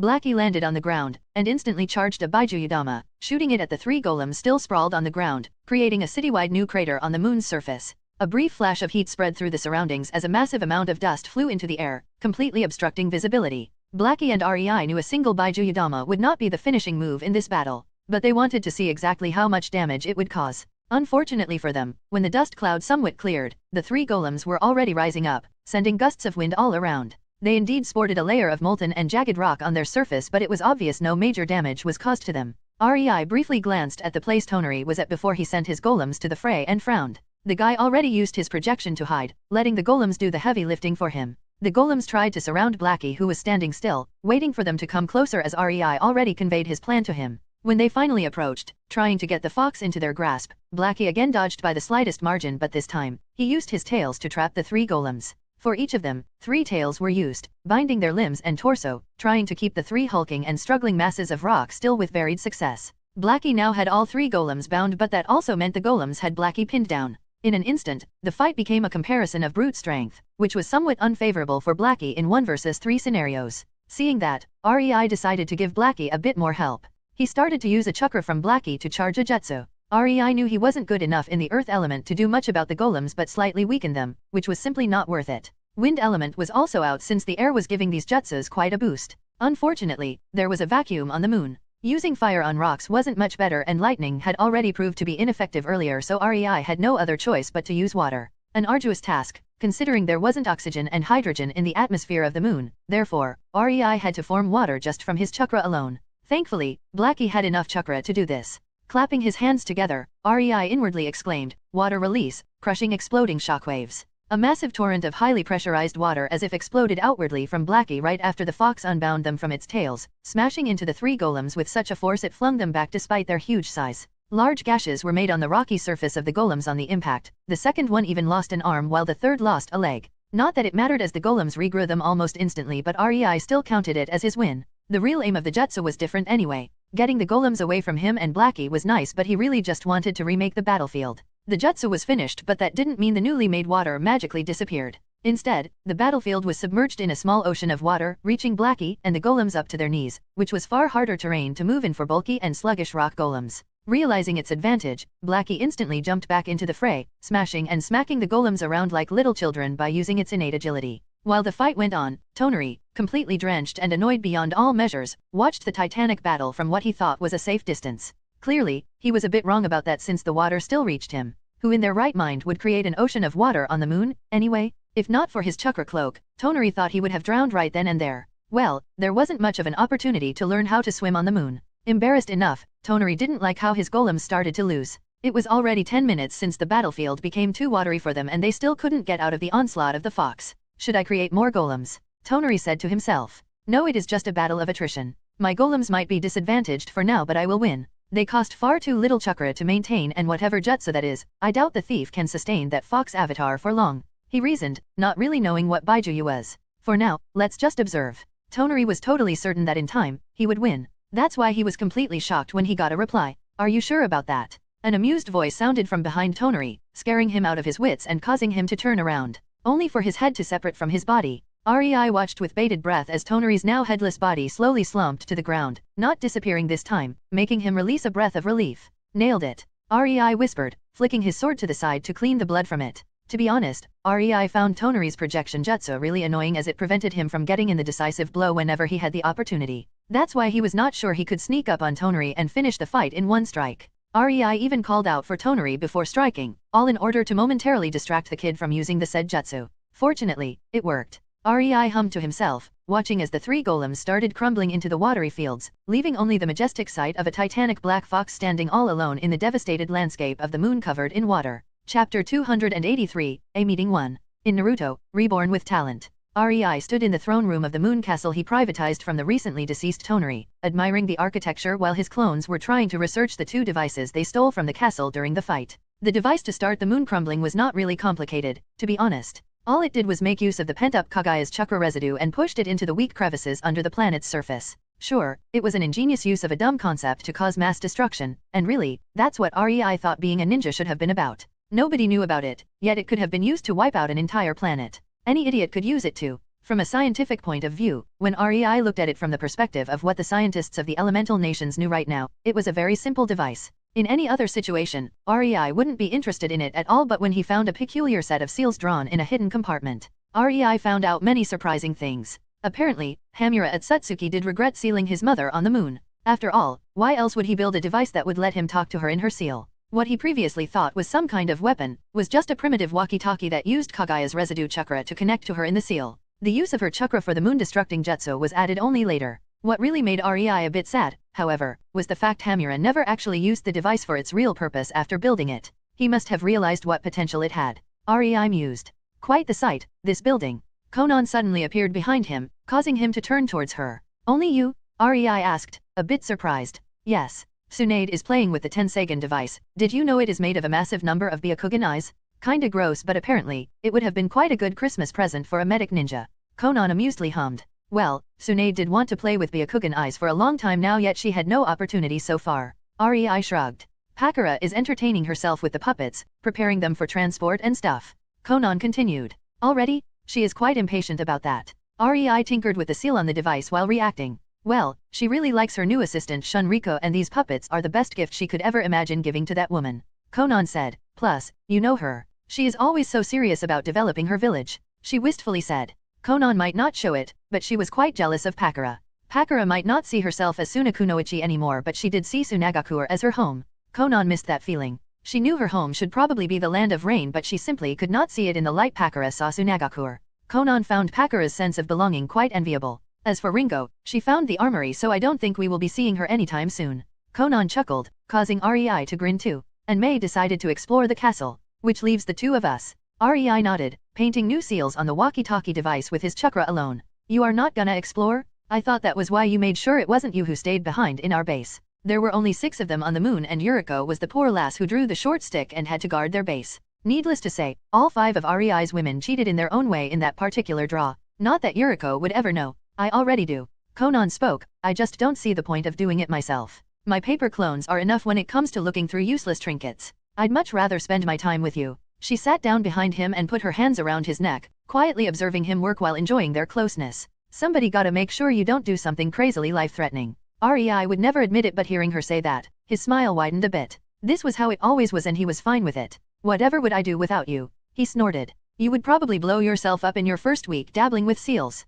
She offhandedly replied without any real heat behind her words. I did blow myself up in my first week dabbling with seals. Rei quipped. See what I mean? You are incorrigible. Konan said, and Rei could feel her gently kiss the back of his neck. They were together long enough to know what the other thought most of the time, and Konan was sure Rei needed a bit of her support right about now. Am I that transparent? Rei sighed, enjoying how Konan tightened her hug. You saw yourself in the kid? She asked. Well, to be honest, I could have ended that way too if I didn't meet you. Rei acknowledged. Toneri was strong, not as much as we are, and he was indeed touched a bit in his head, but he was also in a league of his own. This fight, it really made me think about why exactly I am trying so hard to create a better place out of elemental nations. Why did I even make my own village? In the end, I just want a safe haven for us. He shook his head. That's what we always did. Watch out for ourselves.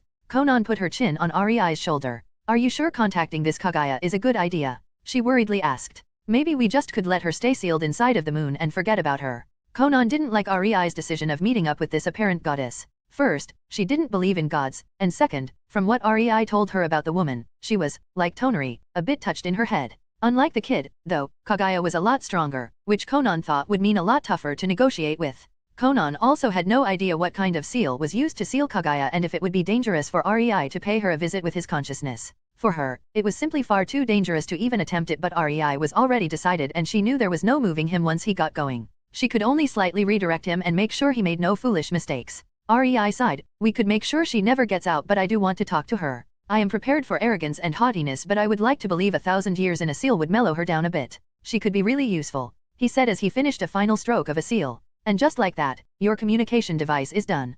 Konan muttered, more to herself. Well, then, guard my body, will you? Rei exclaimed, taking in a deep breath to give himself a bit of a push of courage. He made sure to add many safeguarding seals on the device so his being would not be endangered, but one simply never knew about these kinds of things. Then again, with how much effort he put into it, he would at worst get injured. Just like that, Rei's body slumped in Konan's embrace, his consciousness venturing deep into the ceiling space in the moon where the Mad Rabbit goddess supposedly resided. Chapter 284, A Meeting 2. In Naruto, Reborn with Talent. Rei connected to the plane of the seal, and the very first thing he saw was nothing. This obviously surprised him. So, Hagoromo was not even courteous enough to actually craft a seal space in here. Rei grimaced, imagining how it would feel to be sealed in a black space of nothingness for well over 1,000 years. Needless to say, he didn't like such a picture. At all. This doesn't give me much hope for an intelligent conversation with Kaguya, to be honest. Rei sighed. Every seal master who ever studied how to seal entities somewhere knew that crafting a seal space where they would reside was a necessity. It was the very first thing these people learned, and for a good reason too. Nobody wanted to seal a baijuyu or something of equivalent might, only for the entity to go mad in the seal, becoming even more dangerous than before. Even those that hated baijuyu wouldn't dare to do this. Rei really worried about Kaguya's mental state, right about now. Then again, he had hope. She was supposed to be the closest thing to a deity his planet ever saw, so, just maybe, the pocket dimension of the seal was immense, and for that, REI was grateful. Using the moon as the medium for sealing was clearly beneficial in this regard. Thanks to that, REI wasn't faced with Kaguya upon entering his consciousness into the seal and had time to prepare. The first thing he did, what any self-respecting and non-suicidal seal master would do, was naturally check the state of the seal. Surprisingly, the seal was holding up quite well despite its advanced age. Seals, in general, were created to last, but keeping something as powerful as Kaguya under a lock for 1,000 years, that was a feat on its own considering the average period of time a seal designed to keep a Baijuyu inside a Jinhyuriki was around a century before it started to deteriorate. REI quickly discovered why the seal was still working perfectly though.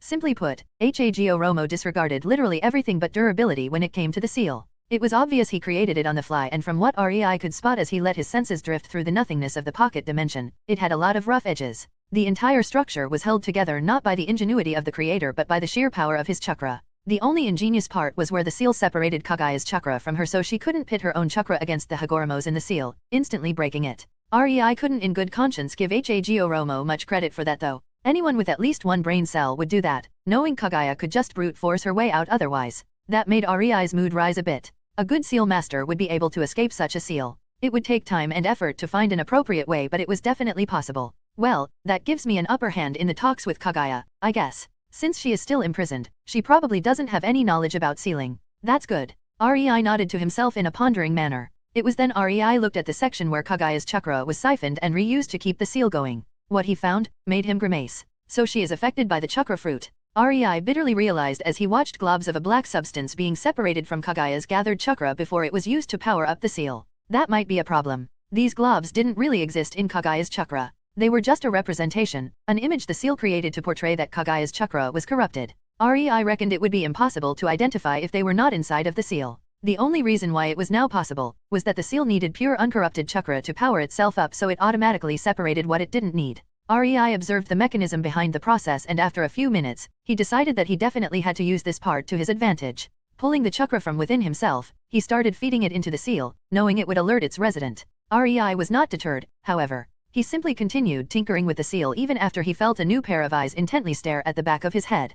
Kaguya's presence was unmistakable. The second it engulfed REI, he could feel her power despite it being sealed. The logical part of REI knew he had nothing to fear from the woman as she was powerless inside the seal. The primal part, the part governing his nature sensing, however, screamed at him to get away fast. Standing near her was like being washed over by a tsunami during a hurricane. It was then, REI understood what Kaguya really meant when she said that all chakra belongs to her. She was a planetary level of monstrosity. The Baijuyu, artificial or the real ones, simply felt like underdeveloped children compared to her. The only saving grace was that judging by the way Kaguya let her presence freely flow outside of her body without any restraint, she really had no idea how to control it. REI couldn't help but quietly chuckle. To him, it seemed the woman staring at him didn't even have a clue about her own power. It was so ridiculous it became hilarious. Then again, if she actually learned to control all that energy within herself. REI subconsciously gulped, still ceaselessly focusing on altering the chakra purification mechanism in the seal. That brought a new dilemma for him. Should I tell her and teach her about her potential, or should I simply let her waste it? REI really felt conflicted about that. Guess it depends on how this will go. Finishing with his job, the pocket dimension of the seal somewhat brightened as if some kind of previously unseen taint was reduced. REI turned towards Kaguya, who was furrowing her eyebrows at him, showing him a weird expression as she tried to comprehend why she felt different than a second ago and what exactly changed. Quite cute. REI revealed a small smirk as the regal-looking woman in front of him looked around like a little confused girl while slightly scrunching her nose. He cleared his throat, getting Kaguya out of her momentary reverie and causing a slight blush to paint her bone-white cheeks before her face again attained that aloof and cold regal look engineered to put a sense of inferiority in those who gazed upon it. Nevertheless, REI still found the situation quite funny, so the smirk on his face stayed. They stood opposite to each other, measuring the other with their gaze in total silence while the atmosphere around them was growing progressively more awkward. REI always knew he would meet this woman somewhere along the line, but now that he stood in front of her, he really had nothing to say to her. Jumping at her with his offer seemed a bit too abrupt too, so. As for Kaguya, her situation was even more difficult. After a while, Kaguya slowly opened her mouth in preparation for speaking, but before she could let out a sound, she silently closed it with a disgruntled expression, throwing a ponderingly inquisitive look at REI, who watched her internal turmoil with interest. He really didn't expect their first meeting would go like this. Screaming, arguing, trying to kill each other while he tried to persuade her of the cleverness of his proposal, yeah, kinda. But he would never expect having her adorably stare at him in speechlessness. Finally, Kaguya decided to cut the chase and spoke in a somewhat unsure manner while tilting her head. Would you believe you are my first guest since I was thrown here? Rei really had no idea how to answer that. Chapter 285, Kaguya at Satsuki 1. In Naruto, Reborn with Talent. I must say, I never expected this meeting to go this way. Rei smilingly mused as he drank tea and watched Kaguya munching on various types of food with gusto and the enthusiasm of a little child who just received her favorite dessert. Much to Rei's surprise, after their initial awkwardness passed, the very first thing Kaguya asked him for was a bit of his chakra. This made Rei wary but also extremely curious. She was not asking for an amount that would allow her to do anything substantial. In the end, Rei gave her what she asked for and then watched in amazement as Kaguya materialized a feast through her creation of all things. Around the ankle-high table full of various foods that could be classified as female's wet dream were various fluffy pillows for seating, and Kaguya promptly flopped down onto one of them before starting to enjoy the food, impatiently inviting Rei to join her with her indifferent eyes containing a deeply hidden eagerness. He wasn't even properly seated when Kaguya forgone all manners and started enjoying herself. Rei had to admit, this was a totally new style of cooking. I didn't have anything to eat for 1,000 years. Kaguya managed to say before taking another spoonful of pudding into her mouth and repressing a blissful moan. The corners of Rei's lips curled upward whereas his right eyebrow rose at the childish woman. He expected a regal, cold, and dismissive princess that would demand the world out of him if he wanted anything in return, but what he got was this. As if sensing his doubts, Kaguya gulped down the pudding and spoke again. The thing you did with the seal. I have no idea what it was, but it worked. It was sudden, but I felt as if something was lifted from my consciousness and no longer felt like attacking you on sight, so, good for you. She hummed while her eyes distractedly trailed towards another plate full of sweets. So the influence on her psyche was more subconscious. Rei took into account her wording. She didn't experience any sudden flip that would shake her entire being when he purified the taint. Instead, she simply felt as if her emotions and outlook somehow slightly shifted. Then again, Rei scanned the modified seal with his mind. The chakra fruit became a part of her the second she ate it. It's not like the taint was removed from her. I just added a feature that negates its effects as long as Kaguya is inside of her seal on the moon. That naturally meant the second she is released, her outlook would shift back to her previous state. Clearly, Rei needed more time to ponder about these problems. Rei gently smiled at the woman. You are quite the pervert, aren't you? He said, observing with satisfaction as Kaguya momentarily froze before huffing and continuing to eat as a slightly pink hue formed on her cheeks. Since they sat down, Kaguya didn't look in Rei's direction once, focusing her eyes on the food, but she had Byakugan eyes and Rei was a trained ninja. Naturally, he didn't miss her gaze. Well, you will have to excuse my curiosity, but you are the first person I see after a long time. Kaguya grumpily muttered and, for the most part, retracted her Byakugan gaze from Rei as silence ensued between them. What Rei found cute, however, was that now her eyes actually flickered towards him every so often. It was only a few peaceful moments later when Kaguya spoke again, this time with a measured and serious tone. What exactly do you want from me? I doubt anybody would enter this seal without any agenda, so, what's yours? It was obvious she mistrusted Rei's intentions. Sure, they were cordial right now, but Rei reckoned that was mostly because there was no way to harm each other inside of the seal. Kaguya might have portrayed a childish and excitable front with how she acted. She might even seem easily manipulatable, but Rei knew better. The woman in front of him wasn't a naive fool. That's why he was glad the seal was a perfect neutral ground for both of them. Rei nodded, not seeing any reason to tiptoe around it. I came to propose a deal. He started. I can free you from the seal. He said that part slowly on purpose, observing Kaguya. Her eyes indeed showed a slight sign of brightening at his words, but the woman didn't let her hope shine into her expression. Instead, she had her perfectly indifferent mask donned as she waited for Rei to continue. But as you probably already realized, I won't do that just out of the goodness of my heart. Kaguya slowly nodded. What are your terms? She bluntly asked. And this was the part where Rei's demeanor completely shifted, much to Kaguya's bewilderment. He released a deep sigh and sheepishly chuckled. I don't have any, he said, completely aware of how ridiculous that sounded. Rei saw how Kaguya's face became blank after hearing him and instantly decided to continue to clear any misunderstanding that might or might not form between them. After all, he wouldn't want her to think he is trying to deceive her. Right now, I don't have any right now. I honestly don't even have a method to free you. He shrugged, ignoring how Kaguya's lips twitched in exasperation before the woman decided to stuff a piece of a dessert into her mouth lest she said something unflattering to Rei. They stared at each other for a moment, Rei awkwardly and Kaguya coldly. When Kaguya didn't have anything to say, Rei decided to elaborate. I am the best sea master in elemental nations. Rei noted how Kaguya's attention shifted away from the food and back towards him when she heard these words. If anybody can devise a way to get you safely out of the seal, it is me. As for the terms, I really don't know what to ask for, but I can tell you right now, I will not free you for free. There will definitely be a price. I just don't really have anything you could provide that I would need or want. Except completely fucking up the plot and making the biggest villain of Narutoverse my ally, Rei inwardly thought. There were many advantages to freeing her, even if he did it completely for free. Most of them were indirect, but that didn't mean there would be no benefit for Rei. But, Rei also knew that doing that would be extremely suspicious, and while Kaguya would have been grateful beyond words, she would also be wary of his intentions to no end. She was a former ruler and her political mindset shone clearly through during their talks. She understood mutual benefit, whereas having a stranger show her such a massive kindness was instantly a reason for concern and a start of some nefarious plot. Then again, Rei would not release her from her seal unless he was absolutely sure the woman posed no danger to him or his family. Kaguya felt stumped. She was happy that somebody decided to help her because these 1,000 years of utter powerlessness took their toll on her mind. But she also understood the underlying message in Rei's words. He would only help her if it benefited him, and she had no idea what she could offer him for such a service. With a slight embarrassment, she realized her thoughts must have been visible on her face when Rei smiled at her and spoke, "For now, let's not talk about it." Making a counterseal to this, Rei gestured around himself, "Will be a long job anyway. Let's just get to know each other and talk some more about the past, shall we? I am really interested in why you ended up here." Chapter 286, Kaguya's Past. In Naruto, Reborn with Talent. Kaguya's mood soured when she heard what Rei asked her. "You don't know?" She threw an incredulous look at him. "How did you know about me being sealed in the moon, then?" "Well, there are legends, but I would like to hear your version of the story."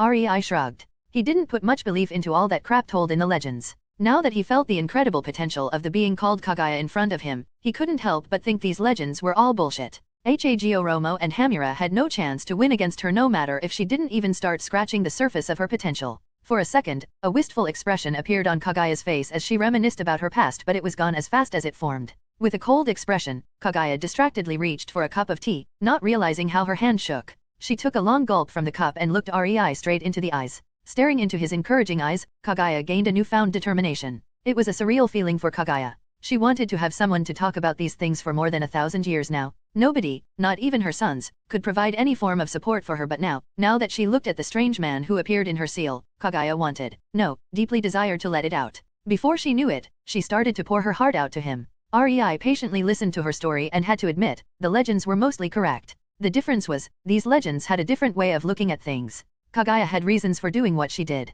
She wasn't some madwoman who was turning humans into wooden soldiers for kicks and giggles. As she explained what she did and why, her cheeks never dried of tears. She started with how she was selected for the expedition to grow a chakra fruit, how she came to Rei's planet, how she didn't agree with the ways of her traveling companion, and how she betrayed him, knowing it would have been her undoing. It was a story about a naive, young, and stupid girl. She told Rei how she met her husband, how her heart fluttered when he talked about his ideals, how she, for the first time, fell in love, not realizing or paying attention to many important things. With hurt and tear-stricken expression, Kaguya portrayed how her happiness slowly changed into the realization that while she was the wife of her husband, he was a ruler and had a completely different way of looking at marriage than her. She spoke of long lonely days and short nights, of a passion that was slowly but surely burning out, of how her maid was slowly becoming more of a husband to her than her actual husband.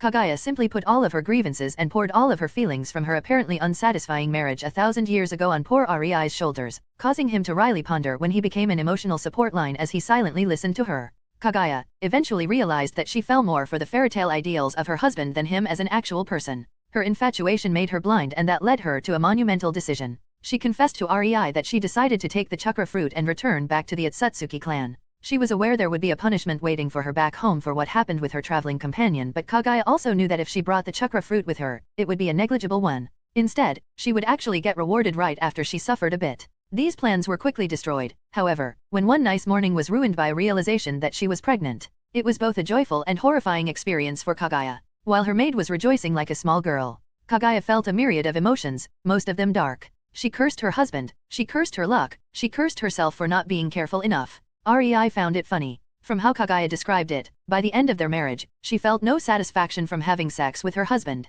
She just bore with it because she thought it was her duty as his wife. Now she realized she was still stupid at that time and that she should have rejected him completely, but it was already too late to lament about it. It was hilarious how she, a female Otsutsuki who should have had a hard time getting pregnant, actually got impregnated by a mortal, not when she passionately slept with her husband every night during the height of their love, but when the guy only graced her bed once or twice per 2 weeks for a quick release. Rei couldn't help but feel a bit of respect for her husband when he heard that.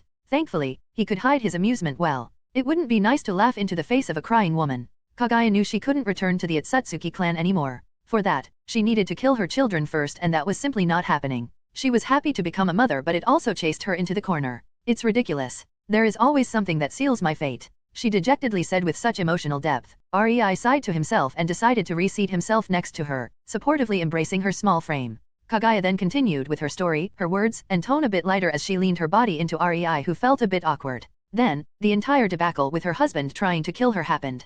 Kagaya understood why he chose to sacrifice her to avoid the war. He was a ruler and had his priorities straight. He had to think about the well-being of his people. But Kagaya had to think about the well-being of her children. She already forfeited her future and her life for them when she decided to keep them rather than return to her clan. And so, she ate the chakra fruit. Her life after that incident improved. She got stronger, became the ruler, and led humans to prosperity and peace. Deep down, however, Kagaya always felt anxious and insecure, always awaiting the Otsutsuki clan to come and punish her and her children. Eating the chakra fruit was the worst crime she could have done, and she had no illusions the Otsutsuki clan would not realize what happened. Her children were a big motivation for her. All she wanted was to raise them well, give them love, care for them, and make sure they would be happy. As such, Kagaya decided to make countermeasures against her clan. Much to Rei's amusement, he bluntly told her he thought her plan sounded dumb, and Kagaya blushed crimson red from embarrassment, unable to refute it. Army of white Zetsu? What good would that do against the Otsutsuki clan? They couldn't be even considered cannon fodder. Instead of trying to create an army, you should have tried to master your own power and train your body.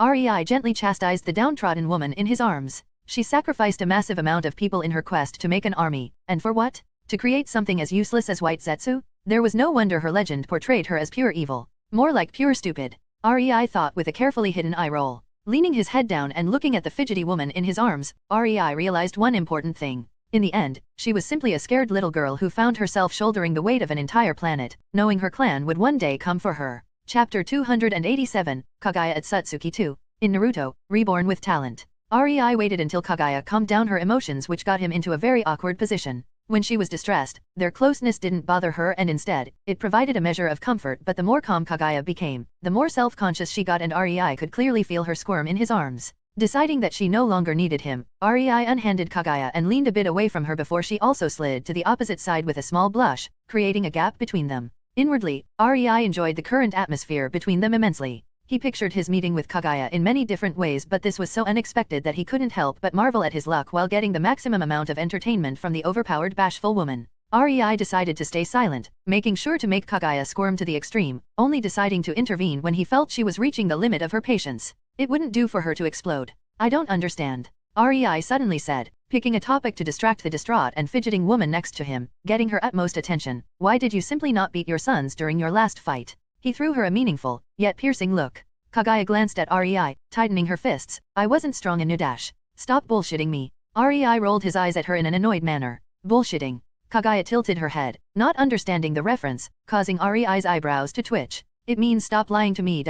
Rei explained. I can feel your chakra sealed in this seal. There is no way you were simply overpowered by your sons, he stated with a casual finality. Kagaya lowered her head as a self-deprecating smile appeared on her lips. I simply couldn't hurt them. They are my children, after all. That fact won't change, no matter if they betrayed me or not. Hearing her reason, Rei hummed and inwardly rejoiced at the fact both Hamura and Hagoromo were already out of the picture. That would have complicated the situation immensely if that's how Kagaya felt about them despite everything. Somebody could argue that Hagoromo was still present in the world, but Rei would only snort at that. A person like Hagoromo, a self-righteous bastard who thinks his ideas and vision are the best, would long ago intervene in the ninja world if he could. That meant while the old coot most likely could see, he could not affect the happenings, which was just fine as far as Rei was concerned. Let the dead stay dead. You know that both of your children are long dead, don't you? Rei carefully asked, wanting to confirm Kagaya's thoughts on the matter without making her realize his intentions. It wouldn't do to free her from the seal only to have her bring someone like Hagoromo back to the land of the living.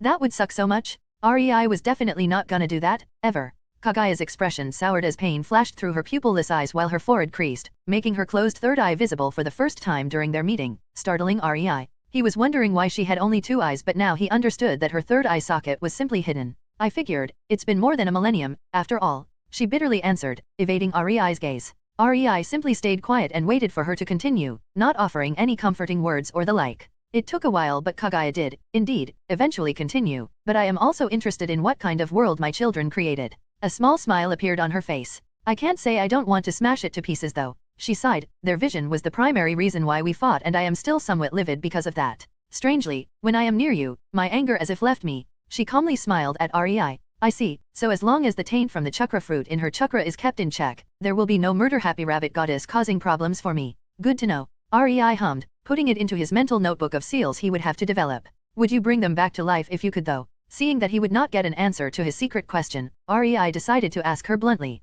Kaguya was momentarily startled by Rei's question but then slowly blinked in a pondering manner before starting to slowly speak, mulling each word on her tongue with great care. I don't think so. Kaguya's face scrunched in hurt and self-blame. Rei was inwardly happy when he saw her expression though. The sheer emotions conveyed told him that Kaguya was not just acting. She genuinely felt deep in her heart that she wouldn't resurrect her children if she could, and it brought her a lot of confusion from which pain and guilt were born. There was no greater confirmation that Rei had nothing to worry about in this regard. Kaguya, not noticing the pleased glint in Rei's eyes, continued, I'd like to say I would. In a heartbeat. But I can't. I feel the desire but I also know I wouldn't be able to persuade myself to actually do it. They betrayed me. Kaguya spoke in a downtrodden tone before lifting her gaze towards Rei. Does that make me a bad person? A bad mother? Rei gently shook his head in reassurance. I don't know. That is a question you have to answer for yourself. Your children, however, chose their paths and the most you can do is respect their decision. He truthfully answered. As far as Rei saw it, both Hagoromo and Hamura were adults, more like corpses at this point, and as such, they had the right to decide for themselves. Kaguya mulled over that answer, bringing yet another heavy silence between them. Rei almost thought he got her into a trance when even after an entire half-hour she didn't move, but then, suddenly, a question was asked. How are you planning to free me from the seal? Kaguya distractedly asked. Rei blinked, looking at her, and noticed her face was still blank as if she was deep in thought. He realized she asked mostly to get her head thinking about something else than Hagoromo and Hamura. Rei happily obliged. I have to devise a counter-seal that can unravel the one sealing you. There are many ways to do that but, well, finding the best one will be difficult, he said. Kaguya slowly nodded. Wouldn't it be better to just give me enough chakra so that I can blast the seal from inside out? She curiously asked, distracted enough that her mood improved. Rei, however, just snorted in reply. You are not blasting anything, woman. The pocket dimension of this seal is literally located in the middle of the moon. Blasting the seal from inside out with pure force would result in blasting the moon itself apart, which would result in the destruction of my planet, he explained. So not gonna happen. Kaguya sheepishly averted her head, feeling embarrassed at her suggestion. But Rei naturally knew why she was so impatient. I reckon being in the seal alone must be lonely, so I can tweak it a bit so you can telepathically contact me. You know, to have somebody to talk to, he said while inwardly sighing. His next few years seemed to be deprived of much privacy if the happy gleam in Kaguya's eyes was any indicator. Why must she be too cute to not take pity on her? Rei lamented. Chapter 288, Teams 1. In Naruto, Reborn with Talent. Are you sure about this? Shikako looked from behind his Hokage desk at the calm Tsunade who sat on one of his sofas for guests, sipping tea. Yes. Why? Do you have any complaints? Tsunade asked him in a tone that clearly said it wouldn't matter even if he had any, but she was willing to listen if he wanted to reason with her. Shikako could only inwardly sigh at the antics of this insufferable woman. Honestly, this was becoming a recurrent theme. It didn't happen all that often, but when Tsunade wanted something, Tsunade got it. What really irked him though was that she always came up with some demand when he least expected it. Like now, for example. Tsunade pushing her way into the formation of the new genin teams was something Shikako never expected to happen. It was his responsibility as the Hokage to set them up based on information from the academy teachers, and Tsunade should have no interest in it, yet, here they were. How to say this? Shikako looked at the sheet with the teams, a small frown forming on his lips as he skipped all of the unimportant cannon fodder ones that posed no problems. Let's start with Team 7. Naruto Uzumaki, Sasuke Uchiha, and Hinata Hyuga, led by Kakashi Hatake with Anko Midarashi being co-teacher. He stated, moving his gaze onto Tsunade before deadpanning. Now that's blatant favoritism. Yoshino, his wife and secretary, who dutifully sat opposite Tsunade on the guest sofas and was refilling her teacup, could only wryly smile while inwardly agreeing with her husband's assessment. That team, it was as if Tsunade said screw it and threw the best prospects from the year into one team. That was just not done. Ever. Giving them Hatake Kakashi as their teacher on top of that? Yoshino could already see the headache her husband will have to go through in the next few days due to the complaints of other clan heads, advisors, influential figures, etc. But the real problem? Why don't you just make that team and give them to be trained under Midarashi-san? Yoshino voiced her opinion. Normally, she would be instantly silenced. After all, she was just a secretary. Then again, being also Hokage's wife had its perks. From time to time, Yoshino intervened with a question or a suggestion, and Tsunade was glad for that. She knew that Shikako, despite his immense intellect, had a bad tendency to seek the least troublesome way in order to accomplish his goals. Unfortunately, the least troublesome didn't always equal the best. She can't do that. Shikako answered Yoshino's question. Anko is not on the active roster of Konoha forces, and even if she was there, she never achieved Jonin status before she became the Senju representative, which kinda both pushed her proverbial influence to the highest places while also putting a complete stopper into the advancement of her career as a kunoichi. And since she never returned to the active roster, she is still just a chinin. Tsunade added. Couldn't you just? I don't know, disregard the rules for this instance. Yoshino tried to be helpful and gave a suggestion based on the facts she possessed. Tsunade smiled. I could, but I won't. She was daimyo. What she said, went. It would only take one signature to put Team 7 under Anko's tutelage. Doing so would create some unnecessary minor problems Tsunade simply didn't feel like facing. We all know about Kakashi's approach, Tsunade said, making Yoshino dryly chuckle while Shikaku sighed in exasperation when he remembered that Kakashi dropped 5 teams so far without even considering them. The dude could preach about the lack of teamwork all he wanted, but Shikaku simply didn't buy that bullshit. Expecting 3 kids put together on a team to have passable teamwork without any practice was just ridiculous. Shikaku knew that Kakashi was simply pissed he was dismissed from Umbu, so he was currently sulking. For years. It was just one more instance of Sarutobi's foolishness coming to bite the next Hokage in the ass. He won't teach the kids a shit if they don't pass his secret personal evaluation. And only God knows what that pervert's criteria for passing actually are.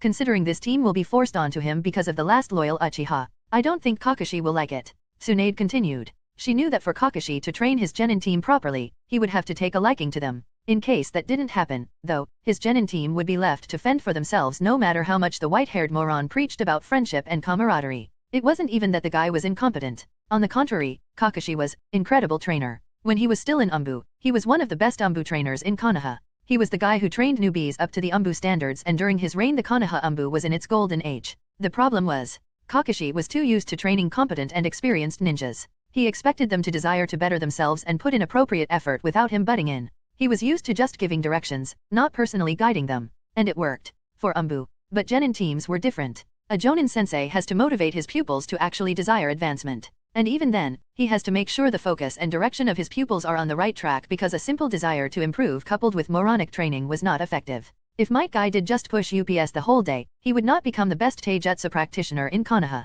The guy might seem stupid, but he had a lot of knowledge in body improvement through training, diets, and various other ways. Just exercising simply won't cut it in the ninja world. In this aspect, Kakashi lacked. He just couldn't care less if his pupils were motivated. Worse yet, even if they had enough motivation, he would never hold their hand and guide them in the correct direction to make the most of said motivation. He wasn't really doing it intentionally though. The man had his issues and he simply judged others based on himself. Which honestly did not work considering he was a rare type of genius. Holding freshly graduated genins to his standards was just stupidity. As such, you want to insert Anko into the team so they get at least some training. Shikaku nodded in understanding. But the problem is still here. People will see that as blatant favoritism and come to complain to me. He whined. Tsunade and Yoshino just rolled their eyes at him. Then tell them she is there to take care of Naruto. The kid is a Uzumaki, a relative to Senju. Having a Senju look after him should be normal, even if Anko is only an honorary one. Tsunade shrugged. Hearing her reasoning, Shikaku started to ponder. Yes, that could work. It will still be troublesome to explain, but, yeah.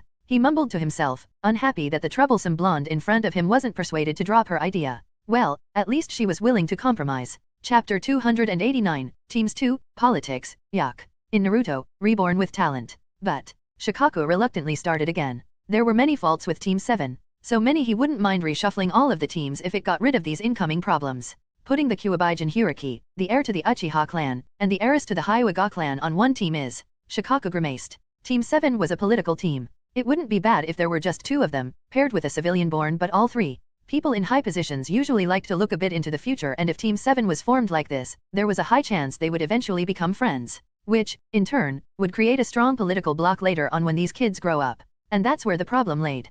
Putting together Inoshikacho was fine. These clans didn't have much ambition other than keeping their current influence. They seldom tried to use the system in order to get a leg up. It was also a known fact these 3 clans were already allied, so putting them together in a team wouldn't create any future problem in the political sphere that wasn't already present. The same could be said about the Aberame clan. They were simply far too passive for politicians and other clan heads to worry about them. It was a stupid way of thinking because Shikaku still thought the Aberame clan was one of the most dangerous clans in Konoha, both combat-wise and politically, but people simply didn't see it that way. They were too used that the Aberame just stoically sat in their place and wordlessly observed the happenings without much input. In the team setup Shikaku previously made, he planned to pair Hinata, Kiba, and Shino because of that reason. Shino was the Aberame her. Kiba was an Inuzuka, and they were far too brash and not exactly clever, so nobody took them all that seriously. Plus he was not the heir, which meant even if he got along with his team, there would be no extremely strong political alliance later on. The only issue with that setup was Hinata Hyuga, who would almost certainly become a big political figure in the future. Then again, 2 heirs, where one was from a clan that didn't have that much influence, that was the limit for Shikaku.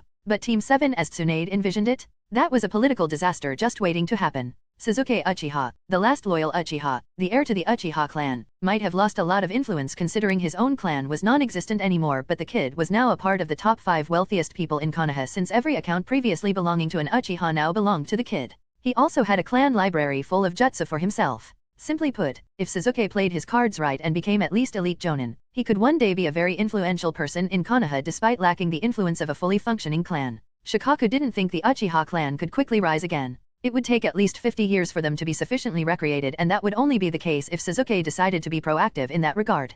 God knew there were many morons in Konoha Council that would like nothing more than Sasuke becoming a sex beast focused on impregnating their daughters. Many would like to have a shot at a portion of the wealth of the kid, after all. But the Uchiha kid was the least of Shikaku's worries. He was like Kiba, unimportant. The real problems were Hinata Hyuga and Naruto Uzumaki. Hinata, in Team 7, she would have access to 2 heirs who will, later on, become influential. Coupled with the Hyuga clan's influence, Shikaku could already see some of the smarter councilmen having a problem with this setup. As for Naruto, people knew only that he is a Jinchuriki and that he is recognized as a part of the Senju clan. Being a Jinchuriki, that alone would make him a focus of higher UPS. Shikaku was supremely glad nobody knew the kid was the heir to the Uzumaki clan and the son of the 4th. How nobody put 2 and 2 together, he would never know. But, this stupidity of Konoha's citizens was certainly convenient. If people found out the real political weight Naruto will one day carry, Shikaku had no doubt they would stop at nothing in order to prevent his placement on the team with Hyuga Princess and Uchiha heir. Together, these 3 could create a political bloc that would totally suppress anybody who didn't agree with them.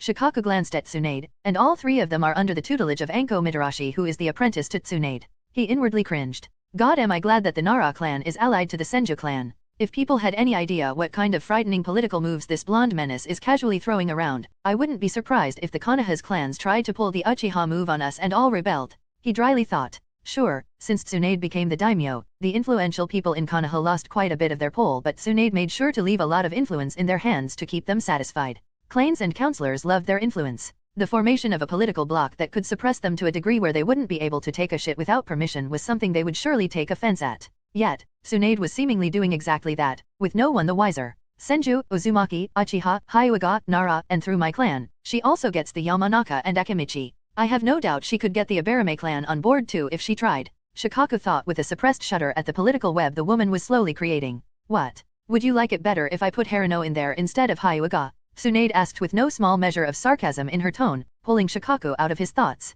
His eyebrows instantly furrowed when he heard her question, but his real reason was a short choking session as his spit got caught in his throat. Hell no, Shikaku exclaimed as he finally managed to stop choking. Right now, we are dealing with a political disaster. Swapping Hinata for Harano is a totally new kind of catastrophe. He snorted. Now I worry about the reactions of the clan heads and the politicians you so magnanimously allowed to keep their influence. If Harano was a part of Team 7, however, I would have to worry about their life expectancy. I will take political worries rather than that any day of the week, you troublesome blonde. He replied indignantly despite knowing he couldn't put Harano in that team anyway. Tsunade created many programs for the academy and Harano Sakura ended in one of them. The girl had superb chakra control, but other than that, she was useless. That was mostly because of her naivete and kitty fantasies, but still, she was not cut out to be a kunoichi. Not unless she grew up a bit. Putting her in Team 7, a team that will undoubtedly be an assault-focused team, would have been a seppuku-worthy mistake. As such, the girl ended up in the medical program, and once she graduated, she would be an apprentice under one of the medic ninjas in Konoha's hospital. She would be in a safe environment, contributing to the village by doing things she had a talent for. Thought so. Tsunade smugly said, in that case, what the heck are you still complaining about? Team 7 will be as I said it will be. Stop trying to change my mind, Shikaku.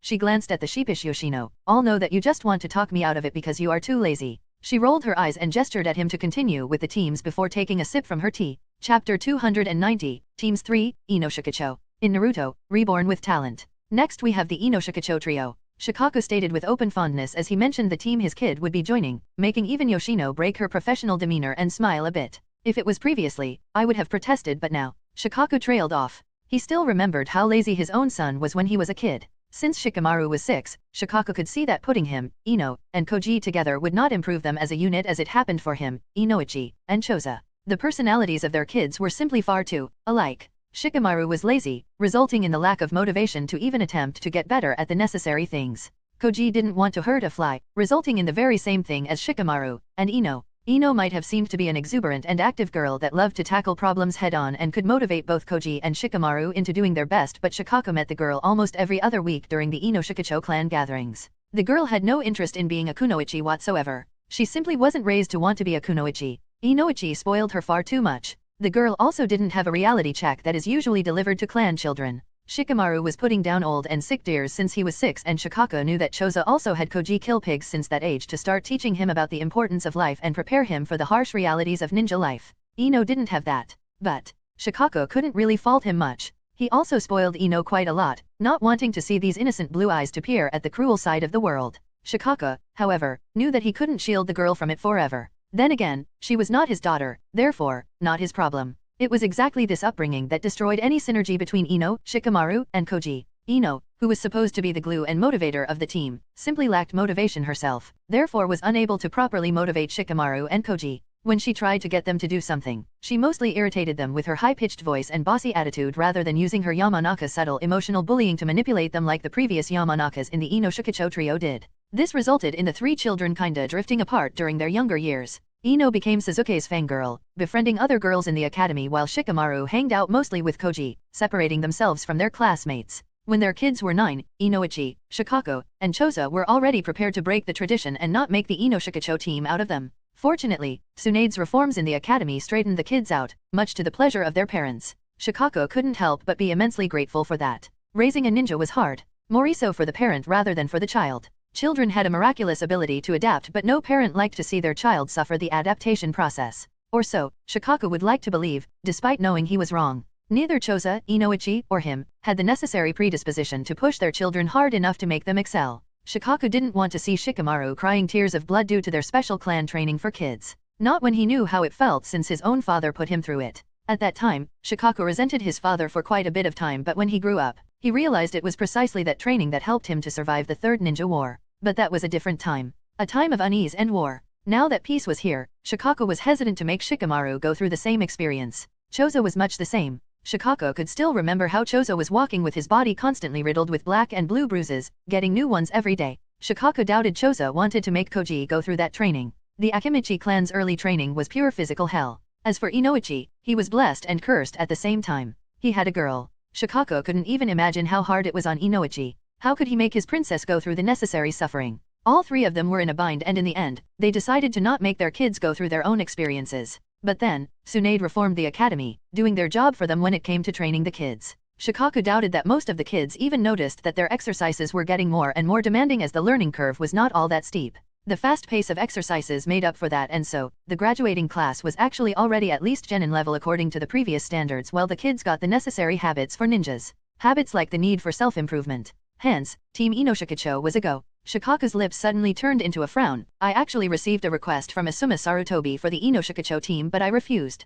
That guy is lazy as heck, and I am afraid the kids could relapse back into their old habits under his watch. It was a shame too, in Shikaku's opinion. Asuma was one of the elite jonins of the village and was a very talented man. The problem was he simply didn't want to put in more effort than strictly necessary. Shikako could already deduce what would have happened with his and his friends' kids under Asuma's tutelage. They would simply get lazy again, noticing Asuma's habit of taking things easy. The problem with that was, Asuma already achieved the necessary strength threshold and only had to maintain his body fit. The kids, however, needed a lot of work to get to that point, and being lazy now could prevent them from reaching their potential later on. Hearing about Asuma, Tsunade inwardly groaned. Asuma and Shizun married a year ago, not a happy occasion for Tsunade as she still didn't like the young Sarutobi. But, she relented and blessed their union as Shizun's mentor. What else could she have done? It was either grit her teeth and let her young apprentice do whatever foolish thing she wanted, or distancing herself from Shizun even more than they already were. Tsunade simply chose to let Shizun make her own choices. Surprisingly, Asuma was shaping up to be quite a good husband, much to Tsunade's ire. She still didn't like him though. At least her newest apprentice, Kurane, was averted from the dark side and persuaded that Asuma was not as cool as she always thought. But damn if that didn't take a lot of subtle manipulations. Who is getting this team? Tsunade asked in an attempt to change the topic and distract herself from thinking about Asuma. Yujao Uzuki. I pulled her out of Umbu just for this. Shikaku answered with a tired sigh. It took him quite a lot of persuasion to make Yujao accept. That meant Inoshikicho will still get their genin test from their jonin teacher, but unknown to them, they would pass no matter what, and then, welcome to hell. They might not focus on Kenjutsu, but I think a watered-down Umbu-style training would do them good considering the Inoshikicho specialty. I see. Yujao must have been happy. Training the Hokage's son is quite an honor, Tsunade offhandedly remarked, doing it more to annoy Shikaku because she knew that the woman would vehemently protest being separated from her lover. Hey. Shikaku didn't deem that remark with a reply, knowing it was smarter to be quiet as he remembered the passive anger seeping out of Yujao as he gave her new orders. You want me to train some spoiled lazy gits? Was her cold reaction. To be fair, Shikamaru was not that spoiled. At least Shikako would like to believe that, but then he remembered how other clan kids were trained during their youth. Anyway, let's move on. Chapter 291, Teams 4. In Naruto, Reborn with Talent. Team 8, Inuzuka Kiba, Abarame Shino, and Kurama Yakumo under the tutelage of Kurane Ui. Shikako read aloud from the file before looking at Tsunade. Are you sure about letting Kurane lead a team? She is your apprentice, so wouldn't this take a big chunk of her training time? In reply, Tsunade could only helplessly smile. Kurane has a special past with the Yakumo heiress and she spent the past 2 months begging me for this team. It was annoying me beyond reason. I guess not even you are exempt from problems with pupils. Shikako amusedly quipped, understanding the problem. It was almost like some unspoken rule that high-ranking people usually trained people with high potential. These people, however, were most of the time quite problematic. The 3 Sunin were the best example where even the 3rd Hokage couldn't do much about their behavior. The 4th Hokage had Kakashi Hatake. And now, Tsunade had Kurane and Anko. Anko was, well, Anko. She was obsessed with her revenge against Orochimaru and that was a problem in itself. Then there was her usual behavior and honestly, Shikako didn't envy Tsunade. Anko's behavior might have improved drastically since she became a part of the Senju clan, but she still wasn't a good representative. She was one of those people parents told their children to never imitate. Despite that, Shikako had to admit that since Tsunade started seriously training Anko a few years ago, the Snake Mistress became one of the most valued secret assets of the village. Her potential was astonishing. Shikako didn't delude himself into thinking he knew the full picture either. He was only aware of what Tsunade allowed him to know, and even that was enough to raise Anko's value quite high and make sure nobody found out about it. As for Kurane, I still remember how annoyed Tsunade was when she had to beat feminism out of Kurane. Shikako mirthfully thought. Kurane had major hidden inferiority issues, believing she had to show the worth of kunoichi to the world. This helped her to gain motivation to reach a high Chunin level, but after that, this kind of mental state was mostly just a hindrance. From Jonin and up the power scale shot towards the sky, and male or female, ninja or kunoichi, gender didn't matter anymore. Knowing that, Tsunade had to set Kurane's mentality straight and decided to do so in a Tsunade-like manner. By beating Kurane up until her head understood the lesson. Well, Kurane still hated perverts, but at least she now didn't think every male except Sarutobi Asuma was a pig. Shikako could actually put Kurane on a team that was not solely composed of females these days and took it as a major improvement in the girl's temperament. Sometimes, Shikako wondered why the most talented people were also the most eccentric ones. Why couldn't everyone just realize the greatness of sleep and lazing around? Wouldn't it be best if instead of wars, the nations solved their problems with shogi matches? Shikako sighed, maybe I should conquer the world and show the people the correct path. His face then thoughtfully scrunched for a second before slacking into his usual lazy and tired expression. Nah, too troublesome. I think it will be a good experience for Kurane. Yakumo is also a budding genius in genjutsu, so they might be a good inspiration for each other. Tsunade dryly said, having enough of this topic. Kurane at first saw Yakumo as a daughter, and her motherly instincts were messing up with her head so much that Tsunade had to step in, otherwise the Yakumo heiress would not be trained properly but pampered. If she didn't have to deal with any problem pertaining to Team 8 in the immediate future, Tsunade would be delighted. One can dream. She wistfully thought. Was this how Rei and Konan felt when they trained Ringo and Mei? I don't see any major problem with Team 8. Kiba Inuzuka will probably try to become the alpha of the team, as is commonly seen in Inuzuka ninjas. The file stated he is quite unrestrained with his behavior, but Kurane, with her special brand of dislike for his kind, will probably rein him in quite fast. Shikako shuddered and pitied the young boy who liked to let his instinct decide his actions. Shino Abarame is calm and level-headed with a great analytical mind. His insects will also fit right in with 2 genjutsu users and 1 taijutsu-oriented fighter. It was a good composition. A bit lacking in ninjutsu, but if used correctly, they would be superior in subtle warfare. Neither Yakumo nor Shino should clash with Kiba personality-wise either. Shikako nodded and stamped his approval on the file. Tsunade watched in distaste as that happened. In the whole roster of the new teams, Team 8 was the only one that irked her. In an ideal world, Tsunade would forbid Kurane from taking a team and focus on improving her strength. The woman had the potential to reach the level of the second Mizukage with her genjutsu, and Tsunade wanted her to be the next Hokage. She had no delusions that Shikako would stay in the office for a long time. The Nara clan head clearly disliked his current place in life and most likely only went along with Tsunade's plans because of the respect he had for her and the Senju clan. That meant, Tsunade had to prepare for the day when he had had enough. Unfortunately for Tsunade, she had only 2 choices as of now, Anko and Kurane. There had to be no discussion about Anko. As long as that woman never came anywhere close to the Hokage seat, the citizens of Konoha could live happily. That left only Kurane, and while there were many issues with her, Tsunade had to admit that every ninja had their own special quirks. Letting Kurane take in a team was actually also a way to train her, and that's why Tsunade relented in the end. Shikaku and Tsunade then spent the next few hours coursing through more teams. Unlike the time when the 3rd Hokage was in the office, the concept of dropping out of the academy was almost non-existent. There were 3 graduating classes and everyone graduated. while only half of these kids were assigned to a team with a Jonin sensei, that was still enough to create around 15 teams. It took time to sort through all of them and discuss the compatibility of the kids while suggesting reshuffling and improvements. That was not even mentioning the other half of the graduates that were directly assigned to a department. These were the kids that ended up like Sakura Haruno, and their career was mostly decided as they were sent to be apprenticed under specific departments due to their talents. These were not supposed to be field ninjas. If these kids wanted to be a part of Konoha's ninja force, they had to train in their spare time and request a trainer or reassignment when they got competent enough. Still, 6 years ago, from these 3 graduating classes, barely 3 to 5 teams would be passed. Now there were 15 and all the graduates were actually trained enough to be competent. Shikako had to admit that Konoha improved quite a lot during the time Tsunade was in charge. His eyes trailed to a file in the trash bin, the same file that Hiruzen Sarutobi politely handed him. It was a team setup the old man thought would be best for the village. Hiruzen didn't have much, if any, political influence in the village nowadays, but nobody could say the old man didn't try to influence certain things. That's actually where his joke of putting Sasuke, Sakura, and Naruto together came from. Shikako knew most would pay the document a lot of attention because, despite everything, the former third Hokage still held a lot of respect in the village. But he also knew Tsunade would bash his head through his office table if he tried to implement Hiruzen's team setup, so Shikako did the smart thing and threw it away the second the door closed behind Hiruzen. Better not think about it. Getting mixed up in the silent war between these old foggies will just reduce my nap time.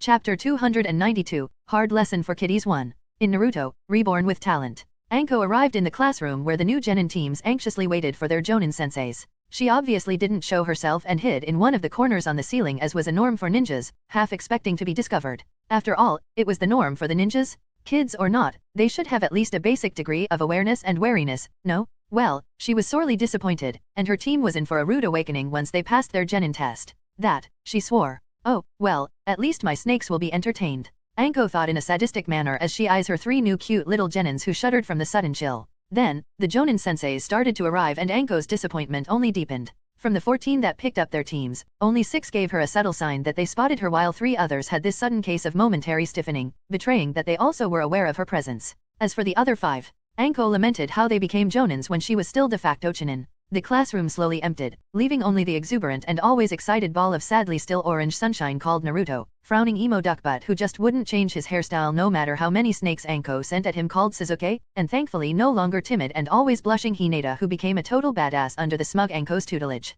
Yes, this team was gonna rock, when they learned to detect sloppily hidden enemies. The Hyuga was in for some serious spanking sessions for this oversight. Of that, Anko was sure. 10 minutes passed and Anko blankly stared at the back of her brats' heads, wishing for them to finally notice because she was getting bored. And bored Anko was antsy Anko. 10 more minutes passed and the antsy Anko was blankly looking around the room, her fingers twitching closer to her kunao pouch while her eyes involuntarily narrowed. She desperately hoped her wait wouldn't be long because antsy Anko was quickly becoming pissed off Anko. 10 more minutes passed. Anko was utterly pissed. Jumping down from the ceiling and silently appearing behind the 3 carefreely sitting brats, Anko quickly whipped a kunao from her thigh pouch and slashed at Hinata's jugular. Fortunately for the Hyuga girl, Naruto's senses were quite sharp thanks to all the training he underwent. It allowed him to hear the swishing sound as the kunao raised its path through the air. Reacting on instinct, he pushed himself from his seat, his body colliding with the unsuspecting Hinata, sending her tumbling down from her chain just in time to make Anko's kunao miss her neck by an inch. Naruto wasn't the only one who heard the kunao though. While Sasuke was too late to do anything for Hinata, he also reacted and as her kunao missed the girl's neck, Anko found herself leaning backward to avoid 2 shurikens thrown at her neck and forehead with great precision. She was not given a breather though as both Naruto and Sasuke followed with their attacks, Sasuke going for a high kick to the face while Naruto lunged at her legs, his nails already sharpened with Kyuubi's chakra. A very unsettling grin appearing on her face, Anko twisted her body and jumped. Sasuke found his kick missed its mark as a hand suddenly gripped his forehead in a vice grip before throwing him headfirst into the wall while Naruto had his face promptly planted into the floor when Anko's foot landed on the back of his head while he was in the air. The 2 groaning boys didn't even see how their opponent manhandled them. Ha, you suck. Anko boasted, be more awa dash. Anko's hand snapped into action and caught Hinata's strike just an inch away from impacting the side of her chest from behind. If that landed, it would most likely shred her lung into a paste. Hinata tried to yank her hand away but Anko held her wrist too strongly for her to do anything. In the last attempt, she tried to go on the offensive and struck with her free hand towards Anko's hand that held her wrist. Anko wasn't having that. During her training with Tsunade, her strength improved leaps and bounds so it was relatively easier for her to simply yank the entire body of Hinata Hyuga upward, lifting her from the ground. Anko then spun on the spot, carrying Hinata with her momentum before gently, by Anko's standards, smashing her back onto the fortunately sturdy desk, causing Hinata to gasp from the sudden pain. She was beaten and she knew it. As I was saying, be more aware of your surroundings, brats. Anko merrily quipped, noticing that Sasuke and Naruto were almost recovered. It wouldn't do to let them attack her again. Nope. Anko, with a smug smirk blooming on her face, pulled out a kunai and slowly put it on the neck of the still dazed Hinata, giving a meaningful look at the two boys whose eyes were burning with desire to beat the crap out of her for endangering their friend. Oh, they were pissed and Anko enjoyed every second of it. Cocking her eyebrow in a "what are ya gonna do" manner, Anko waited for their next move. Silence spread in the classroom, only Hinata's pained breathing interrupting the serenity of the moment as the senior kunoichi beckoning the two freshly minted genins to do something with her gaze. Naruto and Sasuke were stumped. They had no idea if they should continue attacking and risk Hinata's throat being slit, and yes, Anko was a Konoha ninja but she was Anko? After the training she made them undergo these past years, they could totally see her casually slitting the throat of the Hyuga heiress just to make a point. Unfortunately for them, Anko trained them in a lot of things but none of that was teamwork and response to certain situations in the field, so this was a completely new experience for them. Naturally, the only other option was to surrender. The two boys didn't dare to hope to outsmart Anko. It was a less known fact but the woman was frighteningly smart when she wanted to be. So much so that even Naruto feared pissing her off because it usually meant Anko got creative with her punishments. And creative Anko was determined Anko. Sadly for him, determined Anko was thinking Anko, and that's when the shit hit the fan. And in most cases, the fan was Naruto. Naruto and Sasuke exchanged brief glances and nodded, understanding each other in a way only longtime friends could. Honestly, Anko wanted to coo at them about how cute their behavior was but she still had a point to prove. "We surrender," Sasuke said in distaste, grimacing as if he just ate a bug while Naruto looked disgruntled but his eyes shone in determination, still trying to find a way to win this encounter. "Is that so?" Anko hummed. "Fine then." She slightly lifted the kunai, her smile widening when she noticed the apparent relief on the boys' faces.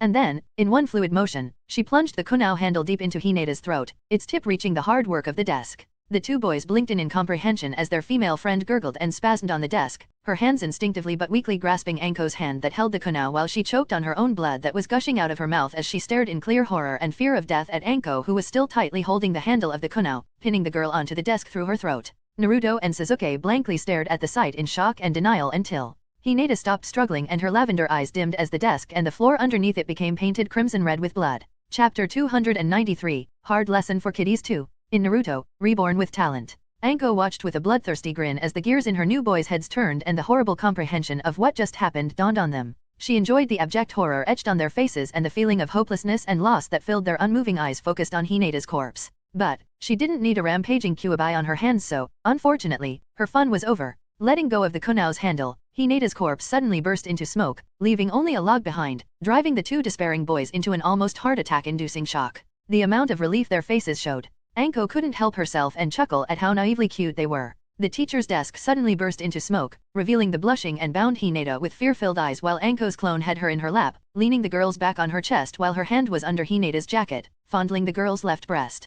Hinata didn't know what to do. She felt odd. On one hand, the things Anko did to her chest were very amazing and felt good. She didn't want her to stop. On the other hand, she just witnessed herself dying in a very cruel manner by the hand of the woman who was currently fondling her chest. That naturally drove the fear of God into the girl's mind. She couldn't even muster the courage to give a meager protest against the way Anko's clone treated her. "Do you know what you did wrong?" Anko asked Naruto and Sasuke, causing them to feel as if a bucket of ice-cold water was poured on them when they finally realized it was all just an illusion and Hinata was still alive. Obviously, neither of the boys had any idea why their asses were so thoroughly kicked and their ugly expressions showed it. Sighing, Anko decided to enlighten them. "Your eyes are fucking faulty, that's what." She gave an intense meaningful look at the Uchiha who stopped short when his brain realized what she just said. Sasuke blushed beet red when he finally realized that he didn't even activate his Sharingan for this fight. He was so caught up in the moment that he totally forgot. Too worried for Hinata that it never even occurred to him. "And you?" Anko redirected her gaze to Naruto, who gave her an unsure sheepish grin and waited for his judgment. "No ramen for you for a month if you don't tell me what you did wrong in 5 seconds.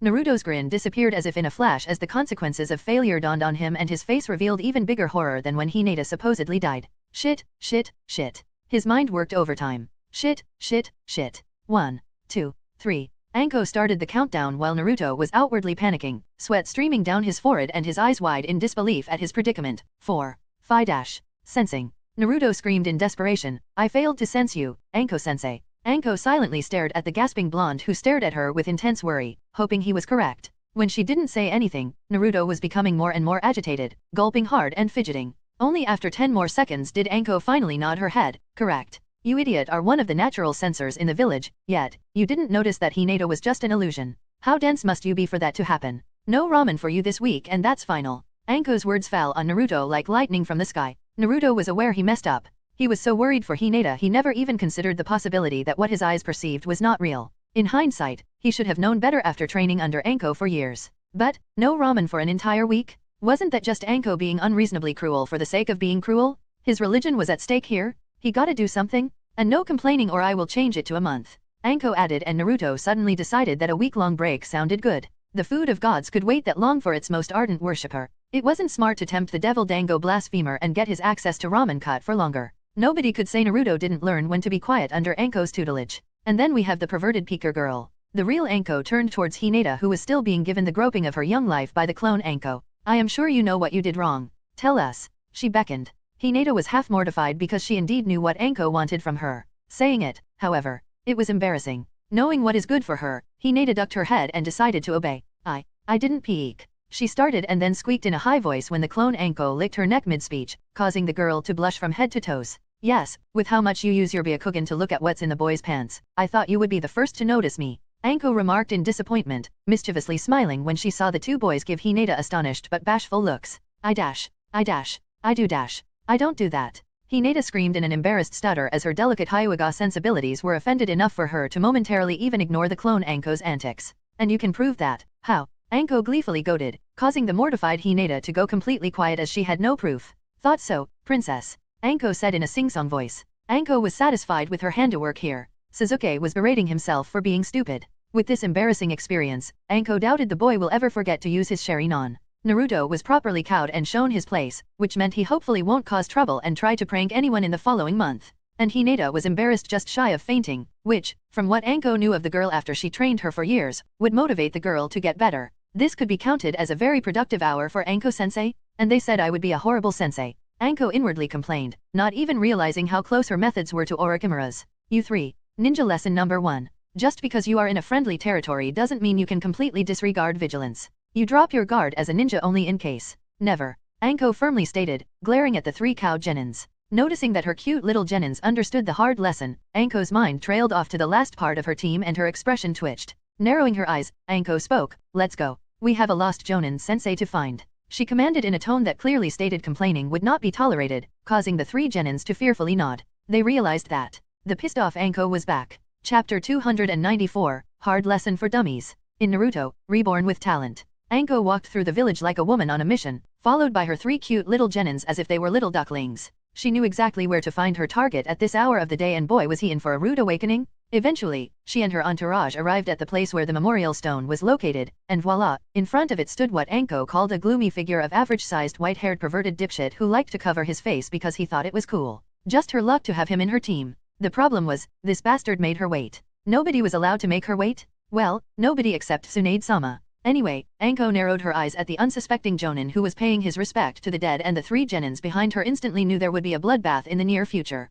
They could only take a cautious step back, knowing this was inevitable. Anko's expression suddenly shifted into a pleasant smile. It was so sudden the three genins felt creeped out, rather than calm though. With a spring in her step, Anko moved forward, walking towards the memorial stone. She knew exactly how to solve this little issue of hers. Kakashi Hatake stood in front of the memorial stone, lost in his thoughts as he reminisced of better, happier times. He, for the nth time, asked himself why he even continued being a ninja. It was a dreadful job that took everything away from him, yet, he knew nothing else. He had nothing else. At least in Umbu, he found a semblance of home mixed with professionalism, something he desperately needed. Yet, even that small reprieve was taken from him. Today was a big day for him. He was getting a genin team, but unlike the teams he got previous years, Kakashi knew there was no refusing this one. The last Uchiha, the Hyuga heiress, and the son of his sensei. The last one heard the most. He never approached Naruto, believing he had no right after he accepted the order from the third Hokage to keep his distance. The most he could do was to watch over the boy in his capacity as a member of the Umbu. It was indeed him who took most of those missions, much to the bewilderment of his former colleagues. He tried. He really did. He kept leaving groceries for the boy when he noticed him eating only ramen. He sneaked academy books into his apartment when he noticed the boy lacked them. He tried. But even that was taken from him when the boy was taken in by the Senju clan. Kakashi could no longer provide even this meager support to the son of his sensei. On one hand, it relieved him that Naruto finally had someone who cared about him. On other hand, it made him depressed that he was totally cut off from the boy's life. Alas, such was the life of Kakashi Hatake. Losing everyone who ever mattered to him. As he was yet again drowning in his depressing thoughts, his line of sight was suddenly obstructed when, much to his surprise and horror, someone sat on the memorial stone as if it was a bar stool. Kakashi silently lifted his disbelieving wide eye, his gaze landing on the disrespectful ingrate only to find the resident snake mistress grinning at him like a Cheshire cat. Honestly, as mad as he was also too unnerved to voice his complaints. Hey Take, tell me, what the heck do you think you are doing? Anko's calm voice resounded through the clearing as she tapped the memorial stone with her finger. Kakashi blinked. Paying respect to the dead. He smoothly replied, trying to calm the clearly incensed woman. Did I possibly miss the appointed time? He idly wondered. Hearing him, Anko's smile did the impossible and widened even more. Oh, and she slightly leaned forward, continuing in a sweet hushed tone. Do you think these dead fuckers care about you wasting your time in front of this stupid rock? She asked, pushing several vases with flowers with her foot, causing them to fall over. Kakashi visibly recoiled when he heard her question and saw her blatant disrespect to the deceased heroes of Konoha, feeling as if he was just slapped. Before he could explode in anger, however, Anko continued in a coaxing tone as if she was scolding a stupid child. Let me tell you a secret, then. She briefly paused. They don't care at all. Do you know why? Her cold narrowed eyes met the disturbed uncovered eye of Kakashi, who was simply far too stunned at the audacity of this woman. He couldn't even utter a word. Because they are fucking dead, you dipshit. She gleefully told him, but do you know who cares? The living. She started shouting, I will not have my time wasted by you. Do you understand? Hey Take. She firmly stated, fully releasing her killing intent. Kakashi took a step back and gulped. He would never have thought somebody other than Kushina could be so damn frightening. Seeing the white-haired bastard was properly cowed, yet still silent, Anko decided to stop releasing her killing intent and push his buttons some more. Oh, I heard the stories. She tapped the memorial stone with her heel. Your friends, right? Ah, former friends, sorry. She said in a mocking tone before switching into a pleasant one again. They are dead because you didn't make it on time. No. Now, no matter how stunned he was, Kakashi had his limits and he was starting to get pissed. Anko continued. Yet, what do you do now? Did you learn your lesson? Nope, you still waste time. You are still late to every damn thing, she said with obvious exasperation. Are you finished? Kakashi lazily asked, giving Anko an eye smile despite wanting nothing more than to rip her apart. No, this reaction would make her infinitely angrier. Contrary to his expectations, Anko didn't get mad. Tilting her head, she peered at him as if he was some kind of curious specimen, the same kind of look he received from Orochimaru when he met him during one of his missions. It made Kakashi inwardly shudder. No, not by a long shot. Anko chuckled. I can't even put into words how disappointed the fourth Hokage would be. I mean, the guy was an idiot. Naruto barely grit his teeth, wanting to complain, and Kakashi did his best not to pull out a kunai and jump at her while she just continued without a care in the world. But one would wonder, what did he actually teach you if you can't even be on time? Well, I guess his death was a happy occasion for Konoha if you are supposed to be the result of his efforts. Damn, the guy must have been incompetent. As soon as she said that, Anko twisted her body with a smirk upon her face, evading the shurikens Kakashi threw at her, all aimed at lethal spots. Oh, you are on. Kakashi growled, knowing she was goading him, but she went way past his limits and verbally hit where it counted most for him. There was no other way in his mind than to show her she could not say whatever she wanted. Anko just lifted her eyebrow at him, clear amusement written in her expression, unable to contain his anger too. What a disappointment. She exaggeratedly sighed before turning to the three genins standing a bit away. You guys go and stand on the edge of this clearing. This will be your first opportunity to witness a fight between high-ranked ninjas, she ordered before turning back towards Kakashi with an excited smile on her face, or at least, a fight between an amazing and superb kunoichi and a supposedly high-ranking slacker. Chapter 295, Anko vs Kakashi 1. In Naruto, Reborn with Talent. Anko and Kakashi stood opposite each other in the clearing, Kakashi lazily hunched over in apathy but not daring to pull out his orange book while facing someone like Anko, while Anko was grinning like an excited kid who was about to kick nuts, kick butts. Despite his bored outlook, Anko could clearly see in his soul uncovered eye that Kakashi was angry. That was good. She wanted him angry. It wasn't any sort of grand strategy from her side. Anko was not stupid enough to believe she could make someone of Kakashi's caliber mad enough it would affect his fighting ability. The guy was an umbu and he certainly learned how to keep his emotions at bay during a fight. No, Anko wanted him angry because he made her wait. He deserved to be angry. You know, I liked you better when you looked at me with these dead eyes. Angry like a squirrel glare doesn't suit you, doggy-kun. Not with that pirate outlook. Anko chirped. Ha ha ha. Very funny, Anko-chan. Kakashi I smiled. What a coincidence? I liked you more when you were a slut too. All this pretending that you are an upstanding person doesn't suit you. Despite the two just exchanging some casual banter, the atmosphere around them became tense and stifling, causing the three genins that observed them to feel uncomfortable. The two ninjas glared at each other from behind their pleasant facades, as if waiting for something to happen. Suddenly, a gentle breeze rustled the leaves in the crowns of the trees around the clearing and the two ninjas abruptly disappeared. All the indication the three genins got that the fight started was a barely noticeable blur before Kakashi and Anko clashed in the middle of the clearing, their kunais crossed, trying to overpower each other while their arms trembled from exertion.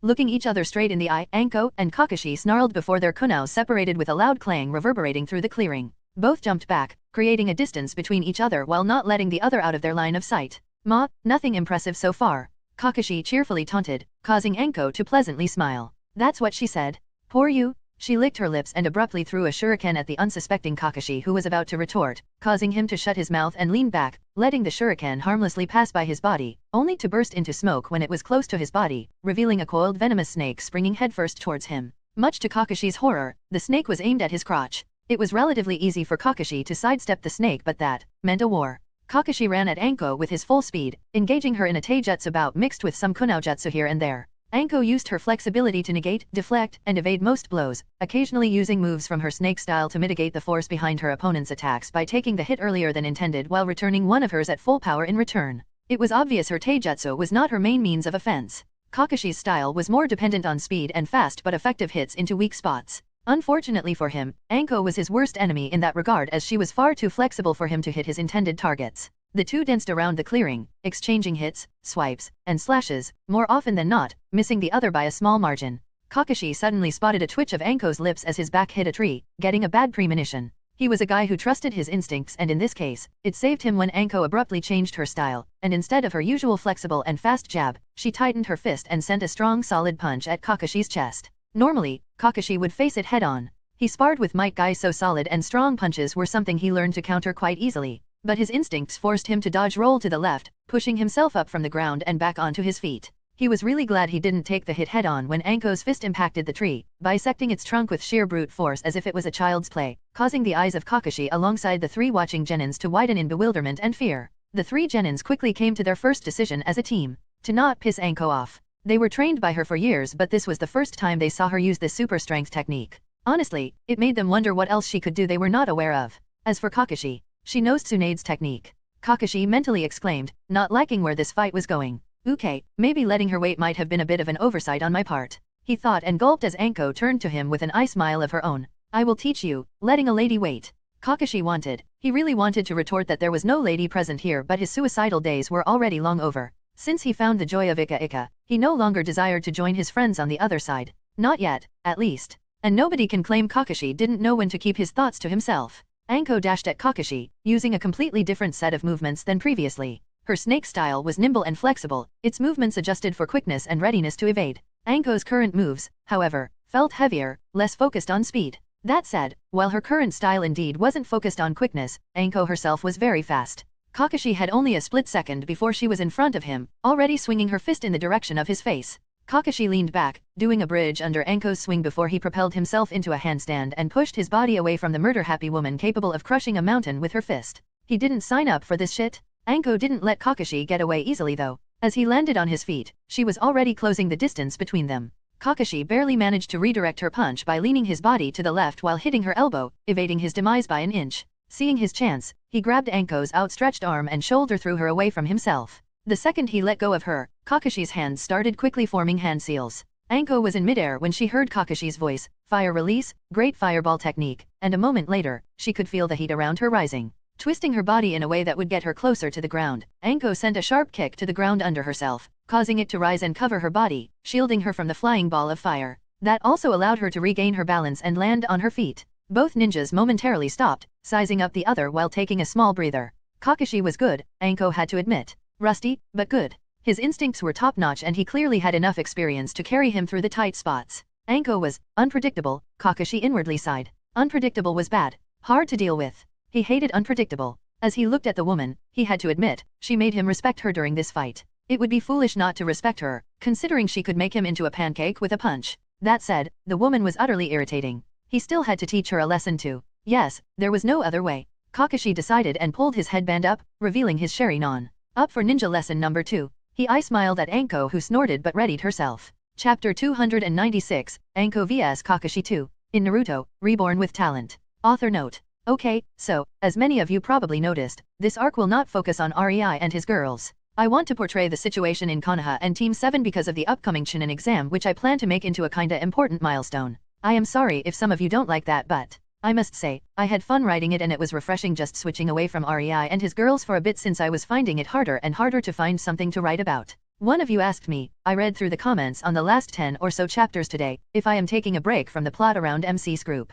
And my answer is yes. I need this break, laughing face. I hope you will enjoy the arc as there will be much more action and combat involved. I honestly found out how unusual and dissatisfying it could feel for some readers because I am not involving the actual MC when I was halfway done with this arc, and by that time, I decided to just roll with it and properly finish it rather than rushing it. And for those interested, Patreon, 35 chapters ahead. If you want to support me or read ahead, https://www.patreon.com/kasicare. Kakashi and Anko initiated their second round by dashing towards each other, and Sasuke, who already had his matured 3-tomo Sharingan opened since Kakashi threw Great Fireball, instantly noticed Kakashi's own Sharingan. It made him feel a bit angry as he had no idea Konoha had a ninja who possessed the eye of his clan, but these thoughts were shelved in favor of getting new techniques. At first, Sasuke would never try to copy techniques of other Konoha's ninjas, but Anko set him straight quite fast. Why do you even have those eyes if you don't make full use of them? Stop wasting my time and get such a bullshit concept as stealing is bad out of your head, or I will pluck your eyes out and give them to someone worthy of them, she said. It was one of the very rare times Sasuke saw Anko serious, and he decided listening to her was a good way to keep his eyes in his head. He didn't dare thinking she wouldn't do it. That was a gamble Sasuke would not participate in, especially since this was Anko and he had no idea what went through the head of that woman. Sasuke instantly noticed their dash wasn't intended to end in a taijutsu exchange. Their muscles were far too relaxed for that. Relaxed muscles meant preparation for evasion, while tensed meant preparation for engaging in taijutsu. At least, that's what Anko taught him. He would have never thought to use Sharingan in this way, to predict what a person would do from the slight shift in his or her muscles. The two ninjas in front of him were about to fight with ninjutsu, and Sasuke couldn't help but be excited and happy from all the jutsu he would witness and copy. Kakashi started with Fire Release, Phoenix Sage Fire technique, blanketing the area in front of the dashing Anko with a volley of small fireballs, making her weave through them while disregarding the heat. Momentarily surprised that his technique didn't even slow his opponent down, Kakashi decided he would have to put more effort into it. Anko was far too proficient in Katon Release to be bothered by a slight increase in heat. She weaved through the small fireballs, using them to obstruct Kakashi's line of sight while she weaved hand signs for her own technique. This way, he wouldn't be able to copy it since he would miss quite a bit of hand signs and chakra molding steps. The same went for the duck-haired kid who tried to peek at her and was failing miserably because of the chakra contained in the small fireballs. There would be no copying of her personal techniques. Suddenly, Kakashi noticed Anko's chakra spike, causing his eyes to go wide as she abruptly stopped before taking a deep breath and spitting a purple smoke from her mouth. The smoke twisted at breakneck speed, creating a snake almost as thick as a tree trunk before it sprang in the direction of Kakashi fast enough to give him a pause. Shit, that's an A-rank technique. Why would she use something like that in a spar? He thought in panic before jumping back, trying to increase the distance between him and the quickly approaching snake. Kakashi was very experienced and instantly realized the smoke forming the snake is most likely highly poisonous. He had to avoid it at all costs. Anko focused on directing the snake, watching as it engulfed Kakashi's body. Something was off, however. It was far too easy. Her eyes suddenly gleamed before she quickly crouched down, putting her palm on the ground, earth release, pulse hardening. The ground under her slightly caved as a pulse of chakra was sent through it, compressing the earth enough to crush anyone trying to hide there. Anko watched with a smirk as ruffled Kakashi rose from the ground a few feet away from her, giving her a stink eye for what she just did. Kakashi couldn't believe it. The crazy bitch almost squashed him like a bug with that earth jutsu. And he was supposed to work with her? To be on the same team? Is it too late to retire and start a career as an Ika actor? Kakashi inwardly mused while keeping his eyes firmly on the dangerous woman in front of him. When he heard there would be a Chunin as a sort of secondary teacher, he didn't mind. In fact, he was glad for being given a flunky who would do the troublesome parts of being a Jonin sensei for him. Now though, this is gonna be a long fight, isn't it? He sighed, steeling his resolve while mourning the loss of his time for Ika. Putting his hands into a cross-shaped hand sign, Kakashi called forth 5 shadow clones and had them spread out around the clearing. Fine then. I guess I can take you a bit more seriously, he cheerfully quipped. Anko chuckled at the cheap attempt to unnerve her. Unfortunately for Kakashi, she got a bit more snake-like under Tsunade's tutelage. His chirpy facade was fooling no one. She could smell the irritation, worry, and unwillingness from Kakashi. Anko crossed her arms on her chest and relaxed her posture. Heh, in that case, I think you won't need this. The air shimmered around the fingers of her right hand and Kakashi froze for a second before his hand involuntarily reached into his kunao pouch only for his eyes to widen in desperation. My Ika limited edition. He whispered in horror as the enemy got hold of the most important hostage present on the field. If only the poor little Genins knew Kakashi's train of thoughts. I give up. Kakashi ground out. He didn't like it. Him giving up meant indirectly admitting she was correct about Minato-sensei, but the stakes were far too high for him to continue. This was a limited edition personally signed by Jiraiya. The only in the world? Anko's eyes mirthfully flashed with mischief as she saw the distress in Kakashi's eyes. She lightly waved the book, looking at it with a lifted eyebrow before giving Kakashi a smug look. I think not, she said, and sparks suddenly went off around her fingers, igniting the book. The world stopped for Kakashi and all of his shadow clones at that moment as they watched his most valuable possession burn while the Ika murderer took pleasure in doing the heinous deed. Robotically turning towards Anko, all cheer was gone from Kakashi's face. I am going to kill you, he menacingly said in a low tone, completely serious. Anko smirked. Too late. 5 Earth clones suddenly sprang up from the ground behind each of the 5 shadow clones of Kakashi, using their momentary distraction to subdue them without popping them. The real Kakashi snorted, palming a kunao as he also expected to be attacked, yet no attack came. So, you got my clones. Big deal. He narrowed his eyes at Anko, lowering his posture. His hands blurred as a lightning edge formed on one of them while his Sharingan menacingly followed Anko's every movement.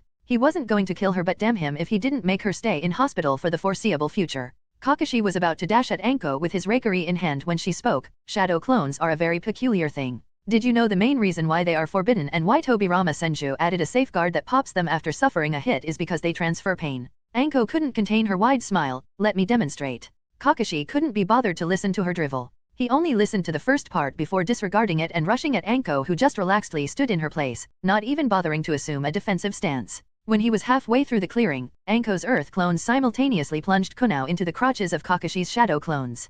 Kakashi's mind received 5 experiences of castration at the same time, smashing into his mind like a truck. Losing his concentration, his Reikari faded while he missed a step during his dash, causing his body to lose balance before it was sent rolling on the ground for a few meters because of his momentum. Anko watched in satisfaction as one of the most feared ninjas of Konoha curled into a ball, holding his crotch while whimpering like a kid. I still got it. She snickered before turning towards the 3 pale genins. Since your Jonin-sensei is, disabled, your true genin exam will be conducted tomorrow. Be at the 3rd training ground at 10 a.m., prepared to fight for your life. And since I still have a pending conversation with your future team leader, dismissed. Anko announced to the 3 freshly graduated genins. They were so shaken they didn't even question what she meant by true genin exam as they decided a tactical retreat was in order. Watching her 3 cute little genins run for their lives, Anko turned towards Kakashi, who was still whimpering on the ground and cheerfully crouched near him. Now then, I think it's high time to discuss the rules you will obey as my superior and the leader of Team 7, don't you think? Chapter 297, Genin Test 1. In Naruto, Reborn with Talent. Naruto, Sasuke, and Hinata arrived at the training ground 3 at 10 minutes before 10 a.m., anxious about this supposed real genin test. They were not nervous because of the test. Far from it. They were ninjas and information gathering was a basic skill taught in the academy. They asked around and found out almost nobody fails the test nowadays. That, however, only put more pressure on them. No, they were nervous because of who was going to be testing them. Kakashi Hatake was one of the very few jonins who failed fresh genins since the reforms in the academy took effect. Sure, these genins were simply given a second chance and passed with flying colors because, apparently, Kakashi was a huge dick, but that was not really important. They witnessed the white-haired jonin fight Anko, and the idea of being part of such a fast-paced fight was as scary as it was exciting for the trio. After all, Anko handed their asses to them hands down without even really trying, and Kakashi could go blow for blow against her. Judging by that, their prospects were not the best. Calm down. I don't understand why you are so uptight about it, bastard. Naruto lazily said from his spot under a tree where he carefully laid with his hands behind his head, not betraying how nervous he really felt. Why? Maybe because we are going to fight against one of the strongest jonins in Konoha? Unlike you, I did my homework and gathered information about this Hatake Kakashi. He is famed as the Sharingan no Kakashi and is known for copying more than 1,000 ninjutsu. Fighting against him won't be easy, loser. Sasuke grunted, counting his newly purchased exploding tags to pass the long while. But Anko has beaten him so readily. Naruto whined. Sometimes you act so smartly I forget you are actually an idiot. Sasuke wearily sighed. Anko played dirty and dispatched him before he could use his area of expertise, ninjutsu. The man has Sharingan and was a ninjutsu prodigy even before he got that. So we just have to play dirty too. Naruto rolled his eyes. No shit, Sherlock. Hinata muttered under her nose. She was occasionally activating and deactivating her eyes to scan the surroundings. Being surprised by Anko once was enough trauma for one lifetime. As such, she was very aware that Naruto's clones were currently trapping the forest to high heavens and made sure to remember the position of every trap. They were given the advantage of knowing where they would fight, and not using it would be such a waste. Anko would no doubt flunk them just because. As if it was that easy. Sasuke snorted. Honestly, he was very interested in Kakashi after finding out the man possessed Sharingan. That desire plummeted when he heard what others had to say about him. Pervert, lazy as fuck, always late. Apparently, he pissed off quite a few people with his bad habits. When Sasuke thought a person like this possessed his clan's fabled dojutsu and was known for using it to great effect, he couldn't help but feel a bit ashamed to share this trait with him. God knows Anko-sensei would beat the crap out of him if she caught him reading Ika before he became a full-fledged genin. He definitely didn't know that because she once caught him. Nope. The trio quieted down in silent contemplation, all going through the repertoire of techniques they knew while trying to devise a strategy based on what they saw Kakashi being capable of in his fight against Anko. Their information was severely limited, but it was still better than going in completely blind. When the clock hit 10 a.m., Kakashi finally arrived, boredly hunching down while trying to keep as far away as possible from the excitable and sadistic Kunoichi who followed him to make sure he wouldn't be late. Kakashi didn't like being on this team at all. Especially so after the 3 hours he spent in hospital yesterday while his mind tried to reboot from all the pain Anko put him through. Unfortunately for him, he was under the threat of having his eggs scrambled, and Kakashi quickly learned to take Anko's threats quite seriously, so he had to listen to the ridiculous rules Anko gave him. 1. No pissing people off by being lazy and arriving in every meeting 3 hours late. 2. No pissing on people. 3. No pissing Anko off as that makes her cranky and cranky Anko is stabby Anko. Consider yourself warned. 4. No imagining humping Anko's leg because she forbade you to read Ika Ika during work, ya pervert. 5. No beating your genin up to relieve your frustration. In this team, only Anko-chan can bully others. 6. No playing fetch with pointy sharp metal with your genins. Use blunted ones. They hurt longer. 7. No teamwork crap until the team members are individually competent enough to actually make working together worth it. Anko called these things the 7 commandments of utterly amazing Anko-chan, and Kakashi wasn't sure if some of them didn't come from a book about training pets. Yo! Kakashi lazily waved at his 3 new genins, but his voice didn't contain the usual cheer. Instead, it sounded quite dejected. He then pulled out a clock from his pocket and set it up on a nearby stump. So, well, I wanted to give you a teamwork test, but it was pointed to me. He shivered as he remembered Anko's kunao approaching his ass while he was paralyzed from all the pain coming from his crotch. That 3 genins put together on a team are not supposed to have a passable teamwork, and it is my duty as your jonin sensei to teach you how to work together rather than expect it from you right off the bat. Kakashi had no idea why he was explaining himself, but damn if it didn't feel good to complain in this roundabout way about the brutal team leader abuse going on in his team. Instead, you 3 will try to subdue me within the next 2 hours. Cue the 3 groans that lifted Kakashi's mood, so I can get a decent image of your current skill set. Don't worry and dash, I smiled before setting the alarm to go off in 2 hours. Come at me with the intent to kill. The second he finished saying that, the ground under him suddenly exploded as 3 exploding tags went off right underneath him, sending rocks, dirt, and dust into the air. Sasuke and Naruto glanced at Hinata, who gently shook her head, gesturing with her head at a tree to their left where Kakashi was currently half-heartedly hiding by leaning on the tree trunk with his back while reading Ika Ika. Fortunately, Anko allowed him to read it during this occasion as it would be a good motivation for the genins. Kakashi yet again wondered why did he agree to Anko's ridiculous rules and why did he need permission from the younger woman to read his porn. Nice plan, you 3. He half-heartedly praised. You definitely deserve a point for eagerness and being murder-happy. Contrary to Kakashi's expectations, the 3 genins didn't react to his remark and just spread out, watching him with cute determined looks as if they had a chance. Let's get this over with. Might as well use this opportunity to show the Uchiha Sumjutsu while teaching him humility. Teach the Hyuga her clan's fighting style is not God's gift, and make sure Naruto would never dream of pranking me out of fear of retaliation. He thought with a sigh. This was going to be a nice leisure 2 hours of fun. Unknown to Kakashi, Anko watched in anticipation from her hiding spot. Yes, the 3 genins were anxious and careful, but she didn't train the 3 of them to be Kakashi's personal punching bag. If he thought this was going to be easy, he had another thing coming. I wonder if Hinata will make good use of my advice about how to subdue men. Anko giggled, imagining the vast possibilities of Gentle Fist. Chapter 298, Genin Test 2. In Naruto, Reborn with Talent.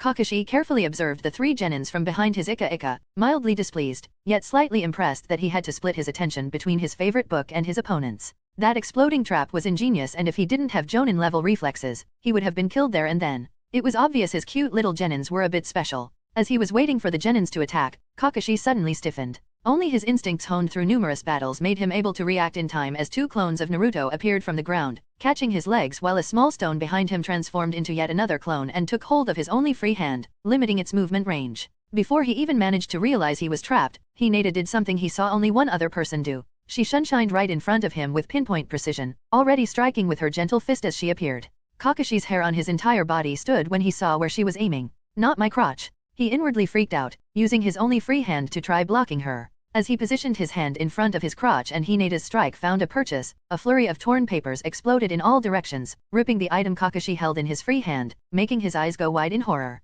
My Ika Ika Paradise Special Edition. No. Anguish filled his mind when he saw the ripped remains of his second most precious book. Sasuke didn't care about Kakashi's mental state. He continued with his attack, and as the Sasuke in front of Kakashi disappeared in a puff of smoke, the real Sasuke jumped out of the foliage right behind Kakashi, aiming a high kick at his head. Sasuke's foot was about to hit when Kakashi suddenly spun at a ferocious speed that almost made him a blur to the 3 genins, shaking off Naruto's clones and making some of them dispel. He caught Sasuke's ankle before using his body as a club to smash Hinata away while letting go of Sasuke's ankle, sending both Ika Ika killing monsters brutally tumbling on the ground. That was my second favorite book, you bastards. Kakashi menacingly said in a low tone, his lone visible eye twitching in anger. I am done with being nice. Screw Anko and her rules. Let's see how you manage in a fight against a real jonin. Normally, Kakashi would not get mad. Normally, he would have a firm grip on his emotions. Normally, he would think getting mad at 3 genins who had no experience in emotional warfare or manipulation was beneath him, since it was him who would be emotionally bullying them to toughen them up a bit.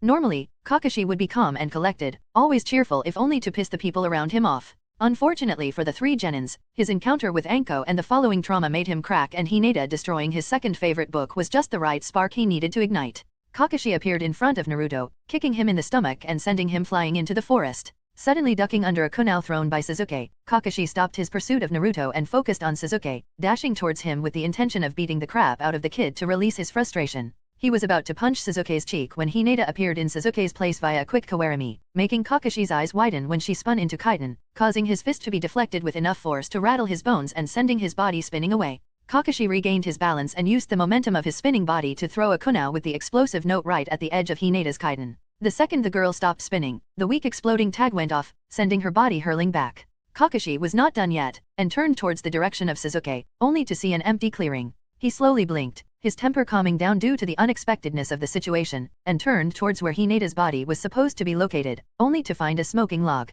Damn, tough kids. Kakashi thought, knowing they did not avoid his hits. His eyes strayed towards the forest with unwilling apathy. They will make me work for this, won't they? He sighed. The fact he had nothing better to do anyway only reminded him his precious Ika was destroyed, causing a new determination to hunt them down to rise in Kakashi's chest as he entered the forest. Kakashi trekked through the forest, automatically using shadows to hide without even putting much thought into it. He was amazed that he couldn't find the 3 genins. I want to make their lives hell, but they continue to impress me. Kakashi thought in amusement, to think they would take precautions against my sense of smell. No, the really praiseworthy thing is that they gathered enough information about me to know about my exceptional sense of smell. Suddenly he stopped, tilting his head before chuckling as he crouched down and took a look at the elementary attempt at setting up a trap. Next time set a tripwire in a place without shade. You need enough light to make it invisible. Kakashi calmly but loudly spoke before standing up and stepping around the tripwire, going further into the forest, occasionally finding the blatant traps strewn around the forest amusing. Naruto, I know you love pranks, but this is just pathetic. At least try to hide the traps.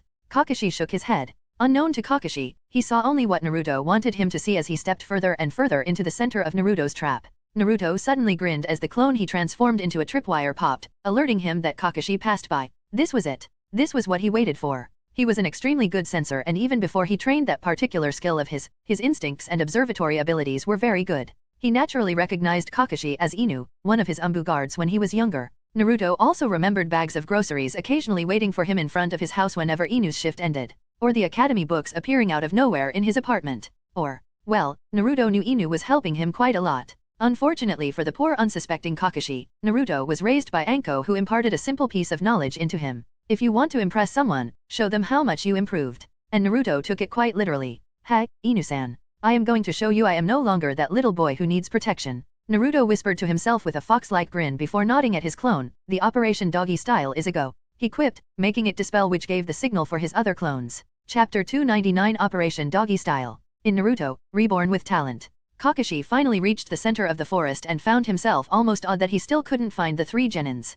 He might not be using all tools in his repertoire, but this was supposed to be a genin test. He was not supposed to be going hard on the 3 kids. Looks like they understood the underlying meaning of the test well. Kakashi inwardly mused, unable to suppress the small smile that formed on his face. It might not seem so, but the bell test and the one he was currently administering were very different. The bell test's objective was to get a bell. That meant Kakashi could just laze around as long as he protected the bell well. It was the genins who were hunters. It was them who had to get the objective. In this test, however, Kakashi had 2 hours to test the skill of his genin team. Unlike in the bell test, the hunter in this test was Kakashi himself. It was his job to test them, hence, he had to force them to fight. Not the other way around. It irritated and pleased Kakashi at the same time that his team realized they could pass the test even if they hid for the whole duration of it. It would simply showcase their superior capability at stealth if they managed to hide from an ex-Umbu captain for 2 whole hours. If this test was translated to a practical, real-life situation, Naruto, Sasuke, and Hinata could be compared to 3 ninjas behind enemy lines attacked by a superior enemy, and their goal is to survive until the alarm rings, which could be compared to reinforcements arriving.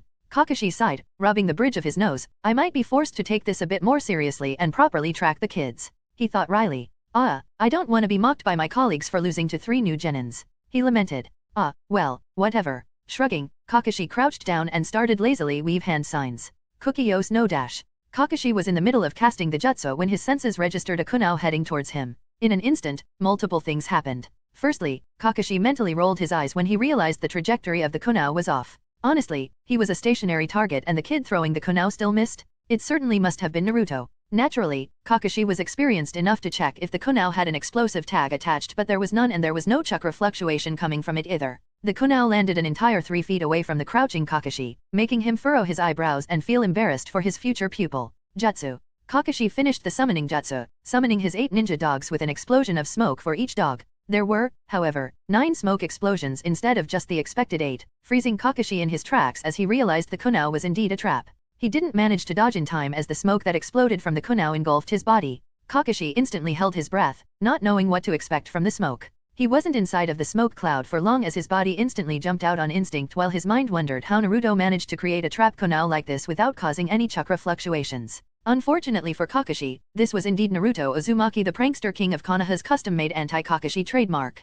Kakashi didn't feel any different than normal and he doubted the kid had access to anything potent enough to get through his trained poison immunity anyway, but was it a dud? He wondered. Suddenly, his 8 ninja dogs pounced, right at Kakashi. Kakashi's eyes widened in shock, not expecting his own dogs to attack him out of nowhere. Yet, his mind couldn't, in the split second he had, react as it registered the dogs as his allies. Kakashi often played with his ninja dogs and that meant them playfully pouncing on him. Because of that, his body didn't react, and the 8 ninja dogs collided with Kakashi's body, sending it onto the ground before they started, wildly humping all over him. His legs, arms, belly, shoulders, not even his face was spared as the biggest of the pack decided it was a good target. The stunned Kakashi was only glad he wore his many face masks as the dog's balls started impacting his face. High in the treetops, Anko watched in disbelief at the helpless Kakashi who uselessly flailed his arms and feet while being literally dogpiled, suddenly bursting into uncontrollable laughter, deciding to reward her brat for such an ingenious and cruel way to prove his improvement in trap making. Rei, who was surrounded by his wives, watched this historical event through the Hokage's crystal ball Tsunade confiscated as it was made by her family. He couldn't help but feel pity for the white-haired Jonin. Nevertheless, his lips were twitching upward no matter how much he tried not to smile as Kakashi was having a bonding experience with his 8 dogs. As for Rei's wives, they had no problem laughing their collective asses off. That hidden seal on the kunai was quite good. Rei hummed in appreciation, wondering if Naruto chose to become a seal user focusing on trap making. Back in the forest in Training Ground 3, Naruto, who was hiding in foliage while using multiple seals to prevent Kakashi from finding him, had to bite into his hand quite hard to not start outright laughing while he watched his carefully laid plan work like a charm. Mixing all these hormones of female dogs in the heat was so worth it? Huh? Inu-san, feel the hump of the Uzumaki hidden combo number 69. Naruto mentally thought while his eyes started to water as he barely held back tears of laughter. Hiding in a different spot, Sasuke watched in deadpan at the trap his numbskull of a teammate prepared. He had to close his eyes as he could feel a headache forming behind them. Shit. Sherry-non gives me eidetic memory. I will never be able to forget the image of Kakashi being, ugh. Sasuke's complexion turned green as he mentally cursed Naruto. Not far away, Hinata was blushing while watching her future Jonin-sensei's little pet problem, Naruto-kun, that was evil. She thought, feeling a bit bad for Kakashi before her eyes lit up with glee. Anko-sensei will definitely be proud. The cute little Hyuga was slowly falling to the dark side from all the cinnamon rolls Anko fed her through the years of her training. For 2 minutes, Kakashi's mind tried to comprehend what the heck was happening while he thrashed around, trying to shake off his 8 crazed dogs. Unfortunately for him, even though he was physically Jonin level, ninja dogs are a lot stronger than regular ones. He was also too dumbfounded by his situation to use his full power, and as such, it took his 2 whole minutes of being humped before he finally realized he could just cancel the summoning. The 8 dogs disappeared with a puff of smoke, leaving behind only Kakashi, who laid on his back, wordlessly staring at the sky with a blank mind and a deep burning desire to forget the last 3 minutes of his life. Only then his chaotic mind clicked, making him realize an important fact. His dogs, his beloved pets, and the friends that helped keep him above the water surface, away from suicidal thoughts during his most depressing and hardest times, were used to. A potent killing intent surged from Kakashi, engulfing the surroundings as his upper body sprang up into a sitting position while screaming in impotent rage, Naruto, I am going to murder you. Chapter 300, Genin Test 3. In Naruto, Reborn with Talent. Kakashi slowly stood up, gritting his teeth in anger. He was no longer willing to be accommodating towards his new Genins. No matter how impressive their performance was so far, Naruto went too far with this last stunt. Contrary to what Kakashi shouted, he wasn't going for the kill. Enraged he might be, but tight emotional control was a necessary skill for a ninja. Nevertheless, he was going to make damn sure he beat some respect into Naruto. Summoning 4 shadow clones, Kakashi decided to take a small breather as they dashed into the foliage, intent to find the 3 wayward Genins. These clones would no longer treat them as Genins. No, since Naruto was so adamant to make him serious, the fight was on. A bit further in the forest, Naruto heard Kakashi's enraged shout, causing chills to jump up to his spine while he briefly wondered if he went too far before his pride as a prankster quickly squashed these feelings down. After all, it was just a harmless prank. No, Kakashi wouldn't get too mad, right? He didn't even use anything lethal or permanent. Databia. Turning on his sensory abilities to the extreme, Naruto watched Kakashi like a hawk. Even after 5 whole minutes, Kakashi seemed to stay in the same spot, greatly puzzling Naruto.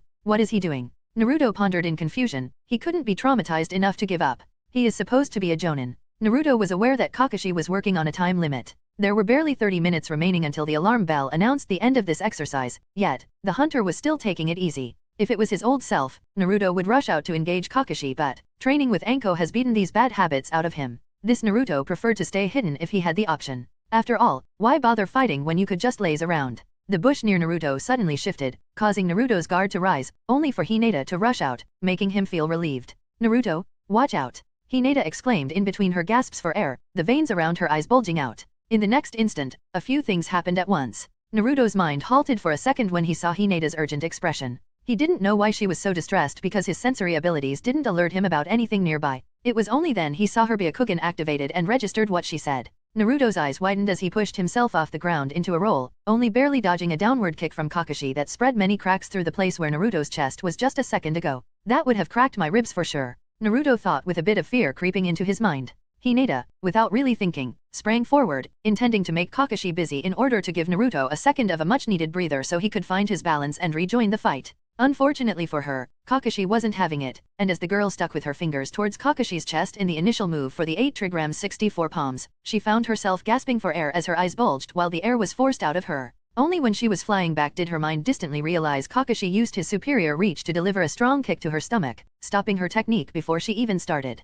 Naruto watched as Hinata's body uncontrollably rolled on the ground after Kakashi delivered his brutal kick to her abdomen. He quickly stood up, creating 2 shadow clones, one going to engage Kakashi while the other went to check up on Hinata. As for the original, he knew Kakashi would target him so he decided to keep his distance for now. Kakashi, however, surprised Naruto by just standing in front of him, not engaging again despite his apparent momentary advantage. Before the original Naruto could think up a reason for that, he felt something grab his ankle, and his world spun before he felt a tremendous impact from his back brutally colliding with a tree, cracking its bark. Spitting some blood, Naruto felt his assailant prepare to swing his body again so he kicked down with his free leg, trying to hit whoever held him. Hinata regained her bearings and saw second Kakashi succeeding in a sneak attack on Naruto. Before she could jump at him, a kunai flew from the treetops to the right, aiming at the head of this second Kakashi who just leaned back a bit, letting it harmlessly sail past him. The kunai was just a distraction though. Sasuke was already mid-kick, heading towards Kakashi's head. With his previous leaning back, the guy shouldn't have enough balance to dodge. Except, a third Kakashi suddenly appeared behind Sasuke who was midair and couldn't dodge as the third Kakashi drove his fist into his stomach.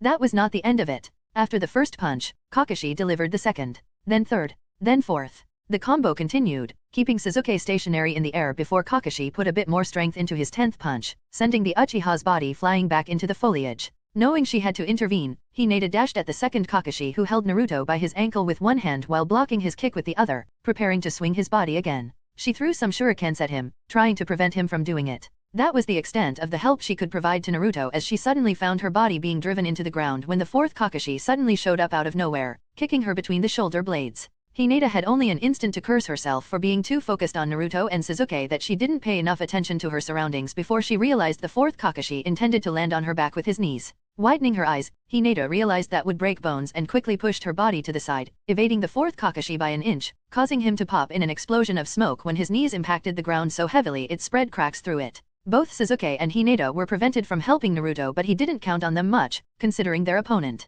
The shadow clone that engaged the very first Kakashi that appeared was already done for, as was the one Naruto created to check on Hinata. 10 more Naruto's shadow clones rushed into the fight as Naruto recalled them from their job of placing traps around the forest. 5 went towards the original Naruto who still tried to get out of Kakashi's vice grip by thrashing his body. 3 went towards the Kakashi who used Sasuke as his impromptu punching bag. And the last 2 went towards the first Kakashi to delay him since Hinata's opponent already popped out of existence. The 5 shadow clones managed to force the second Kakashi to release Naruto's ankle but not before he delivered a bone-shattering kick into his chest, cracking multiple ribs in the process. Only Naruto's superior constitution prevented his ribcage from resembling a broken window. The second Kakashi then engaged the 5 shadow clones, instantly dispatching 3 with taijutsu before the remaining 2 managed to embrace him in a suicide attack with explosive notes attached to them. With a loud boom, both the second Kakashi and the two Narutos disappeared, leaving behind only a scorched ground. The three clones that engaged the third Kakashi weren't so lucky. The first of them experienced how it felt to have Kunao enter his head through the eye before popping out of existence.